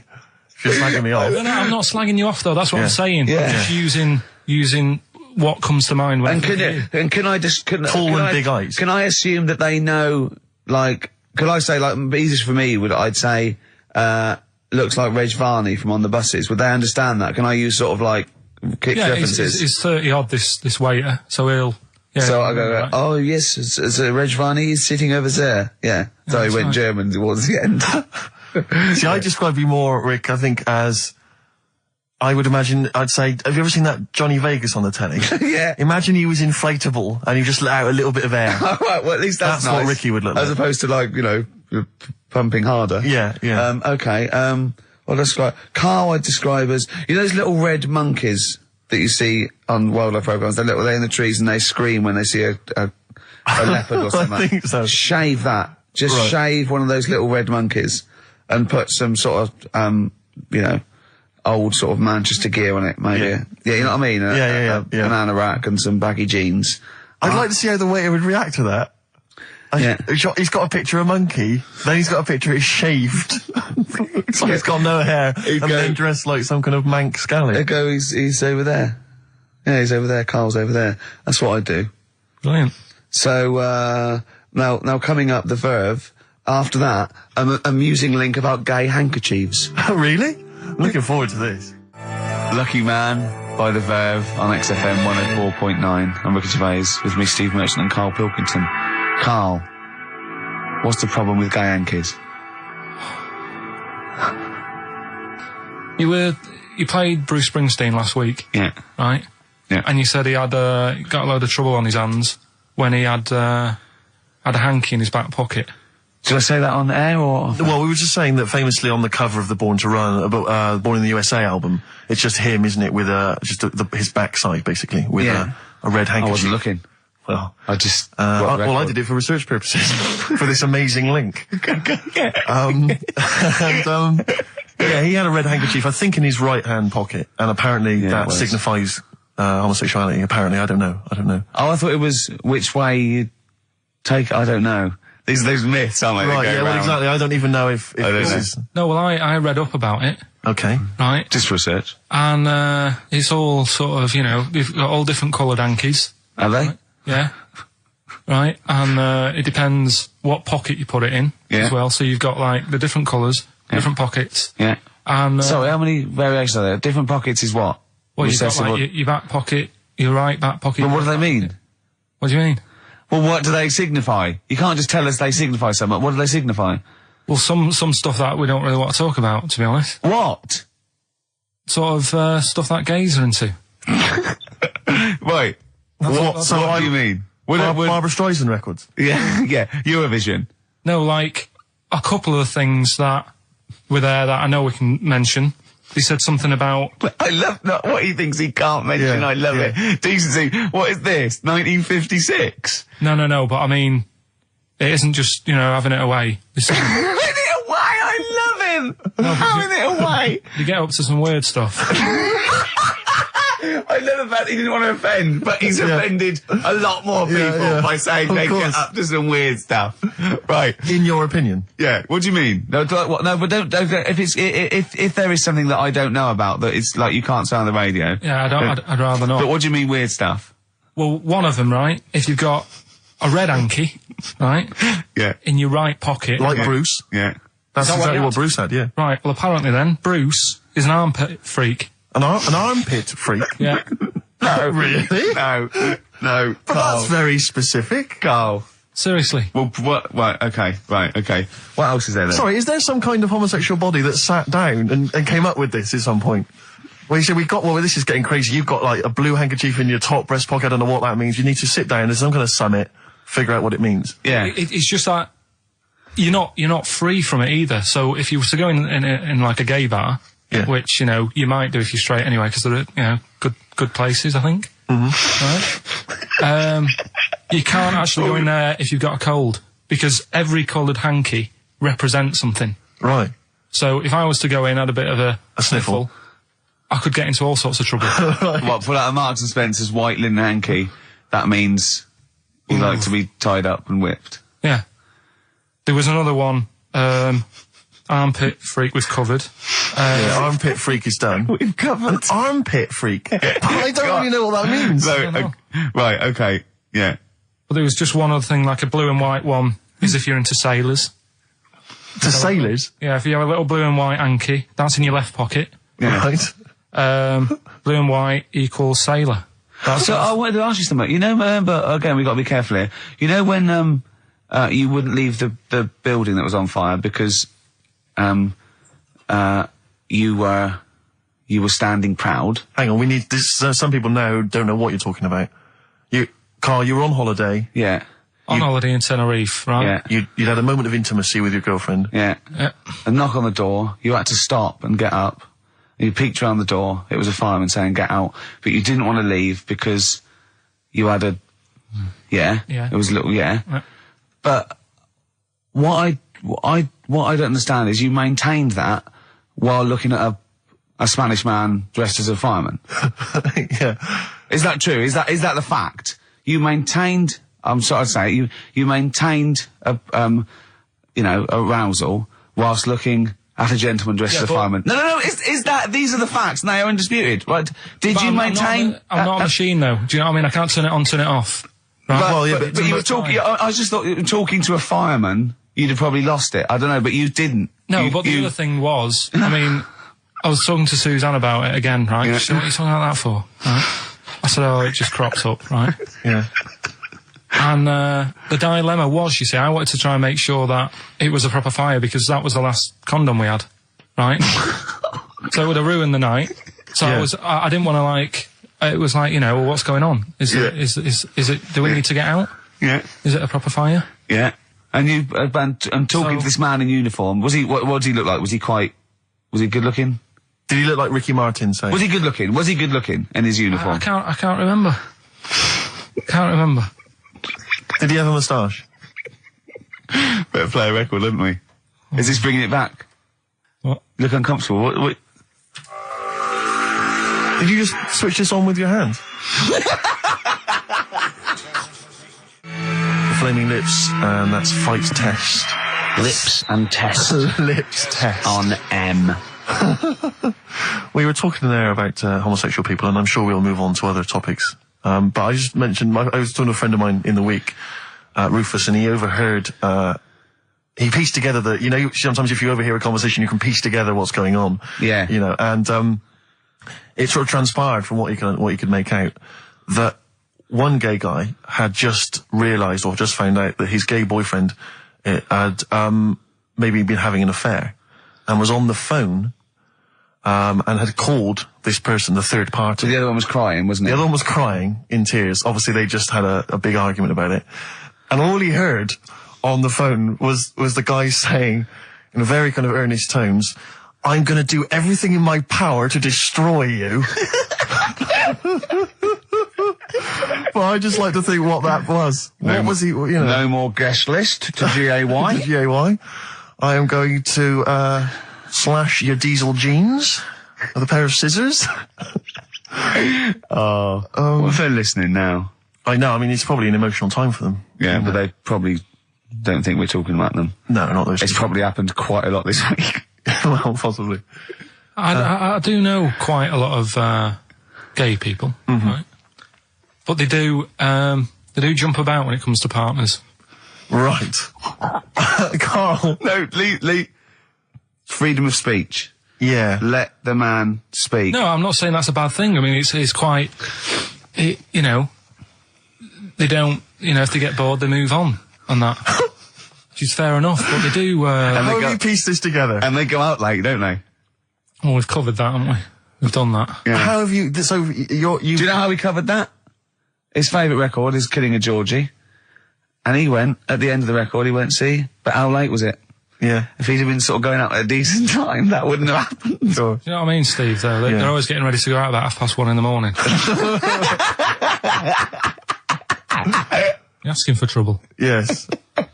Incidentally, I should just point out that, Oh dear. that, we've had an email, I've lost it here now, but anyway, it was one of our listeners saying that we've slightly embarrassed ourselves because, of course, Bruce Springsteen on the cover of Born in the USA doesn't actually have a handkerchief in his back pocket. It's actually a red baseball cap. So, well, I don't know if that also counts. I don't know if it's any coloured object. What does that mean, though? Yeah, into heads. Into little round heads. Oh. If Bruce Springsteen, and he's obviously not gay, but if he said, alright Carl, just, you know, little cuddle, would you turn down Bruce Springsteen? Yeah. Well, no, but why? Just like, alright mate, you know, you hug your mates, don't you? If Bruce said, alright, Carl, I like your show, love your head, little cuddle, a mate's cuddle. No, I just, I say what you're doing. You just say, look, We're a couple of old friends. look, Bruce Springsteen, I've wrote those great songs. I like what you're doing. Let's cuddle. Let's have a little. All right, The mate. annoying thing is, right, Steve, right, do you know how he likes to squeeze me head? How Yeah. Ricky likes to squeeze me head? Yeah. He had an old mate over this week. He's got a similar shaped head, apparently, as mine. Yeah. Right? He's hardly gave me a call or anything, because he was busy with this other fella's head. Oh, you feel quite bad about that. Well, This is a better head to squeeze. I'll tell you why. Because he shaves his every day, right? He's got the same sort of hair problem with him. Shaves every day, right? problem. No, I know. And it's because he's had it shaved all the time. Like, Carl's is sort of comes through a bit long at the side sometimes. It looks a bit unkempt towards the end of the week. I've seen there's a couple of little pimples under there. But I really have to do it. Just like get there, slap my hands on it, squeeze it. With this one, I can sort of get my finger. Do you know what I mean? I get my really, you know. You're like a gay the way you jump about from head to head. That's my record. You like a saying. gay. Just saying. Right, still coming up then. What have we got coming up? We got Rockbusters. Oh, is any monkey news this week? It's been a problem. Why? It's not much has been going on this week. What, in the monkey world? In the monkey world. I don't know if they've caught on to the fact that they're getting coverage. They're keeping their behaviour hush-hush. Being a bit careful, but I found something. Have you got Rockbusters? It's your last chance, don't forget. Is it good, these? Got Rockbusters, got some good prizes. Steve will look at them in a bit. Yeah. Cheeky Freak of the Week. Have you got a Cheeky Freak of the Week? Got that. Got Yeah. that. So what deformity is it this week that you're ridiculing? Well, keep listening.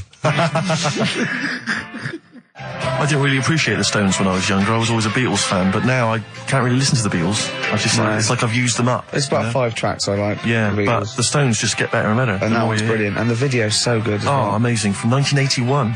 That was Waiting on a Friend. From the Rolling Stones. Right. What have we got? We got more fun coming up, I imagine. Yeah, Cheeky Freak of the Week. An amusing story about inflatable testicles. We've already given you half an hour talking about gay people. Who knows what else will be coming up? Yeah, it's a big market.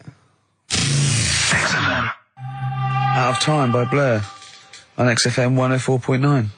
All right, Carl. No. What are you thinking? Just thinking that stuff. You're an enigma, aren't you? I would just say hello to, we've got an American listener apparently, Karen. Anyway, what else have we got? I thought that might fill up 4 seconds. We're not struggling, are we? No.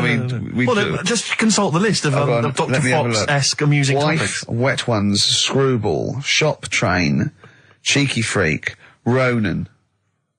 What was Ronan? Ronan. I just was telling you the other day about, that song that he does. Loving Every Day as if it's your last one. Right. Yeah. I'm just thinking he's saying that as if like, I'll have a good day. But I reckon if you knew it was your last day, I don't think you'd be in the mood to do anything. Yeah. But that's true. I think the point is that it's living a day like it's your last. So, God, imagine if it was every day like the last. Right, let's go mental. And the good thing is, we've got tomorrow. So he's got the best of both worlds. That's what Ronan's saying. He's saying cram it in, because it might be the last. I think it's more like, it's the not knowing, isn't it? Live every day. I'd actually be happy if I never knew when I was going to die, and I was definitely going to die in my sleep. What a brilliant life you'd have. Do you know what I mean? What, so you don't get an illness, but one night you go to bed and... I know that if you knew you were going to die in your sleep and never knew when you were going to die, it wouldn't matter if it was tomorrow or 30 years' time. It wouldn't matter, would it? Yeah. I've lost you, haven't I? I've lost you somewhere. I thought that was pretty easy, all that. I said die in your sleep and not know when you died. There was no high concept there. No sleight of hand linguistically. Where did I lose you? I think you lost him on sleight of hand linguistically. Just then. You've lost him again. Yeah, I think that's the way I'd want to go. I don't want to know about it. That's why I don't go to the doctors or anything. That's a good approach. And he do you know, remember him saying he's going to die of cancer because he doesn't check his balls. He doesn't like the feel. Of course. What do they feel like, your balls? Like a wet chamois leather. With 2 marbles, 2 kumquats in a wet chamois leather. No, but I just... Why are they wet? Sweaty? No, they're not. I'm just saying smooth. Are they smooth? Yeah, because a chamois leather's smoother when it's... Do you shave them? No, I don't. In case a fireman pops round, you want to look your best. It looks like your head. The fireman pops round, there you are, and he goes, oh, nice, smooth. So you never go to the doctors? What, even... I don't like it. But if you found some buboes under your arm or something, I'd wait for a bit, and I'd say to Suzanne, what do you think of that? Just see if it develops into plague. Well, yeah, because don't you? Old bandages round your head. Yeah. And a bell. Yeah. Suzanne, what are you out? Can you get me a bell? Exactly. Brilliant. There was this kid at our school we took the piss out of for basically the rest of his time there, because when he was about 11, someone said, how would you want to die? Right? We do that thing, drowning fire or that. He said, I want to die of old age in my mother's arms. How old was he? Like 11. Loser. In my mother's arms? No. What, getting off with her? What was that? Then die of old age. You know, so old she. Brilliant. I want to die of old age with my nan and my mum. Yeah, all in the same bed. Oh dear. So if it was the last day, if you had one day to live, okay, what would you do with your day? Now let's assume that you're not in a state of ill health. There's not much you can do. It's just the end of the world. And What do you mean there's not much you can do? I mean, that's what we're asking you. It's the last day of your life. It depends, doesn't it? If we're all in the same boat, if someone says, oh, unlucky, without bitterness, like, oh, we accidentally exposed you to some radiation poisoning, you got a day, or if it was like, there's a meteor coming this way, we're all in the same boat, I think it would be different. It depends whether it's you It would make no and the difference rest to of the me. world. No? I'd do the same thing. I'd steal a car and go joyriding. But like go mental. I'd be smashing stuff. I'd be knocking people over for a laugh. I'd be going crazy. It'd be like Grand Theft Auto. Right, It would be extraordinary. Brilliant. Driving through parks. That's what I did in the getaway. Yeah. I tried to play it seriously. Within about 10 minutes, I was just going around areas I knew, trying to knock people over. Yeah. I don't think I'd want to do that much. Seriously. You can watch telly, because you might not know how the thing ends. Sure. Yeah, be a waste of time. You could watch 24, couldn't you? If you had a day. Yeah. On DVD. Do that then, do that. Do that, yeah? Well, but I mean, let's be honest. Let's say you can take all the money out of your bank account. You can fly anywhere in the world. You can do whatever you want. Well, not a long flight. You could, Well, no, but you've got your Australia, you wouldn't make it, would you? No. Why wouldn't you go to the monkey sanctuary down in Cornwall and just go around cuddling as many monkeys as you can? I'm going to tell you something now. Go on. Go in there next week. Are you? Yeah. Taking my mum and dad away, because like Suzanne's mum and dad. What, you're donating them? Most people put them in a home. What you gonna say? How your monkey sanctuary is cheaper. Taking them down, taking them down to Cornwall. Hold on, I thought you said you'd never go away with parents again. No, but that was Suzanne's mum and dad. Oh, is this to get even or something? So we'll do that, and then we'll can it, then. That was your outing. Your phone and both sets of parents, and it goes, right, you won't be seeing us ever again on holiday. We've taken you away, Be careful that the monkey people don't buy you off your parents. Yeah. And don't make sure they don't leave any of the monkeys' food in the telephone box, because Dad will have that away. Yeah. No. I was talking to him about that the other day. About the nicking in phone boxes. And he Should we just explain that to Well, they live in a small village in Wales, and it's like one sort of utility store, and when it's shut, they leave you shopping in the telephone box across the road. And Carl's dad found out about this and goes and helps himself. Yeah, to other people shopping. That's terrible. Yeah, go on. And I was talking to him about that, saying, have you picked up any surprises in the phone box? And he said, no. We were talking about other stuff he used to do. One of them used to be going in this supermarket, right, in Manchester. Yeah. Needs a new pair of shoes. Yeah. Go in, take a new pair off the shelf, pop them on, leave his old ones there. Really? And walk out again. Yeah, brilliant. And then you go in after and buy his old ones back like an idiot. Yeah. Yeah. You'd go in the next day. They look nice. Yeah. My dad's got a pair just like that. I've always wanted some. Can I have those? Incidentally, we don't advocate the stealing of shoes from shops. Or the joyriding and killing people. Unless you've got one day left. Okay. Or phone boxes. John, fighting. M. Gervais, Merchant, Pilkington. Rockbusters. Oh, brilliant. Is there a jingle for Rockbusters? I don't think there's ever been one, is there? No. Could you come up with one quickly? Oh, Rockbusters. Brilliant. All right. Well, the prizes this week, there's not many. I have to say, Carl's not sourced many, but what he's got are actually good quality.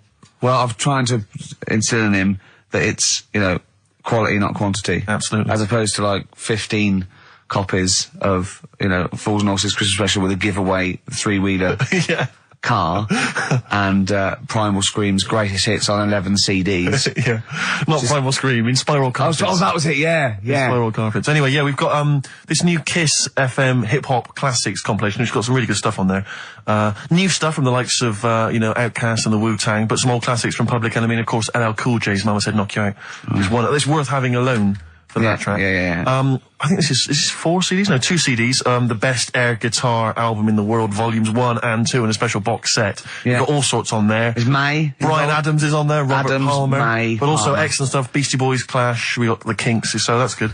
Abigail's Party, the DVD thing with Alison Steadman. I know you're quite a fan of that, aren't you, Rick? Yeah, it's good. It's good. She's, from many years ago, if you've not seen it, it's good. This, Later with Jules Holland DVD, it's got, live performances from PJ Harvey, the Cardigans, Rollins. But he is playing Boogie Woogie over their tracks. I would hope so. Okay, good. And also, is this the new albums from The Thrills? Yeah, it Is is. it the album? Yeah. Yeah, so that's a little, Wow. Is that exclusive? It's not even out yet, is it? I know, not even out. Not even out. Wow, that's the sort of things that Carl can come up with if pushed. It's all about the game, though. It's all about the game. The prizes are just for fun. It's all about the playing the game. Let's see what Carl's come up with this week. This is his last chance. If I ever hear anything like new odour again, that's the end. Okay. They did get it though, didn't they? So they'll work it out. They will do it. Just let's have the jingle again. All right. Oh, Rockbusters. Right, if you haven't heard it before, cryptic clues that make up a band and some initials to help you on your way as well. Right? So, well, you'd never get it without, but go on. First one, that fella likes sucking on iron. Right? That fella likes sucking on iron. Yeah, the initial M. Right? Okay. That fella likes sucking on iron. Right, that's the first one. Second one, the Jamaican fella spots a boat. Oh, God. Say that again. The Jamaican fella spots a boat. Spots a boat. Yeah. Right. The Jamaican fella spots a boat. Yeah, that's right, yeah. All right. Initial D. D. D. D. Okay. D. D. All right. And the last one, do you want a game of tug of war? Well, it's up to you. You own it. Right? Interesting. I've just got number 2. Right. Do you want... Oh, God. Right, The third one, do you want a game of tug of war? Well, it's up to you. You own it. And what's the initial? E. All of them again, quickly. Right, so the first one, that fella likes sucking on iron. That's M. Second one, Jamaican fella spots a boat. Right, that's D. And the last one, do you want a game of tug of war? Well, it's up to you. It's, you own it. Right? He embellishes it like it's a whole story by the end. That's E. Ricky.gervais@xfm.co.uk. Please don't phone Email only. Email and we cannot be bothered to answer the phone. Ricky.gervais@xfm.co.uk. Brilliant. White Striped. Excellent. Forthcoming single from the White Stripes, I Just Don't Know What to Do With Myself. Worth checking out the webcam. Ricky's made Carl some kind of... I don't know, how would you describe that? I don't know, it's like a new thing. It's sort of like a scarf, sort of bandana. I just invented it. I don't know what Talk us through it, if you would. Well, all it is, it's a length of toilet paper, but you can use silk, whatever thing, and you just put it around his neck, and then round the back, and up over the ears, and tied to a little bow jauntily on the side. If you could actually stand up, just in case they got a webcam shot of it, you can see that there. What would you call that? I don't know. It's sort of like a bandana, but I don't know. Neckadana, neck chief. A neckadana chief. A Carl chief. Yeah, I don't know. Well, we'll be marketing those if anyone's listening. Yeah. So, and would you do them in a variety of different colours for gay people? Red Hot Chili Peppers, universally speaking, on XFM 104.9. Well, halfway through, Steve. I'm Ricky Gervais. That was Mr. Merchant I was referring to there as Steve. Familiar. Friends by now, 5 years in the making. Karl Pilkington, I know him a year and a half, but he's a good friend as well. All right. All right, XFM, where paths cross. All right? Oh, so, any interesting things to talk about, guys? Dr. Fox style? Any amusing observations? Have you taken a sideways look at the week's news or anything, Carl? What have you... Tell you what I did here last night. Go on. 5 Live. They do like a review of what's gone on in the week. When we've been busy in the week, I haven't always got time to follow what's going on. In the world, sure. Someone's made a chicken with teeth. For what reason? Don't know, because they can.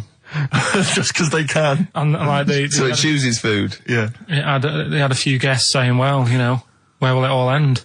So you're sure you weren't watching a Wallace and Gromit video? No, seriously, right? They're doing it.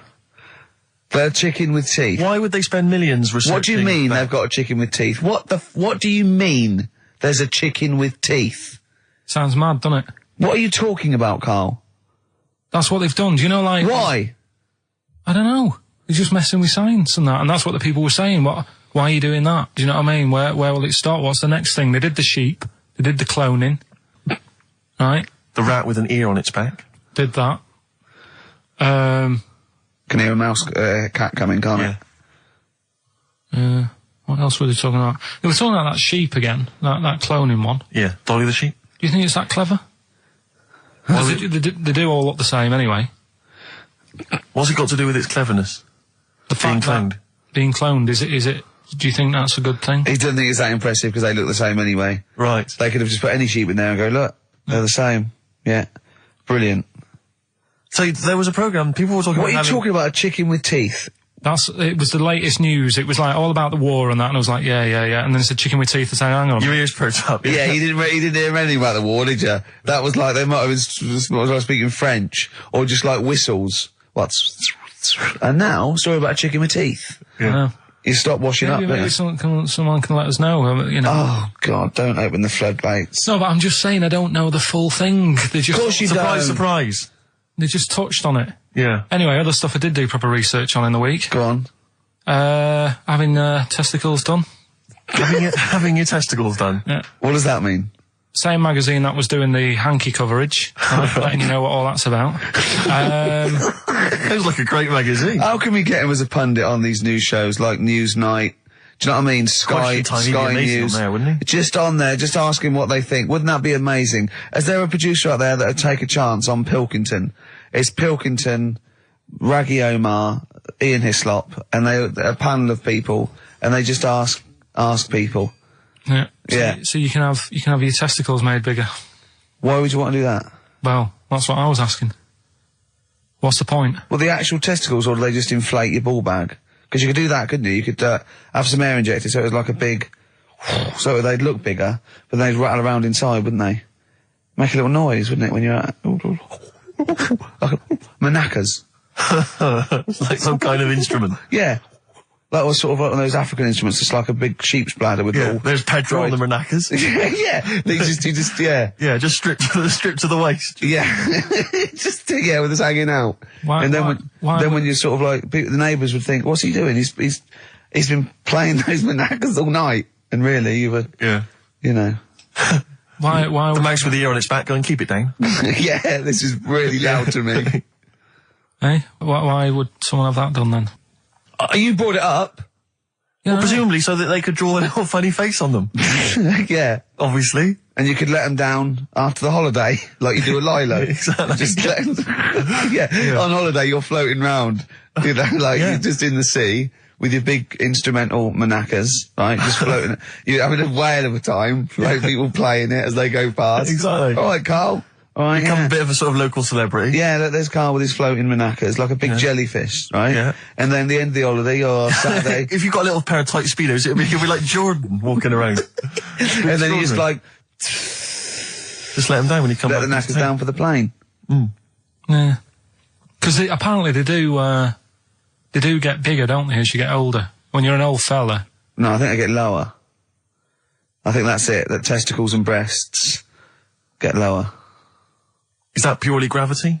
I think so, yeah. Probably stretching a bit, innit? So is it wear and tear? Is the old fellas who are walking about saying, "Oh, sick of these"? No, they don't tread on them. Well, that's why old people have always got to have a little sit down. You know, 100 metres. Just yeah. Put them in the socks. Exactly. Yeah. Or they can have I suppose you can have like a little ball lift. You can have a facelift, can't you? Have a little nip and tuck. Or probably a facelift would help, wouldn't it? Because if you pull your face up. That's going to bring the skin up. Bring up a little bit, yeah. Don't go too far. You'll have a little knob as a tie. But you can, you can tighten stuff up. Speak for yourself. Steve with his kipper tie. That's a lovely tie you've got there, Steve. And you look so young. Yeah. What's that little sack underneath it? That little brooch. Well, wait. Playing with your little manacas all night, Carl. So, a chicken with teeth. And you can have your balls done. Imagine Kirsty Ward, whatever her name is, on Newsnight, saying that. And now, 2 features of the week. The war in Iraq, let's forget that. Who wants their knackers done? And look at this chicken. Careful, it bites. I think we should send this link to Dr. Fox and see if he thinks there's an improvement on what he heard during the sonas. Play a record. Yeah, get this link, send it to Dr. Fox. He'd love it. All right. Right? Plus, he'd be able to offer some kind of medical explanation. Yeah, exactly. Teenage Fan Club. Oh, brilliant. One of Kurt Cobain's favourite bands, apparently, Teenage Fan Club, and that was the song Radio. He loved them. We've just had an email here. It says apparently they created the chicken with the teeth in order to prove that DNA can be reverse stimulated. The theory being that if you can revert chickens to a state in which it has teeth, I don't know if it ever had teeth, you can alter someone's DNA to stop them going bald, Carl. Did they mean that because birds came from reptiles that had teeth, outcrops, and then changed into a beak or whatever, that they revert? I don't understand. They revert DNA. I mean, there's not quite enough science here for me to be able to answer it in detail. Well, not for us, maybe, but I think Carl's probably grasped it. What do you think that means, Carl? Yeah. What does he say? Okay, moving on. Ah, dear. Oh. Life's too short. What else is there? Have you got a monkey news coming up soon? Like I say, it's been a struggle. We'll do that. We'll do Cheeky Freak of the Week. Do you want to? Oh, definitely. Should we do Cheeky Freak of the Week? Cheeky Freak of the Week? I can't wait. I'll always do these. I'd start off with these. All right, well, let's have the jingle for Cheeky Freak of the Week. Oh, no. Do you remember it? No. I remember it. Oh, Cheeky Freak of the Week. Brilliant. Something like that? I want some more, though, because that was slightly half-high. Oh, Cheeky Freak of the Week. Excellent. Right. This, we're going back again. Yeah, 17th century? Well, it was 1829, right? Oh, I'm impressed. Now, the problem is with Cheeky Freak of the Week. Not so much the week, is it, if you're going back to 1829? Well... Not even of the century. You haven't even done Cheeky Freak of the century. There's... What's the problem with Cheeky Freak of the Week? Just because... Other than the sort of moral implications. Yeah. Well, last week, it was a fella with two heads. Yeah. We've done Siamese twins. It's Siamese twins again. Oh, No, it was Siamese again. twins. It wasn't a fellow with two heads last week. It was Siamese twins. Conjoined twins, sorry. They're two different people. This is what I'm telling you. But this is the problem. They're going to crop up quite a lot just because they've got double a chance. All right? Oh, please don't write in and complain. He knows not what he does. You understand, don't you? Carl will actually feature one day in this section. Yeah. So, right, go on, Carl. We're going back to 1829. Yeah. All the way back there to It's a 1829. retro conjoined twin link. A couple of guys set up a business. They were called Chang and Ang. Oh, they're the first. That's why they were called Siamese twins, because they wasn't that what it was based on, those two, Chang and Ang? Was it? The original, yeah, that's why they're called Siamese twins, because I think they were Siamese.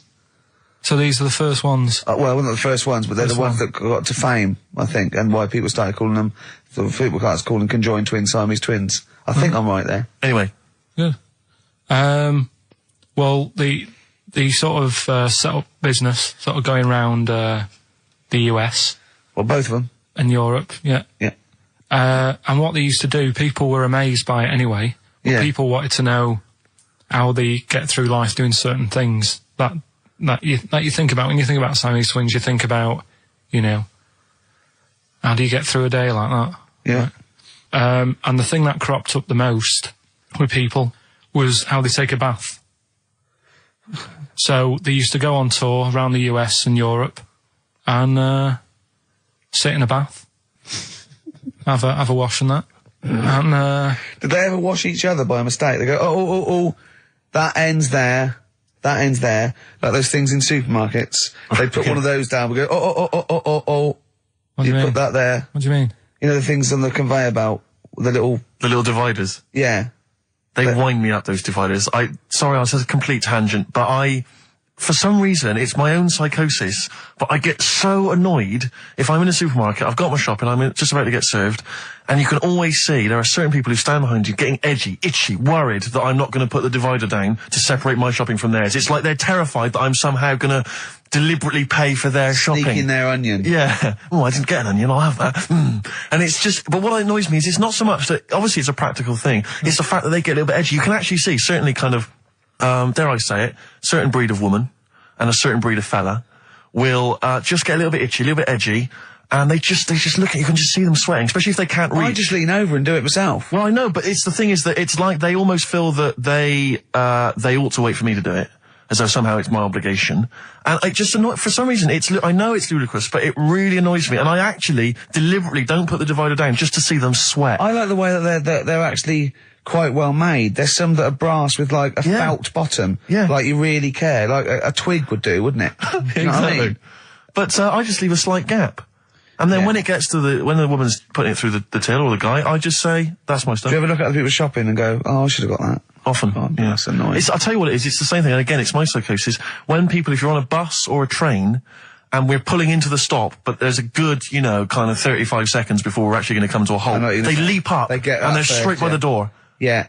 But it's this fear that they're going to miss out. Oh my God, what if I fell over now and broke my ankle? I'd never get out. To be fair, I've never had that that commuters worry. I've never commuted, but every second counts, doesn't it? Because you miss a train, it can make a difference of half an hour.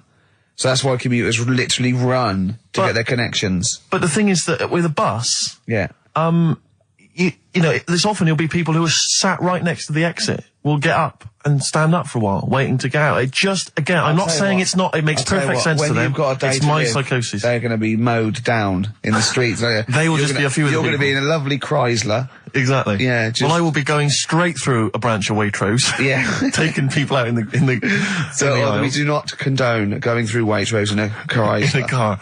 Now, as Changanang, they're in the bath, they're washing their own bits, they've got one of those dividers, right? They go, well, that's definitely yours. I marked mine. That's definitely mine. What? Don't wash that, Chang. I wouldn't hang. I wouldn't wash that. Right? So what are they doing? They're in the bath. Carry on with the story. That's about it, really. I mean, that's the fact that people... So, two little Oriental fellas joined in the hip, had a bath. No. That's your story. No, they didn't have a bath. They they must have done some sort of research, right? Who? Changanang, right? And they said, well, what do people want to see? Isn't that basically Roller's song? But it's an idea that people have queued up. They've paid their money. They're in a tent. They're, well, I hear they're going to have a bath. They're going to have a bath. Two Chinese people have a bath. How would they possibly do it? Well, I've heard they get into a bath. But that's I don't know what they wanted to see them nude and where the join was. No. More than how do you get in the bath? I don't know. They just that's what they picked. They said what would be good to see. What do you want to see them do?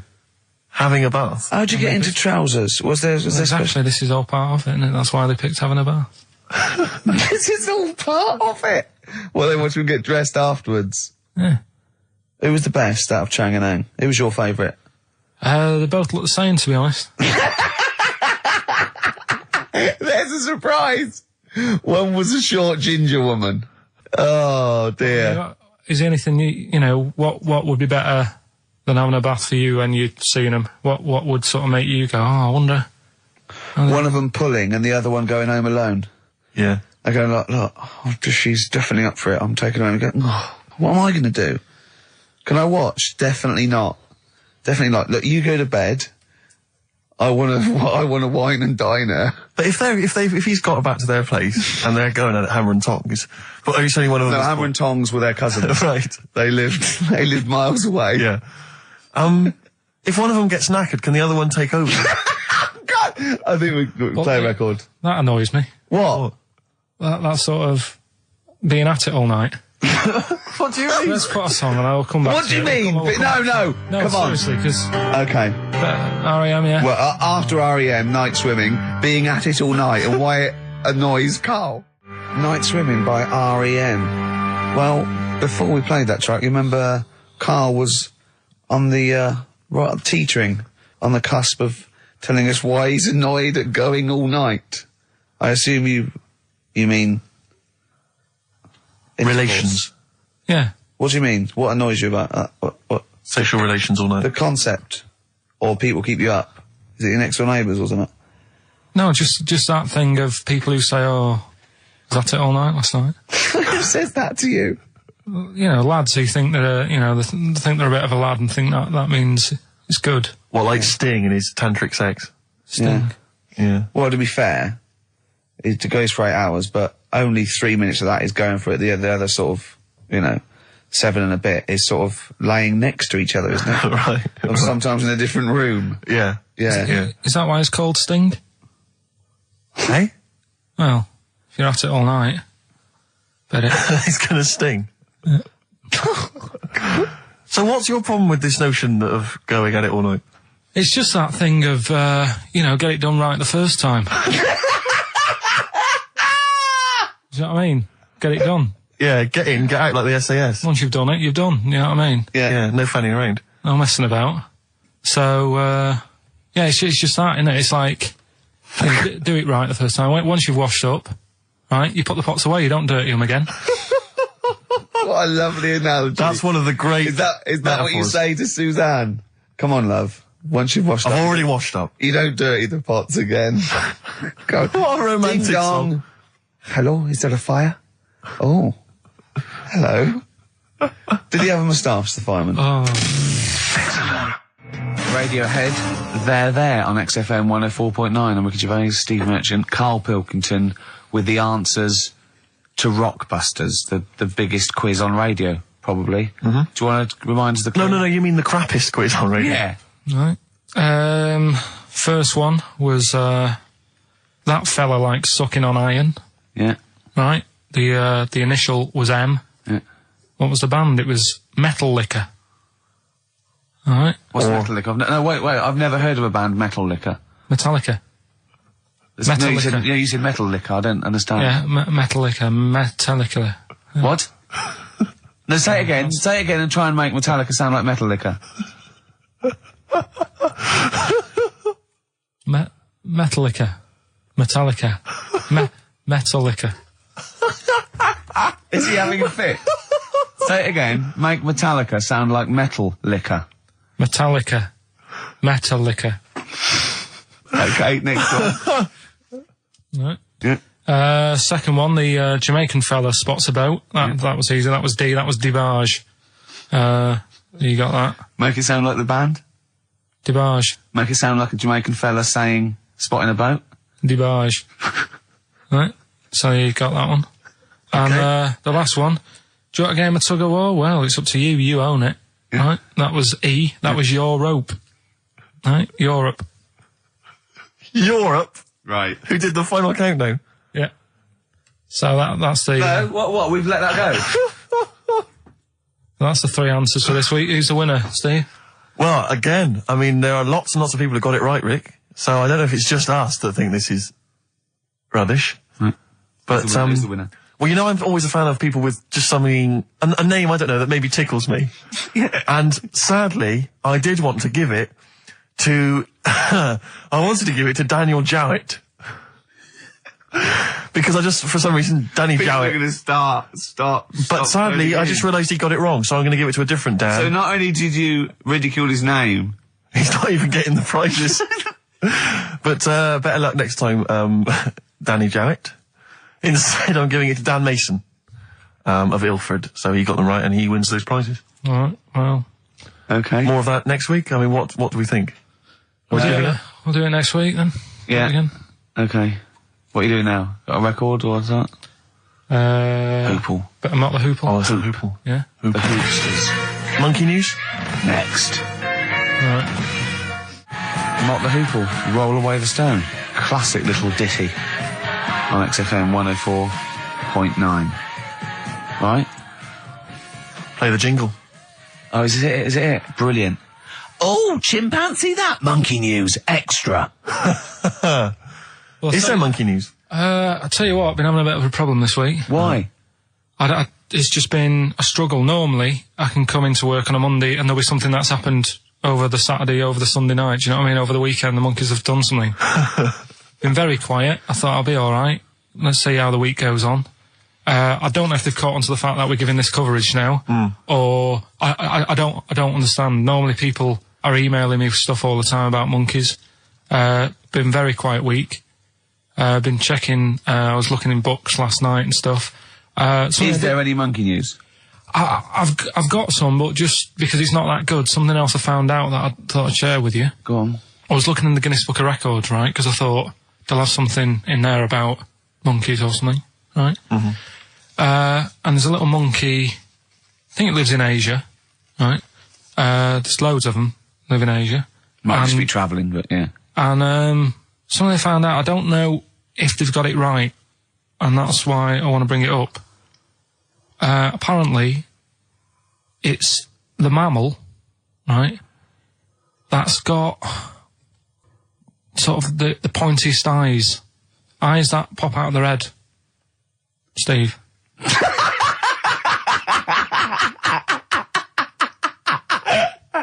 Now,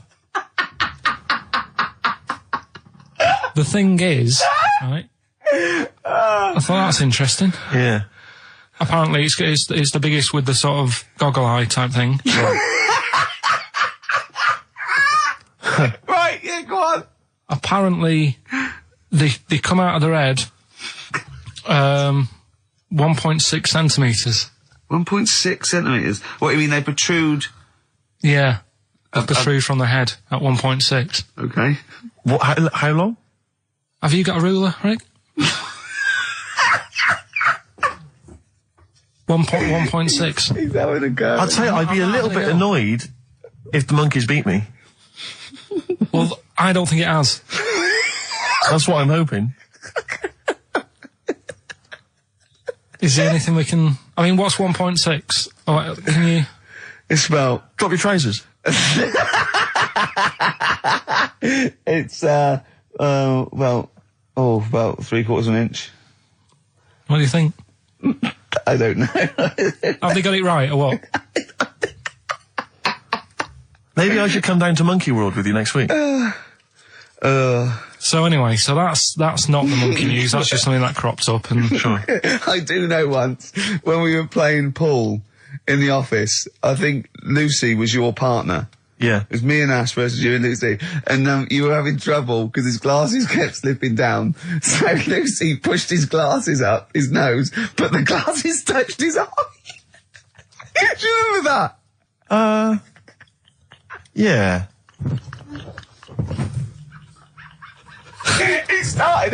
He started it. Well, you're the one who joined in. No, I know, and I feel bad now. Yeah.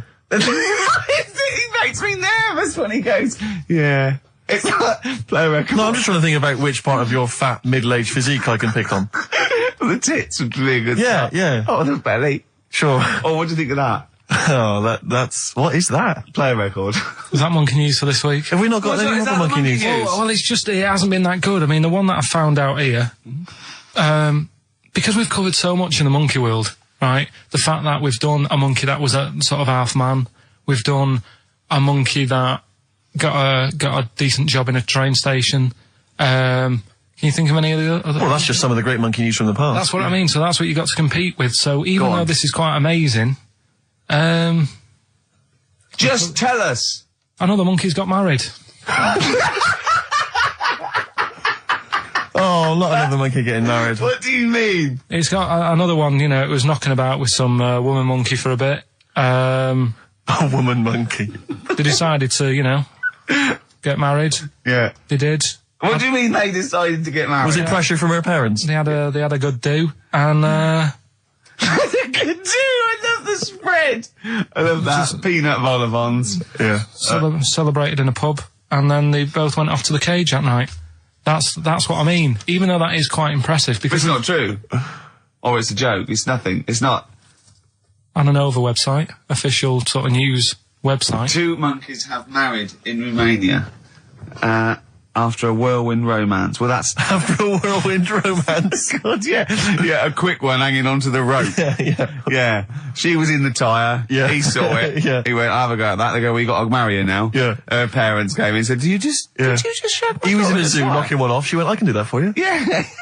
Yeah. Guests say the monkey bridegroom was scared by the number of people attending the wedding and refused to get out of his cage. So his bride was, Not bloody Hello Magazine again. No, it was no. I think it was like last minute nerves. Right, like right, you know, right. Legit, I'm yeah, single second now. thoughts. It's like you know, it's the big step. Yeah. But his bride enjoyed every minute of it. She was loving it. Yeah, she sure, looked lovely, by sure. the way. She looked lovely. Yeah. Did she? Oh, good. Reports she only appeared to have problems with her veil and dress. Do you see? You know, this is. The guests I hope they didn't ruin it like Anthea Turner and maybe get sort of sponsorship PG tips or something. With strong plum brandy, so they got them drunk as well. So they carried on the celebrations at the pub, and the bride was taken to her new husband's cage at night. I apologise. Play a record. I'll tell you what winds me up. What? Monkeys getting married. I know. And I'm not getting any action. And I got bigger eyes. Little by little, Oasis on XFM 104.9. Well, that's the show.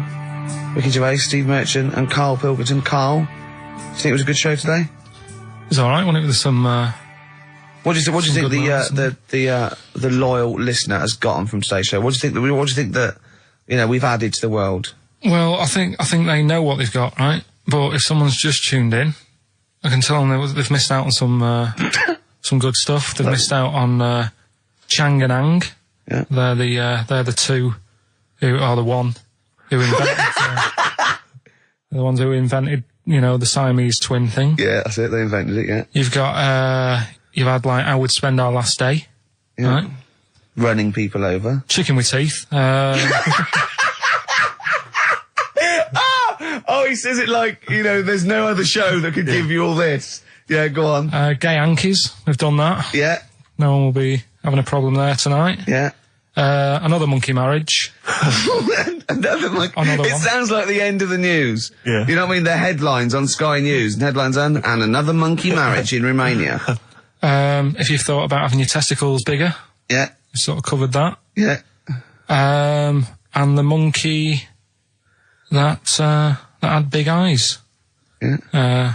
If it's listening, its position might not be safe in the Guinness Book of Records. And of course, Karl stays hard by looking at firemen. Indeed, we've also learnt that. Well, that's not true. Well, you did. Yeah.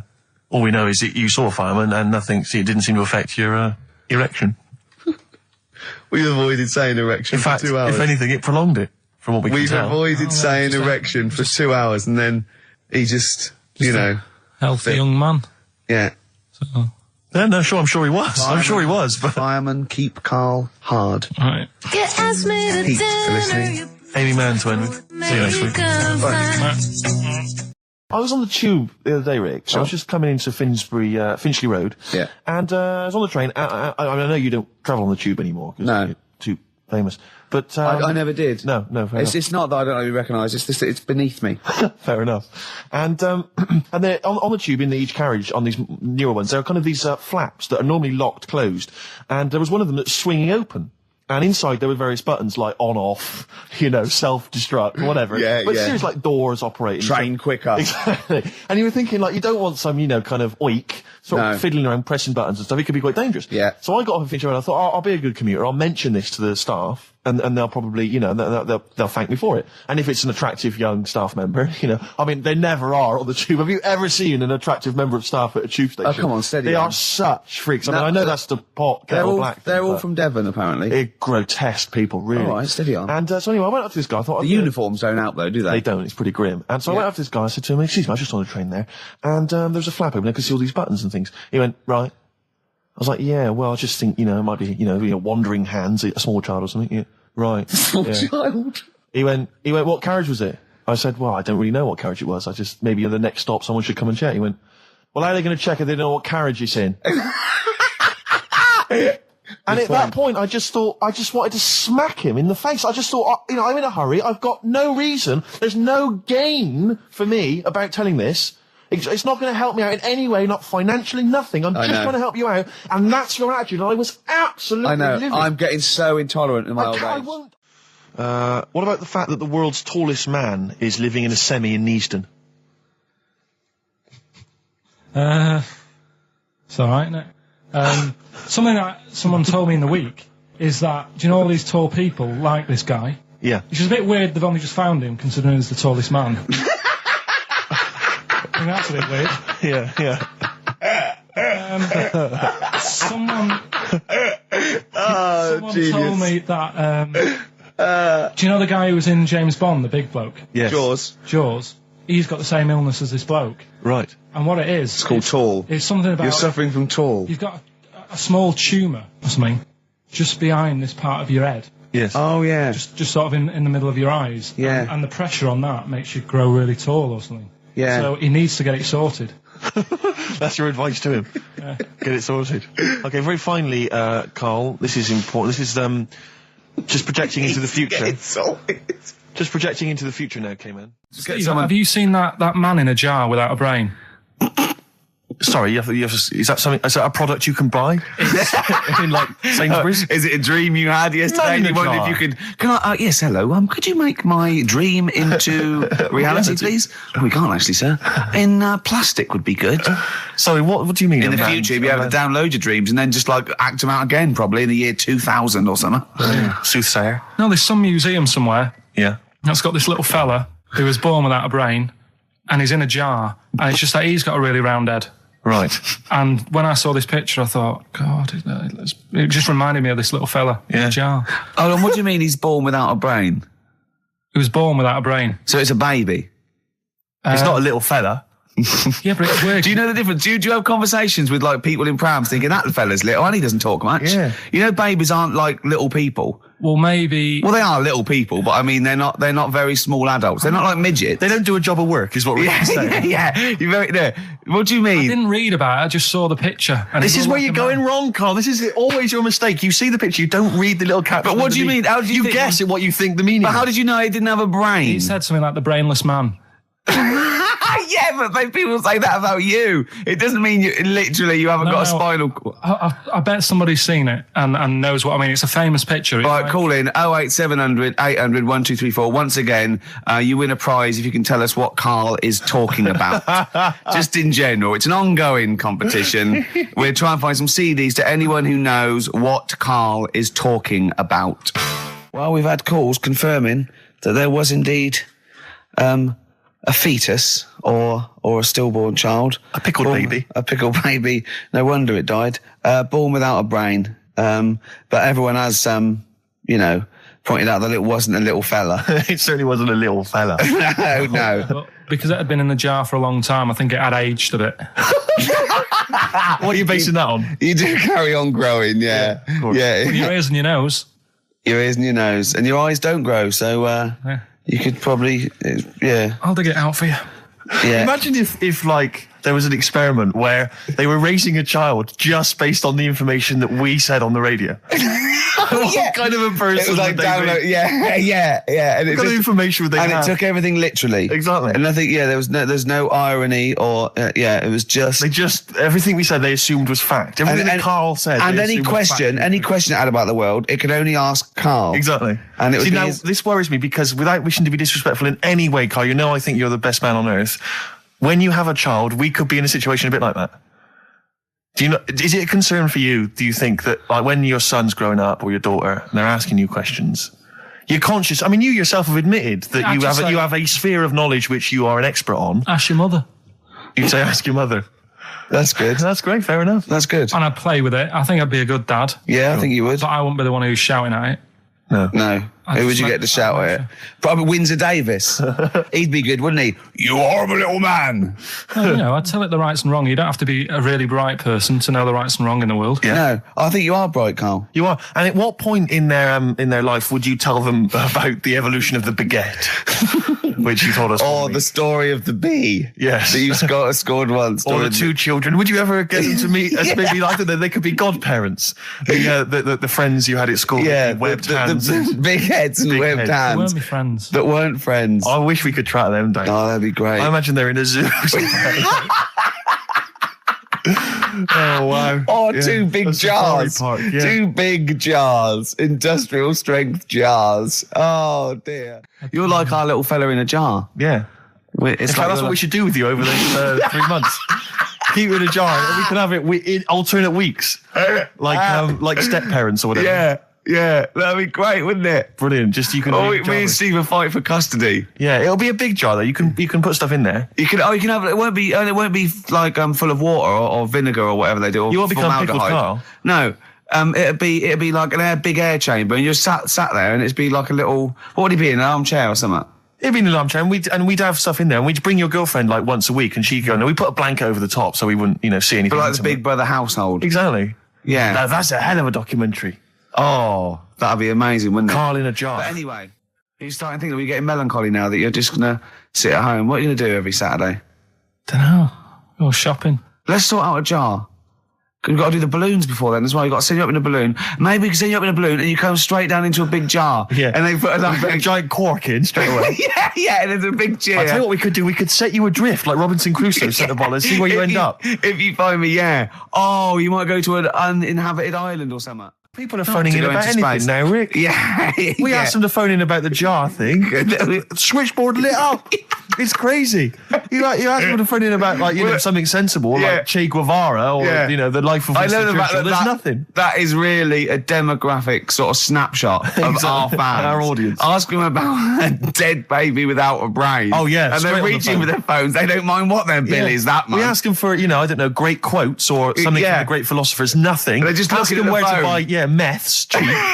Straight on the phone. Oh, you know. Someone just called in and said it's about putting. He went, "Hello, Carl answers the phones. And I said, hello? He went, and I said, yeah, about putting Carl in a big jar. And Carl went, go on. And the bloke went, well, then you could call him Karl Pilkington. And he went, thanks. I love the bothering. I like Karl Pilkington. That's lovely. That's so sweet. He spent 50p to tell you that, and you were worried. You just saw you going up in a balloon and landing in a jar again, didn't you? I always, if ever I've got like a question on anything, the internet's sat there and I can just go online and find out. The internet is good. It's brilliant. But it's not all verified. What do you mean?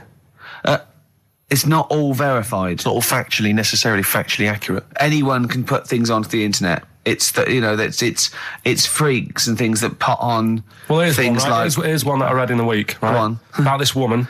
Yeah. She was a bit of a punk. And to get her hair done like she wanted it... Super glue? Right, no. She got lard. Apparently it's a popular thing, you might know. Put lard on your head. Yeah. And you put it in the oven. Oh. Now... Apparently, the heat that you get from the oven is different from the sort of heat you get from an hairdryer, right? And she had to do that to get the style that she wanted.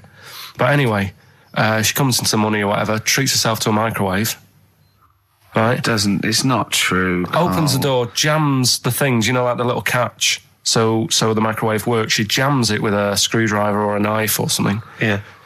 Puts the microwave on, sticks her head in, boils her brain. Don't be ridiculous. Right? Well, why is that ridiculous? Boils her brain. She boiled her brain. She boiled her brain. And this is what's good about the internet. I went straight from that, and there was a subject about brains. And do you know that Russell Crowe, when he dies, is giving his brain to charity or something, some sort of... some people who can do stuff with it. She gave hers to Pot Noodle. Vesta. Yeah. Oh, That's boiling the a sort of skull. Yeah. It's not true. No. It's not true, Carl. It's the same as the woman who put her poodle in the microwave, isn't it? And all that. Just urban myths. They're urban myths. But again, where does it start? Someone made it up. Yeah. For a laugh. They're just too convenient urban myths. Everyone said you can tell an urban myth's not true because it's always this happened to a mate of mine, and when you say what happened then, they go, don't know, that was it. Was it? Was that it? Was it? Someone boiled a brain and that was it. There was no more story. Well, were there any dates, locations, times? I think it was in Belgium. There's that one that a bloke, right, was going to get a phone call at 4:00 to find out if his business was, okay, right? And if he didn't get the phone call, he knew he was broke, destitute. So dead on 4:00, the phone didn't ring. So he went up to the roof, his office, and he jumped off to commit suicide. And as he was passing his window, the phone was ringing. Oh, no. Carl, it didn't happen. Didn't happen. Think it through. Think it through. Who told that story? Who told that story? As he hit the pavement at 120 miles an hour. He's the only person who could have known that series of incidents. Also, why didn't he wait? Dead. As his life's at stake, why didn't he wait till 5 past? I'm going to give it 5 minutes just in case. Just in case the lines are busy. Yeah. And what sort of bloke goes out, I'll call you at 4, okay, if your business... Well, call me anyway. No. If I don't call exactly 4, then, no, you commit suicide. Commit suicide. I would, because if I don't call at 4, that's the end of it. Well, call me anyway. No, that's not the way I work. Why can't you just call me and tell me the other way? Well, I'm telling you how I do it. If you're bust, I don't call. Can't you just call to verify in case something goes wrong? What if it's engaged? It won't be engaged. Just commit suicide at 4, please. It didn't happen, Carl. The other one, right? A bloke, right? He's on a train station, and I'll tell you how I heard it. He's waiting for a cruise station, whatever, and he shits himself. As you do. And so he goes, my train's in 5 minutes, so he runs across to Millets and goes, quick, Levi's 36. The bloke just puts it in a bag, he runs onto the train, he goes into the toilet, takes his trousers and pants off. He's soiled. Yes. Throws them out of the window. I won't be needing those again. Cleans himself off, open the bags, it's a jacket. Oh. No, it didn't happen, Carl. at what point did he go into it and go, quick, Levi's 36? And the bloke went, sorry, Levi's 36, what, a pair? No. Shall I wrap them? Them? It? Shall I wrap? Just wrap whatever it is. Do you want to look? No.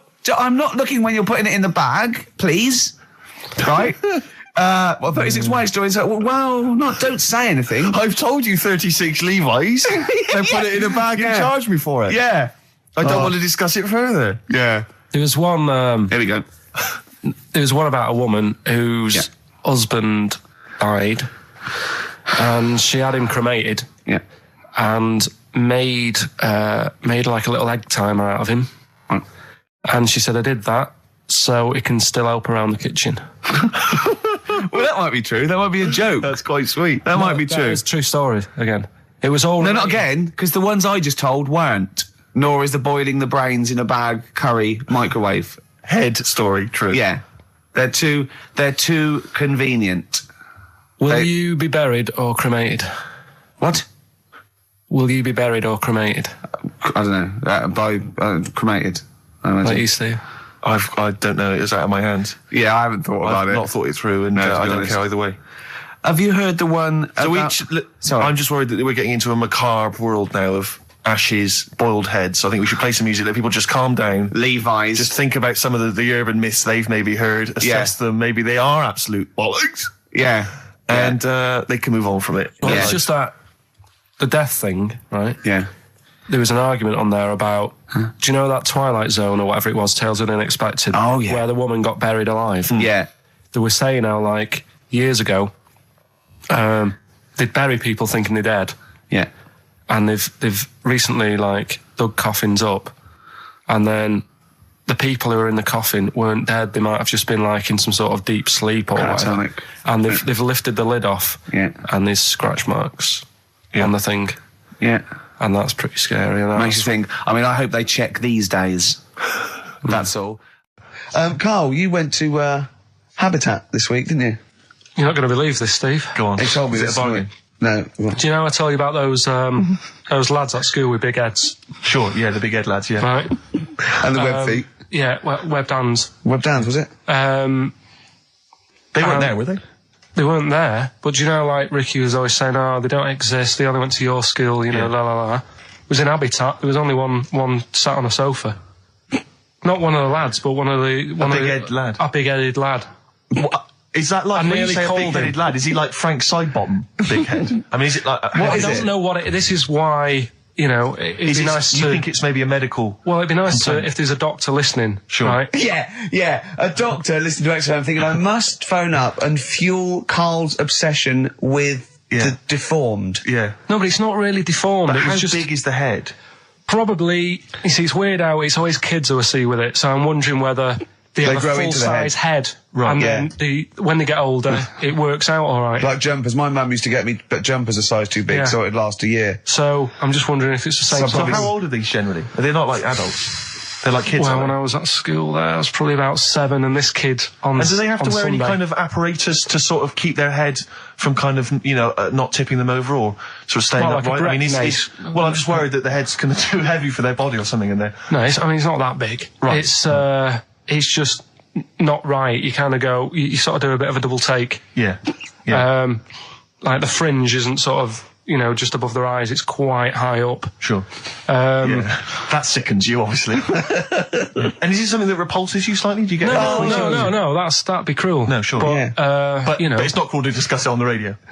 Well, it happens, doesn't it? Sure. You know what I mean? Yeah. So, and I'd just like to know what it is. If it's like a water on the head type thing. Water on the head type thing. Like water on the knee. Yeah. But on the head. On the head. But, if anyone knows what it is. Yeah. People with big heads. Yeah, it'd be... and it's... Yeah, okay. It'd be good. Good information. So, what time... How are we doing? You sure it wasn't perspective? You sure he wasn't sort of leaning forward and he was really tall? So the top of the head looked quite big, but then it went to a little body, but really his body was a lot further away. No, big head. Yeah. Just a big head. Rest of his body, fine. Face, okay, everything's normal. You weren't looking at him in a kettle. If you wore a hat it'd be all right. But What do you mean if he wore a hat, he'd be all right? you'd probably just think, oh, it's a big hat or something. Yeah, well, what sort of hat? So he'd have to wear like a 10-gallon hat. Yeah, that would go down onto his shoulders with two eyes cut in it. Yeah, like something from the Ant Hill mob. Yeah, Michael Bentine's potty time. Yeah. How would a hat help him? Yeah. Are you sure this wasn't a Diddy man?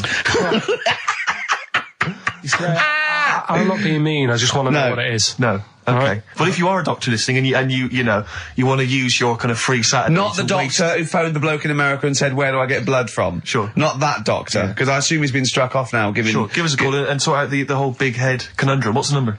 08700 800 1234. That's also the number to call if you have Bruce Springsteen tickets available. I will pay up to £47. Don't do it. Go yourself. Don't give them to Steve for cost price. Make a little profit. Oh, come on, don't Rick. take the Seriously, don't mickey. worry me. You know what I feel. You've already ruined the bad thing. Don't ruin some more of my dreams. But I'll tell you what, if you do get Steve a ticket, he'll be so grateful that he will spend a bit of money on you, I imagine. so. You'll buy the tickets and, give him something pretty special because you're earning now and, Yeah. So let me discuss that with them, Rick. I mean, let's not make any promises. What was that thing you told me the other day as well? Of talking about it. People have been phoning up about this. I don't think we should talk about conditions of the mind and brain. Well, that woman's put you right. Yeah, shown us it's hydrocephalus. It could be, and all it is that it's totally curable and normal life. What they do is it's a baby born with sort of water on the brain, and it comes out. Must hurt a bit in childbirth, and then they just drain it off. It's just full of water. I tell you what. What? Just reminded me. What? Weird stuff going on in the But it world. wasn't a baby, was it? Maybe it was a baby. Maybe it was a baby, but it had water on it, everything. Well, listen, right, this was a kid with a big head, as far as I'm concerned. He wasn't a baby. But we know what he's got. Everything's sorted. But other things, right, that are weird in the world. Yeah, do you go know, on, you're Carl. always like, Yeah. you're going on about there's no ghosts and stuff. Yeah. Right? How do you answer this one? Yeah. Someone here who I work with, Yeah. right, I'm not going to say the house, it doesn't matter, but they were eating space cake, right? What do you mean by that, Carl? Explain. What's a space cake? For people who... It's some sort of druggy cake, isn't it? Yeah. Right? A dope brownie or whatever, yeah. Right. So something with cannabis in it, is that what you're saying? I think it's something stronger than that, isn't it? I don't know. But anyway, he was having this space cake, and... You better give me the name now, Carl, because I've got to report him. No, listen. It's only... No. It really is doesn't still, matter. No. Is it Sturgis? Was it Claire Sturgis? Yeah, She let's say wouldn't it bother. is. She's gone on the hardest. She doesn't Sure, bother with yeah, those. she's just It jacked straight up. doesn't do anything to her Straight now. to the vein, yeah. So listen, right? So he's at a party, right, Yeah. with his mates, and they're listening to the Star Sailor album, right? Right. And he's sat there, and he's had some of this cake, Right. and he's listening to the album, and his mate's sat across the way talking to someone else, right? That's weird. The album's on, and he thinks to himself, this track's going on a bit. Yeah. And his mate across the way, who's talking to someone else, Heard him say it. heard him say it, and he goes, Yeah. yeah, isn't it? Yeah. So he goes, oh. Right. And he goes, See, usually at this point, I say, had this bloke taken drugs, but you started the story Yeah. with this bloke no. had done some But drugs. since, Right, Rick? No, if he was here now, Yeah. right, he would say, yeah, I know it sounds mental, Yeah. but it happened. And Yeah. it wasn't just a one question. It wasn't just like, oh, this track's a bit long, innit? Yeah, it is. He had a It whole was conversation. A whole conversation Sure. with the guy. And Yeah. But sorry, I just want to clarify. You mean he had the whole conversation telepathically? Yeah. Right. He didn't just shout across the room. And they've recently met up and they've sat there and tried to work out what happened. And it's never happened Presumably they again. don't have to talk at all anymore. Yeah. Why did they meet up? Couldn't they just from their own homes? Just stay at home, Do they have to have that cake before they Yeah, before they start have having to a chat. conversation? Hold on, wait a minute, lads. Why are we using our lips? Yeah. This is using way too many foot. Oh, take them. There you go. My only question with that is, being skeptics like Ricky and I, whenever we hear a story like that about the paranormal, the first thing we always look for is maybe some other explanation. Yeah. Maybe one vague idea. Lying. Could be lying. Chinese whisper. As I think you pointed out, there are drugs. It's often, Drugs. an issue as well. Madness. Yeah. Fear. Delusion. Sleep. Yeah. You know, there are so many things you go through. I'm going to go with the drugs before your dead grandmother exactly. pops into the equation. I'm going to go with the acid. Right, tell the other story that you totally believe this as a true story, don't you? The fella with the being killed.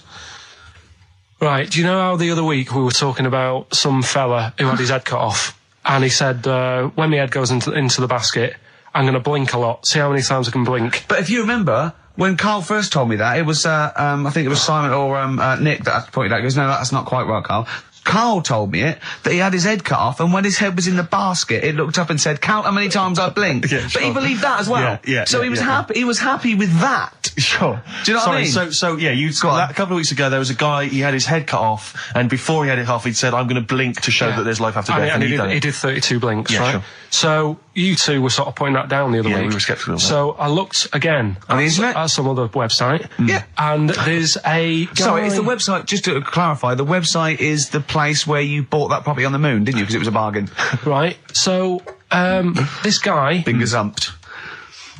Look, we'll see who's been gazumped when this world ends. I've got somewhere to go, right? And I know you'll be calling me up, saying, "Oh, can I come with you?" Haven't you got like 2 square foot? No, I've got acres. You're going to have to stand deadly still on the moon in your 2 square foot. I've got about 20 There's no acres. place for Suzanne, it'll just be you. I'm off, love. It's all those people with big heads and web feet that've been buying it all these years. Well, listen, right. Go on. Anyway. Play a record, tell us the story after it. We've been chatting for sorry, Carl. No, let's play a record. Play a tune, we'll come back with this. What's this, another ghost story?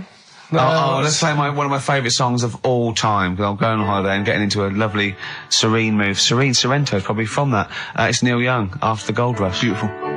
Still to come, that competition as well. I look forward to that, Carl's quiz. Yeah.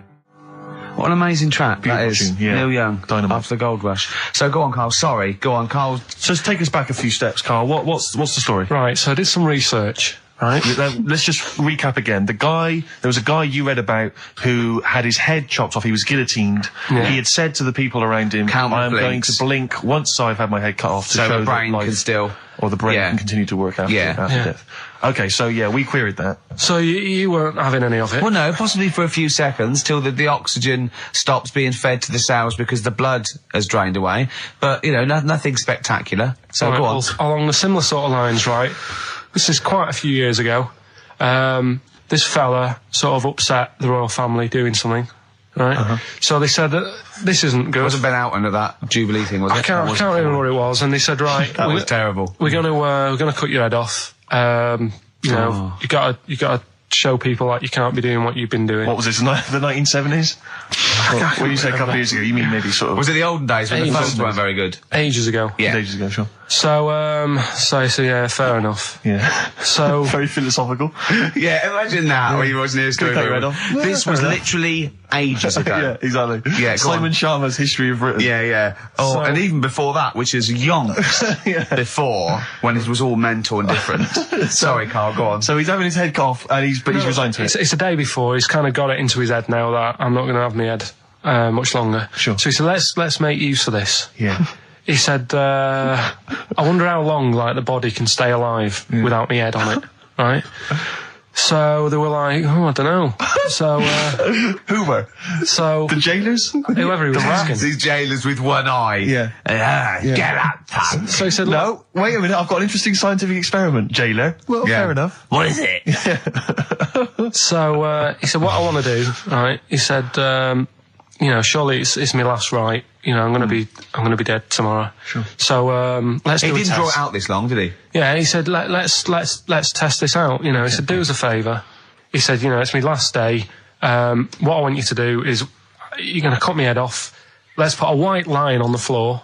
Right. And see if because there's no point asking how far he can sort of walk without an head if there isn't a line, because you don't know what to count. Do you know what I mean? If he loses his head and he's running around all over the place, you can't really count That's that. not impressive enough, yeah. So they said, let's make a white line. Sure. Yeah. Who said this? He did or they did? I think they started to join in with him and saying, well, let's make this a... Sure. You guess it. Go on. So, they got Norris McWhirter down. The Guinness people. Oh. Yeah. So they said, let's get this white line. Yeah. And, dedication's all he needs. We'll do this tomorrow. And he said, all right, then I'll see you in the morning. Yeah. See you in the morning! I'll see you in the morning! Night, sleep tight. Bye-bye. I love the fact that Carl knows exactly what was said. Yeah. Oh, that's beautiful. Yeah. He doesn't know the story or what order it's in or when but it he was. knows exactly what or was who said. said what, but he knows the intricacies. All right then, see you in the morning. Bye, little kissy. Oh, I'm not like that. Oh, you joker. Don't let the bed bugs fly. Yeah. Anyway. So he gets up. Do you want a paper tomorrow? No, I'm all right. Go on. He gets up and they say, right, today's the day and that. And he said, well, I've got used to the idea. So here's a white line for you. Got used to the idea. Go on. So they go, right, you ready then?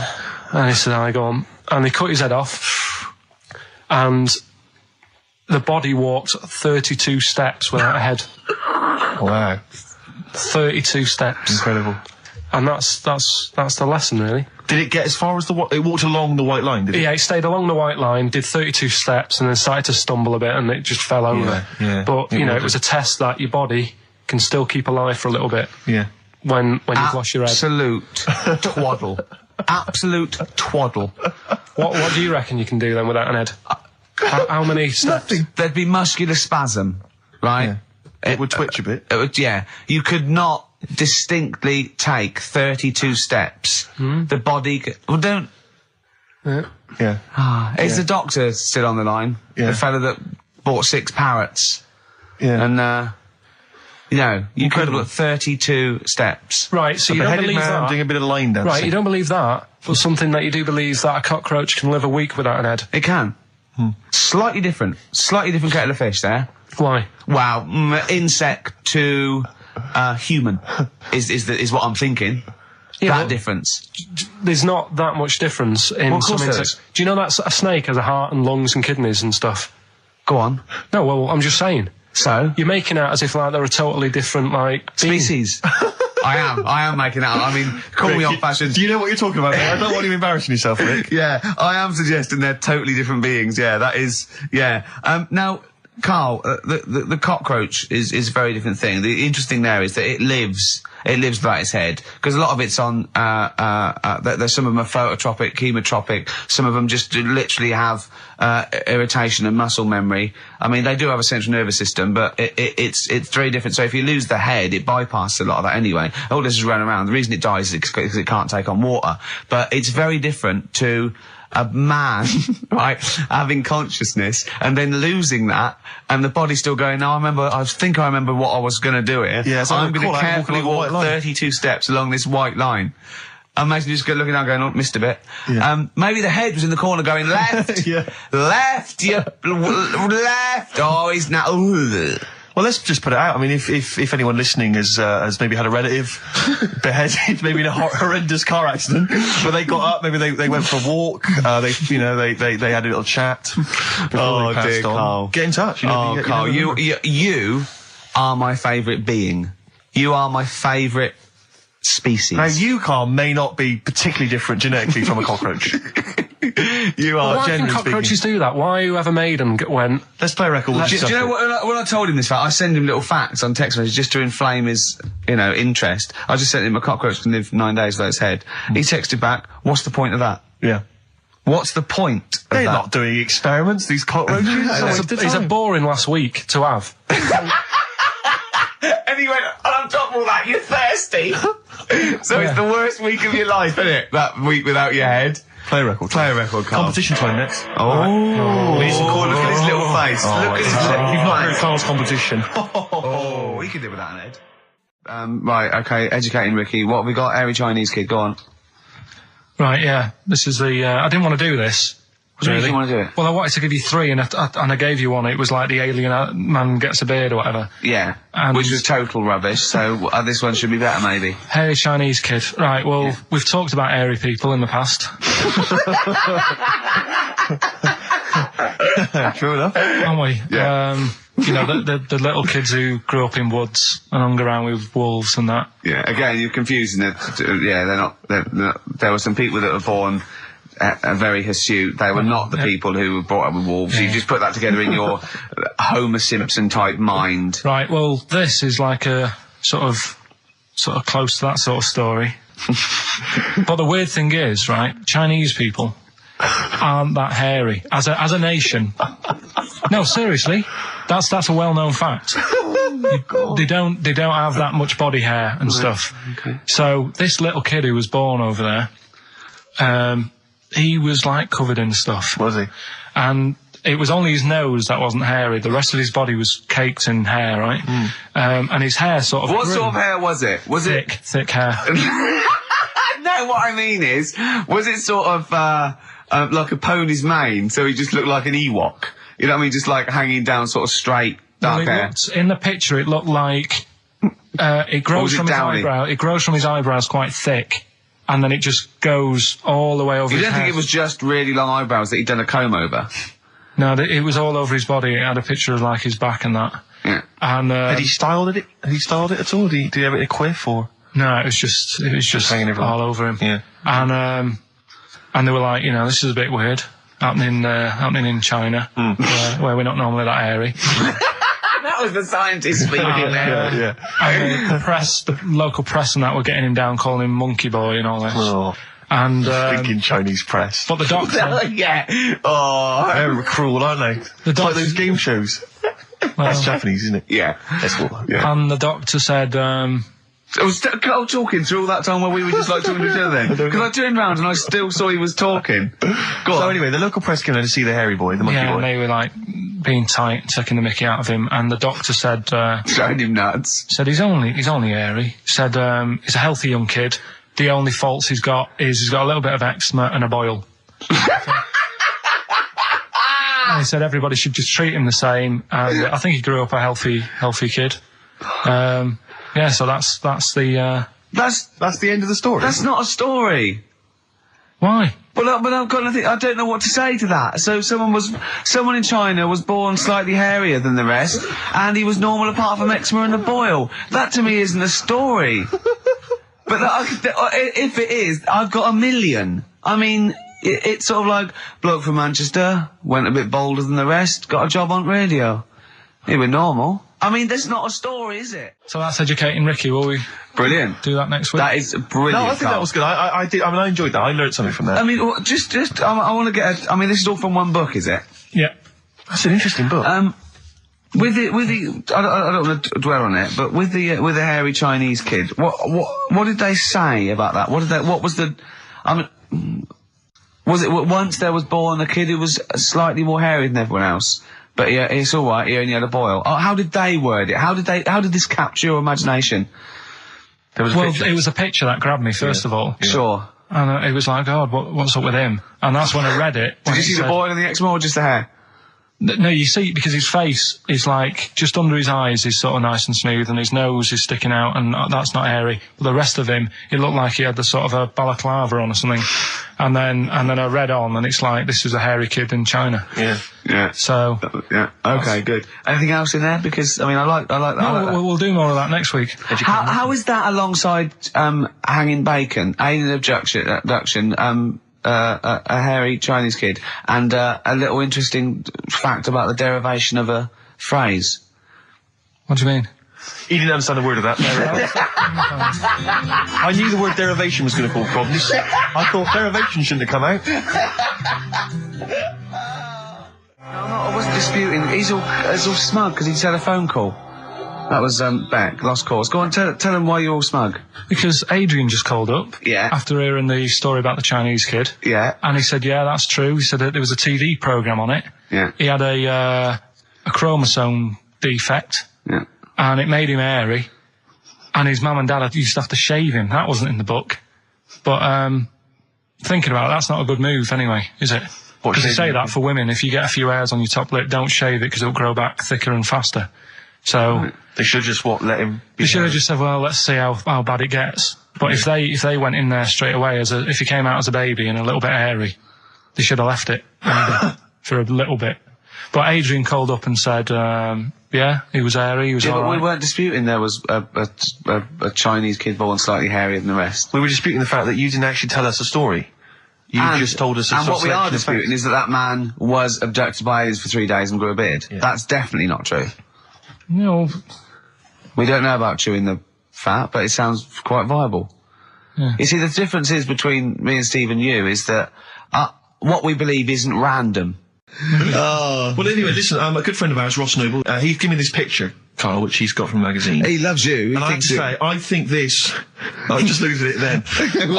Obviously, it's not going to mean much to the listener. Oh, this is but it is currently available. I think it's in the current edition of Bizarre magazine, so you might want to buy that. It's not horrible, though, is it? There's a certain grotesqueness about it. Oh, it's a deformed person, isn't it? Well, to a degree, but I think what it's going to do for Carl is give him, I think for you and I, Rick, we're going to see his face lighten up, like opening a wonderful Christmas gift. Oh, you know what? I think I've seen this. Is this the one with the kid with the big head? I'll be honest with you, Carl, it is. Have you seen it already? Yeah. Let me just show it to you again so you can I haven't seen it. It's like... yeah. We shouldn't be laughing at that. No, but that is like the kid who I went to school with. That is the same. That can't be the same. So do you recognise him? Seriously, that is the same thing he had. I mean, I have to say, it does look like it's been computer generated. It's so odd. Yeah. But look at the child's face. I know. Look at his reaction. Don't take another photo of me. I'm not sure this is right. It's not right. But I was hoping that would give you, Carl, just a little glimpse of. We've had a request as well on the best bits. So someone wants to hear you talking about your mates with the big heads. I don't believe it, because every time we go there, we get some sort of complaint about something. About what? Just leave it. Well, that for some reason that always goes from the story with my dad going to Blackpool for taking those kids there. And what kids? And, leave it. No, what? I don't know. There's people who know what you're talking about. I'll tell you when we put a song on. No, well, I know what it is, but you can't just say that. Is it when? Is it when your dad put a kid in the wheelie bin because he was getting it home? Yeah. So we're going to we can't go through it again. It's too controversial. And it was in one of her magazines, and there's this article, right, about these identical twins, brothers, right? And one of them meets this girl, right? And it turns out she's got an identical... I've heard this. This is true. Right. They get married. She's got an identical sister. Right. So they both go out. So two identical twins, male, going out with two identical twin sisters. Yeah. So I was looking at it going, oh, that's weird, because you see them like they're always wearing the same cardigans and that, and that's like. But then but if you're an identical twin, then you probably would fancy the same sort of person, wouldn't you? But then I was asking, she was going, it's getting near the the plot, the murderer. If they had a kid, would they look the same? Yeah. Would not necessarily, because it depends on what genes are passed over. Even though they've got the same exact sets of genes, that you don't pass on all the genes, do you? It's 50-50, but you don't pass on exactly the same genes in each sperm, let alone with an identical twin. Yeah, but even though you don't do that, like my brother and sister don't look like me, but you know they were related. Because they share 50% of your father's genes. They talk gobbledygook. Yeah. No, you share 50% of your father's genes and 50% of your mother's, but not the same 50% on two occasions. I think you completely lost already. When you brought in the word genes, I thought you was thinking, what no, they wouldn't necessarily. For? They wouldn't necessarily, no. They could do by Did Suzanne chance. Look at you like Oliver Hardy looks at Stan Laurel when he's just like nailed his hand to a wall or something? She went, ask Ricky tomorrow. And then turned up John Nettles. And then turned it up. Yeah. Oh, that is brilliant. I think I heard a story once where two sets of Siamese twins married. What if you fancied the one on the left? Yeah. What if one of them was having an affair behind the other one's back? That'd be difficult to conduct, wouldn't it? You better show off. He's waking up. What are you doing? What are you doing? What are you doing down there? What are you doing down there? Nothing. There's no one down here. Well, I think there is, because I can see her sister here. No. What's she doing? No, she's covering for him. What are you covering for him for? He's your husband. Is my wife down there? I read something about some Siamese twins. Go on. And one of them was saying, we get on each other's nerves and that. The other one was going, we don't.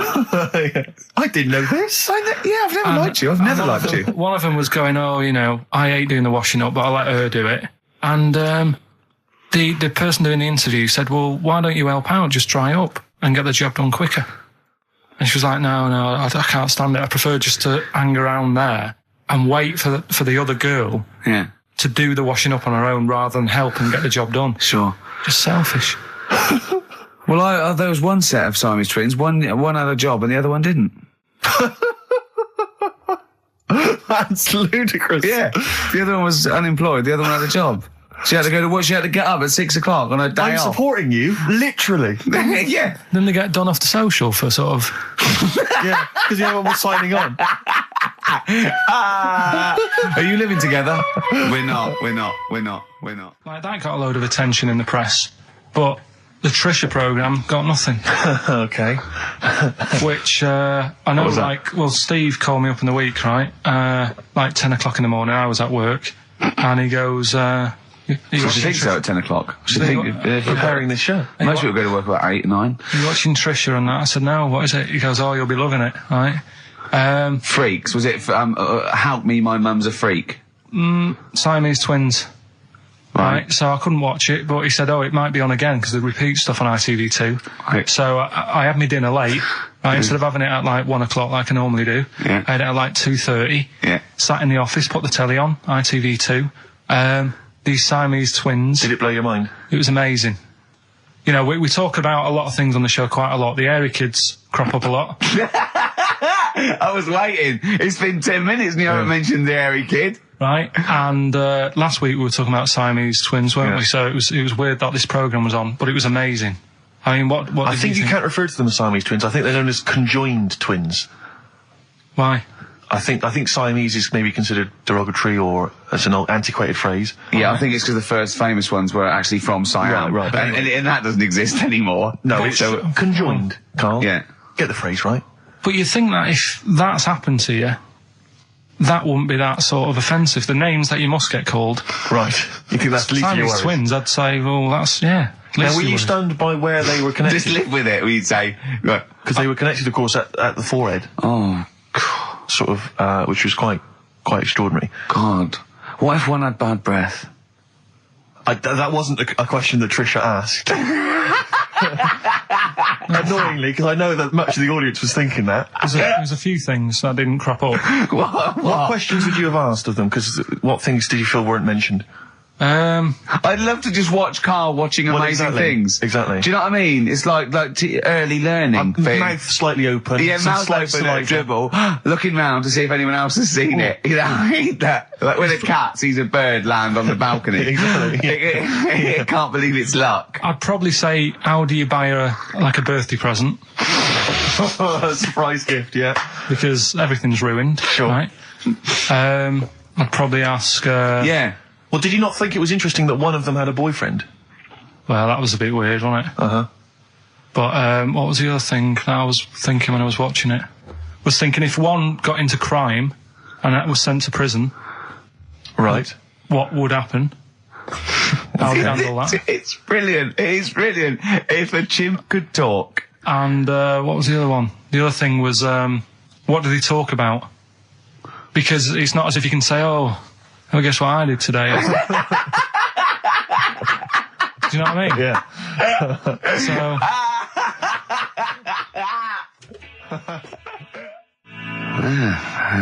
brass in pocket, and if they're pretending to be good, they're doing a bloody good job of it. I love them. That's Ricky Gervais on XFM 104.9 with me, Steve Merchant and Karl Pilkington. Karl is still buzzing about these conjoined twins. It's just...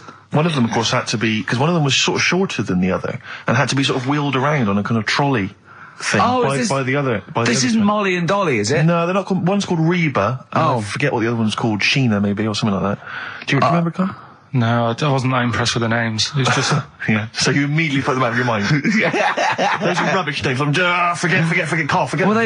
They're gone. Were they British or American? Yeah, American. Oh, because I've seen some American ones on Jerry Bizarrely, Springer. one of them was apparently a country music star. This is Molly and Dolly. Well, they're not called the Molly one that and joined Dolly. at the Oi. The one that joined. But they're not. I think you've made up the Molly and Dolly. No, it was on Jerry Springer. There's a little one that sits on a seat, and the other one carries it round, her around. They're not called Molly and Dolly. There was something like that. They're called. Well, we know that one of them's called Reba, and I forget. And one was a country and western singer or something. Yeah, and but she was saying, "Yeah, I've just made a movie. It's coming out shortly in theatres." Is your sister in it? Yeah, and the other one said, "Oh, I'm not involved."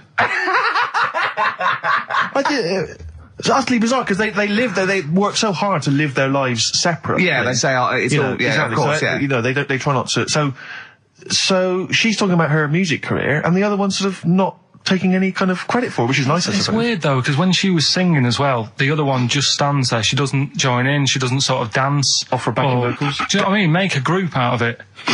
Yeah. A duo. Yeah, well, but it seems like we're sort of being horrible, but we're not. No, we're not. I mean, it's a Well, really no, bad we're thing, laughing at Carl's amazement at this phenomenon. Sorry, I just got to say we're not, you know, taking the mickey. The really weird thing about all this, right? And it's annoying because you were saying about, you know, oh, what should have Trisha have asked and all that. Yeah. But one of them mentioned that one of them was adopted and the other one wasn't. Don't talk rubbish. No, seriously. I didn't understand it, right? Of course you didn't. And then Trisha sort of said, well, let's have a chat. And they were like, no, I don't want to go into that. What do you mean one was adopted? That's what he said. One of them... don't quiz me on it, but that's what was said. Hello there, Hello there, I'm a multi-millionaire, and I've just seen your orphanage. I'd love to adopt one of your children. You'd like to adopt one? I'd love to adopt a children, because I've got loads from around the world, so I'd love to adopt one. I'd give you $10,000 towards your orphanage. We're speeding through then, yeah. Okay. We've actually got 2 left. I only need one. I'm only interested in one. Yeah, I don't need any more. Don't need any more. They're sisters. I know it would be tragedy to break them up, but I really only need one. Now break it up. There's the rub. You see. Sure. You just need the one. It's $10,000 now. You can have that. I'll sign it now. But I don't want to discuss it further. I'll bring it around. Brilliant. Okay. Ding dong. Hi. Yeah. Brilliant. You brought my kid round. Yeah. There she is. There. That's a joy. Yeah. Okay. Just standing next to a bush. Yeah. Do you want to? Can you bring her out? No. Me? It's like, there's nothing behind the bush. So you just want. I just want to be able to walk 360 degrees round her. Do you want her or not? Yes. I can't believe it. What's that little trolley? She's talented. Oh dear. You're talking nonsense, Carl. Well, whatever. Steve, you were out of the room there. Mm-hmm. Carl took a phone call from someone. Okay. He's found a cellmate. Right. Not a soulmate. I think one day they will be cellmates. Yes. Because he's just like, he loves everything Carl loves, and he was telling Carl stuff, and Carl's face was lighting up. Yeah. He's told him of 2 Russian kids in the circus. They're covered in hair, and their mum tells them off because they're covered in fleas. Carl said, see, that annoys me again, innit? They do something else. And the bloke went, yeah, they should just make money out of being hairy. And Carl went, exactly. And he said, have you heard of the 3-legged juggler? And the bloke went, no, what's that? He went, that annoys me as well. Because he thinks they shouldn't have done juggling, they should have done football. Do you know what I mean, though, Steve? What do you mean a 3-legged juggler? What are you talking He's about? a famous 3-legged juggler. Oh, he's mega famous. He's like the Beckham of wherever he's from. But the other day I was looking in, I don't know, Bizarre magazine or something, right? And there was this fella who, he had no arms. So you saw a picture of him, his job was fixing watches, did it with his feet. Go on. Well, it's just, why pick the most hardest job to do when you haven't got any hands? Crush grapes. Or... Do you know what I mean? That annoys me. Oh, crush grapes. Imagine him being told that, and then he comes into the careers advisory where I go, now, what do you want to do, Hargreaves? Make watches? Right, take a look at your arms. Crush grapes, mate. Sorry, you're a grape crusher. Next. Brilliant. Brilliant. I would love you to be a career advisory in some sort of clinic. It'd be brilliant. I like the fact that it annoys you. Here's a man, he's got no arms, he has learned to fix watches with his feet. Yeah. An incredible talent, incredible skill, he's utilising that brilliantly. That's annoying to you. You are angered by it. Right, I'm only being honest. Now, you be honest, right? Your watch is broke. Who would you go to? You're in a rush. You need it fixing in a rush. Now, you need some fresh wine.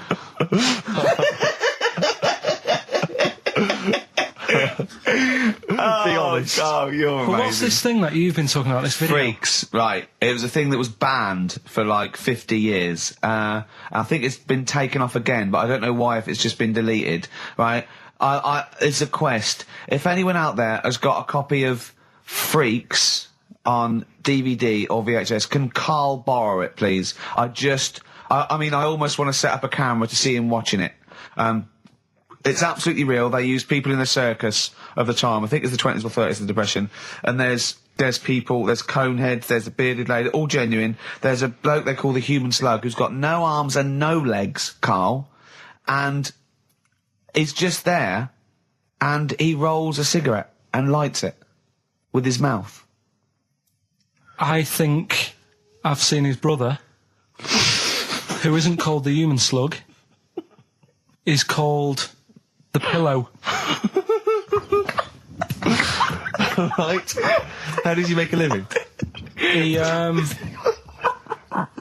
anyone want to meet Karl for money? Do you know what I mean? Like that, the annoying thing was, right, there was a picture of him. I was going to put it on I think I've seen his brother. on our website, we put things up like this, right? If you go to ricky.gervais at xfm.co.uk / What? You put things like that on my website? It's nothing to do with me. I want people to know that that website is not kept or looked at by me. So, what have you put on there? There's a fella on there who's known as the pillow. And he's, you see, I get a bit worried with things like this because we're not sort of having a go or anything. It's just things that Fascinate me. you. Yeah. And, yeah, it's a guy, it might be the same sort of thing. What's your one I called? bet you used to stare at people with goiters, didn't you, when you were little? In Tesco's. Well, just go to xfm.co.uk / Ricky, it is. What's the worst thing you've ever seen on, like, a human face? You know what it is, and What I is don't want it? to talk about it. I can't remember. Have you No. told me? Yeah. What is it? But It's not the elephant lady. Go that used to the, yeah. Is it the elephant lady? You talked about that, I know. Yeah, I don't want to talk about it again. Go to the website and see the human pillow. Why is he a human pillow? That's what annoyed me. I thought he was more of a draft excluder. Oh, that breaks all kinds of rules. Buzzcocks, harmony in the head. Now, things are flying here at XFM. People have called in. There is a video of Freaks on the way. Karl's going to see that within the week. That's exciting. That is exciting for me. Do you know what I mean? About our education of Karl. We started off trying to teach him about science and history, and now we just find that he likes pictures of hairy Chinese kids and Who women. doesn't? Who doesn't? No, true. You've got a theory about pictures of freaks, haven't you? You see, you always bring things up that I don't want to talk about, because I'm really worried that people, if you've just tuned in for the first time, it's the first time you hear it, and we're talking about hairy Chinese kids. Yeah. Talking about the human worm. Karl, listen. People don't think that you're taking the piss out of those people. They lump you in with them. Do you know what I mean? They think that you're a freak of nature. So you can say anything you want. Do you know what I mean? Because it's honest, it's from the heart, it's genuine. So don't worry about that. Yeah, but Suzanne was saying last night that I've got a heart of stone, or whatever it is. Why? Because I wasn't crying at Comic Relief. And all I always used to say to her, get out Elephant Man, let me watch that for 30 minutes, I'll be crying my heart out. Why? Why do you care about that but not... Because it's that is more real, isn't it, right? Think of John Merrick. Sorry.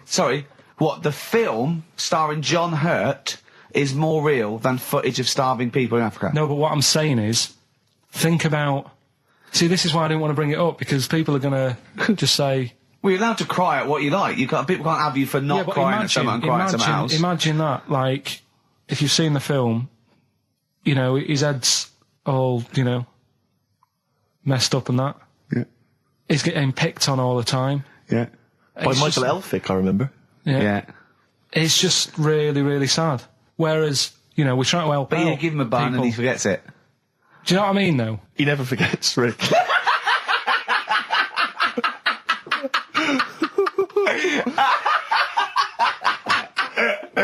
Oh, dear. Anyway. Oh, God. We're giving away stuff again. Yeah.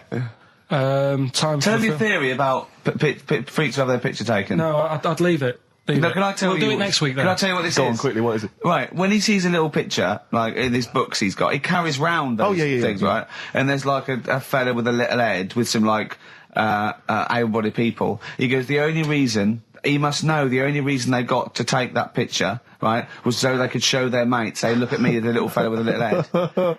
That's his theory. Yeah. So every picture of a freak, they're being... Right, Steve, let me describe the picture to you. This little fella with a little head. Right. Playing on the piano. I've seen it. All his family stood around and mates and that. When have you ever seen a picture of someone playing the piano and everybody wants to be in on it? Doesn't happen. Maybe it was one of those kind of Christmas cards they sent out to everyone. It wasn't. You could see one of them was like in a rush to go away. He was probably planned to go out, and he was like, "But they were taking a picture. It's I'll be in it then before I go out." And it was all. He's out of order. Yeah. If you say, do you know the one? I do know the one you mean. Yeah. There you go, What about the one in the when you went down to Cornwall in that little We'll pub? talk about that next week. What you want to get on, do you? Yeah. Right. Right. Now, we got people to send in a little thing for you last week, didn't we? The film Freaks. You got a few sent in. You watched it, did you? Yeah. Now, I should just point out that the film Freaks, for those that don't know, was a movie that was released, I think, it was originally made in about 1932, something like that, and then it was delayed. It was banned for many years, because it did, in actual fact, feature, for want of a better phrase, real-life freaks. Yeah. Bearded ladies being one of the more kind of familiar ones. There's a guy without arms and legs. There's all sorts. And it was actually it's quite a tender film, isn't it? And actually portrays them as a kind of dysfunctional family. It's not exploitative in that sense, but what did you make of it, Carl? Well, you were watching it for the freaks, weren't you? Yeah. I mean, I wish it does take a while to get onto it. What do you mean? Well, straight away I was disappointed, right? Because at the start, like, you put it in, it's like, oh, brilliant. Here we go, you know. I said to Suzanne, we'll watch this, we'll have a good night. Yeah. Have a romantic night. That's it, her birthday. Yeah. You've got your gloves, now we're going to watch some freaks. So, put it on, and it starts off, and it's like, you know, the following film, you think, oh, it's like following films rated 15, which means, you know, might contain scenes of violence, bad language and sex. Yeah. Mention nothing about pinheads. Right. So I thought they missed a trick there. Yeah. Right? So I thought, well, let's carry on watching it. And what exactly is a pinhead? Oh, if you've seen it, you'd know. Okay. Right, so not the best thing in it either. So imagine that. Okay, so you're watching it. So sat there, I think, right, something comes on, and the little fella's on there, the little fella we were talking about, the Pillow Man. Right. Is it the best thing in it? Now, what's the Pillow Man again? He's a fella who years ago, he's got no arms and legs. Right. He's just a torso. Just rolls, yeah. And there's a scene where you see him sort of rolling a cigarette up, just using his mouth, and it's like he lights it and stuff. And that's weird. And then what else is on it? Smoking stunts your growth. And then there's a little fella on it who is fed up because he looks 5, but he's actually 34. Right. Right. But there's a woman who is 42 and looked 8. So they both had the opposite thing. They were both really fed up. And I kind of thought that shows that, you know, you always want what someone else has got. Sure. Do you know what I mean? Yeah. So in a way, there's a story there in that. No, you described the same there. No, it was like... No, they both, you just said, they both looked young, but they are actually both older. No. This was like a little man... Yeah. Who was 35. Who was 35. And looked 8. Yeah. And so did she. No, well, the other way round then. What? So she was an 8-year-old that looked 35? Yeah. So, oh, maybe not then. Anyway. No. But that wasn't that weird. I kind of thought it's a slow start on that. Yeah. And then... It's not a difficult film to follow. No. Yeah, but I wasn't really listening to what it's all about. I was just looking at what they had. And they had like a fella who's running about on just... They had like he was shopping. You know, they had a fella with no legs and he's running about on his hands and sort of got about on a skateboard, talking to someone about it. They said that's how E.T. was done. There's actually a little fella in E.T. Right. Who's just half of, sort of half a body. Is that true? I've no idea. I've never heard that before. Why haven't we heard that before? I've never heard that before. I don't think he would fit in E.T. Because where's the head? He's got no neck, E.T. It's a skinny little thing. There's no human neck couldn't fit in that skinny little neck. Wow. You sure it wasn't Kenny Baker up to his old tricks? What are you talking about, Carl? There's a fella with no legs in E.T. In E.T. they had two fellas, right? I think they had a little, a midget fella. Right. Who did it. And then I think he was off sick and they were like, oh, you know, what else are we going to do? So they saw a guy on a skateboard going by. And said, do you fancy some work? Right. And he's done it. I think someone told me. I mean, it might be wrong. Exactly. Might be wrong. It might be, mightn't it? I mean, you've never been wrong before, so I don't know why you'd be wrong there. So what's the worst thing in it? Now, it's intriguing to me because here's a film called Freaks, featuring real-life freaks, and you're sort of a bit nonplussed by it. Just because it wasn't... Because it's built up. If you call a video Freaks, you've got to make sure that there's some good stuff on there. Yeah. What were you disappointed about? Was it that? Because there was a few things on it, right? There was a woman who said she was half man, half woman. And it's like, well, you're not, are you? It was just like she had some makeup on. I thought, well, that's rubbish. And then there was a woman who could eat using her feet. That isn't that freaky. Do you know what I mean? She's not hungry, she looks normal. Yeah. And that's when I was thinking, I mean, I'm not being right, Steve. You know I'm not being funny. Oh, here we go. No, but I'm just saying, if that woman wasn't eating and you were sat next to her, in that film, Yeah. I'd probably be sort of drawn to you more than her. I'm not... I know you hate me saying it, but there's no point sort of pretending.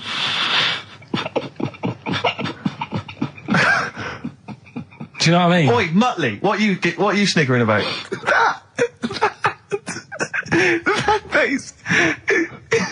Well, you mean there were things in it that were less... What are you saying? I'm just saying... Play a record. Seriously, I'll slap you. I'm going to slap you live on air. Yeah, but you always get... I'm slapping you live on air, I swear to God. Alright, play a song then. He's playing a song. I'll play the song for you. Keep the fade up.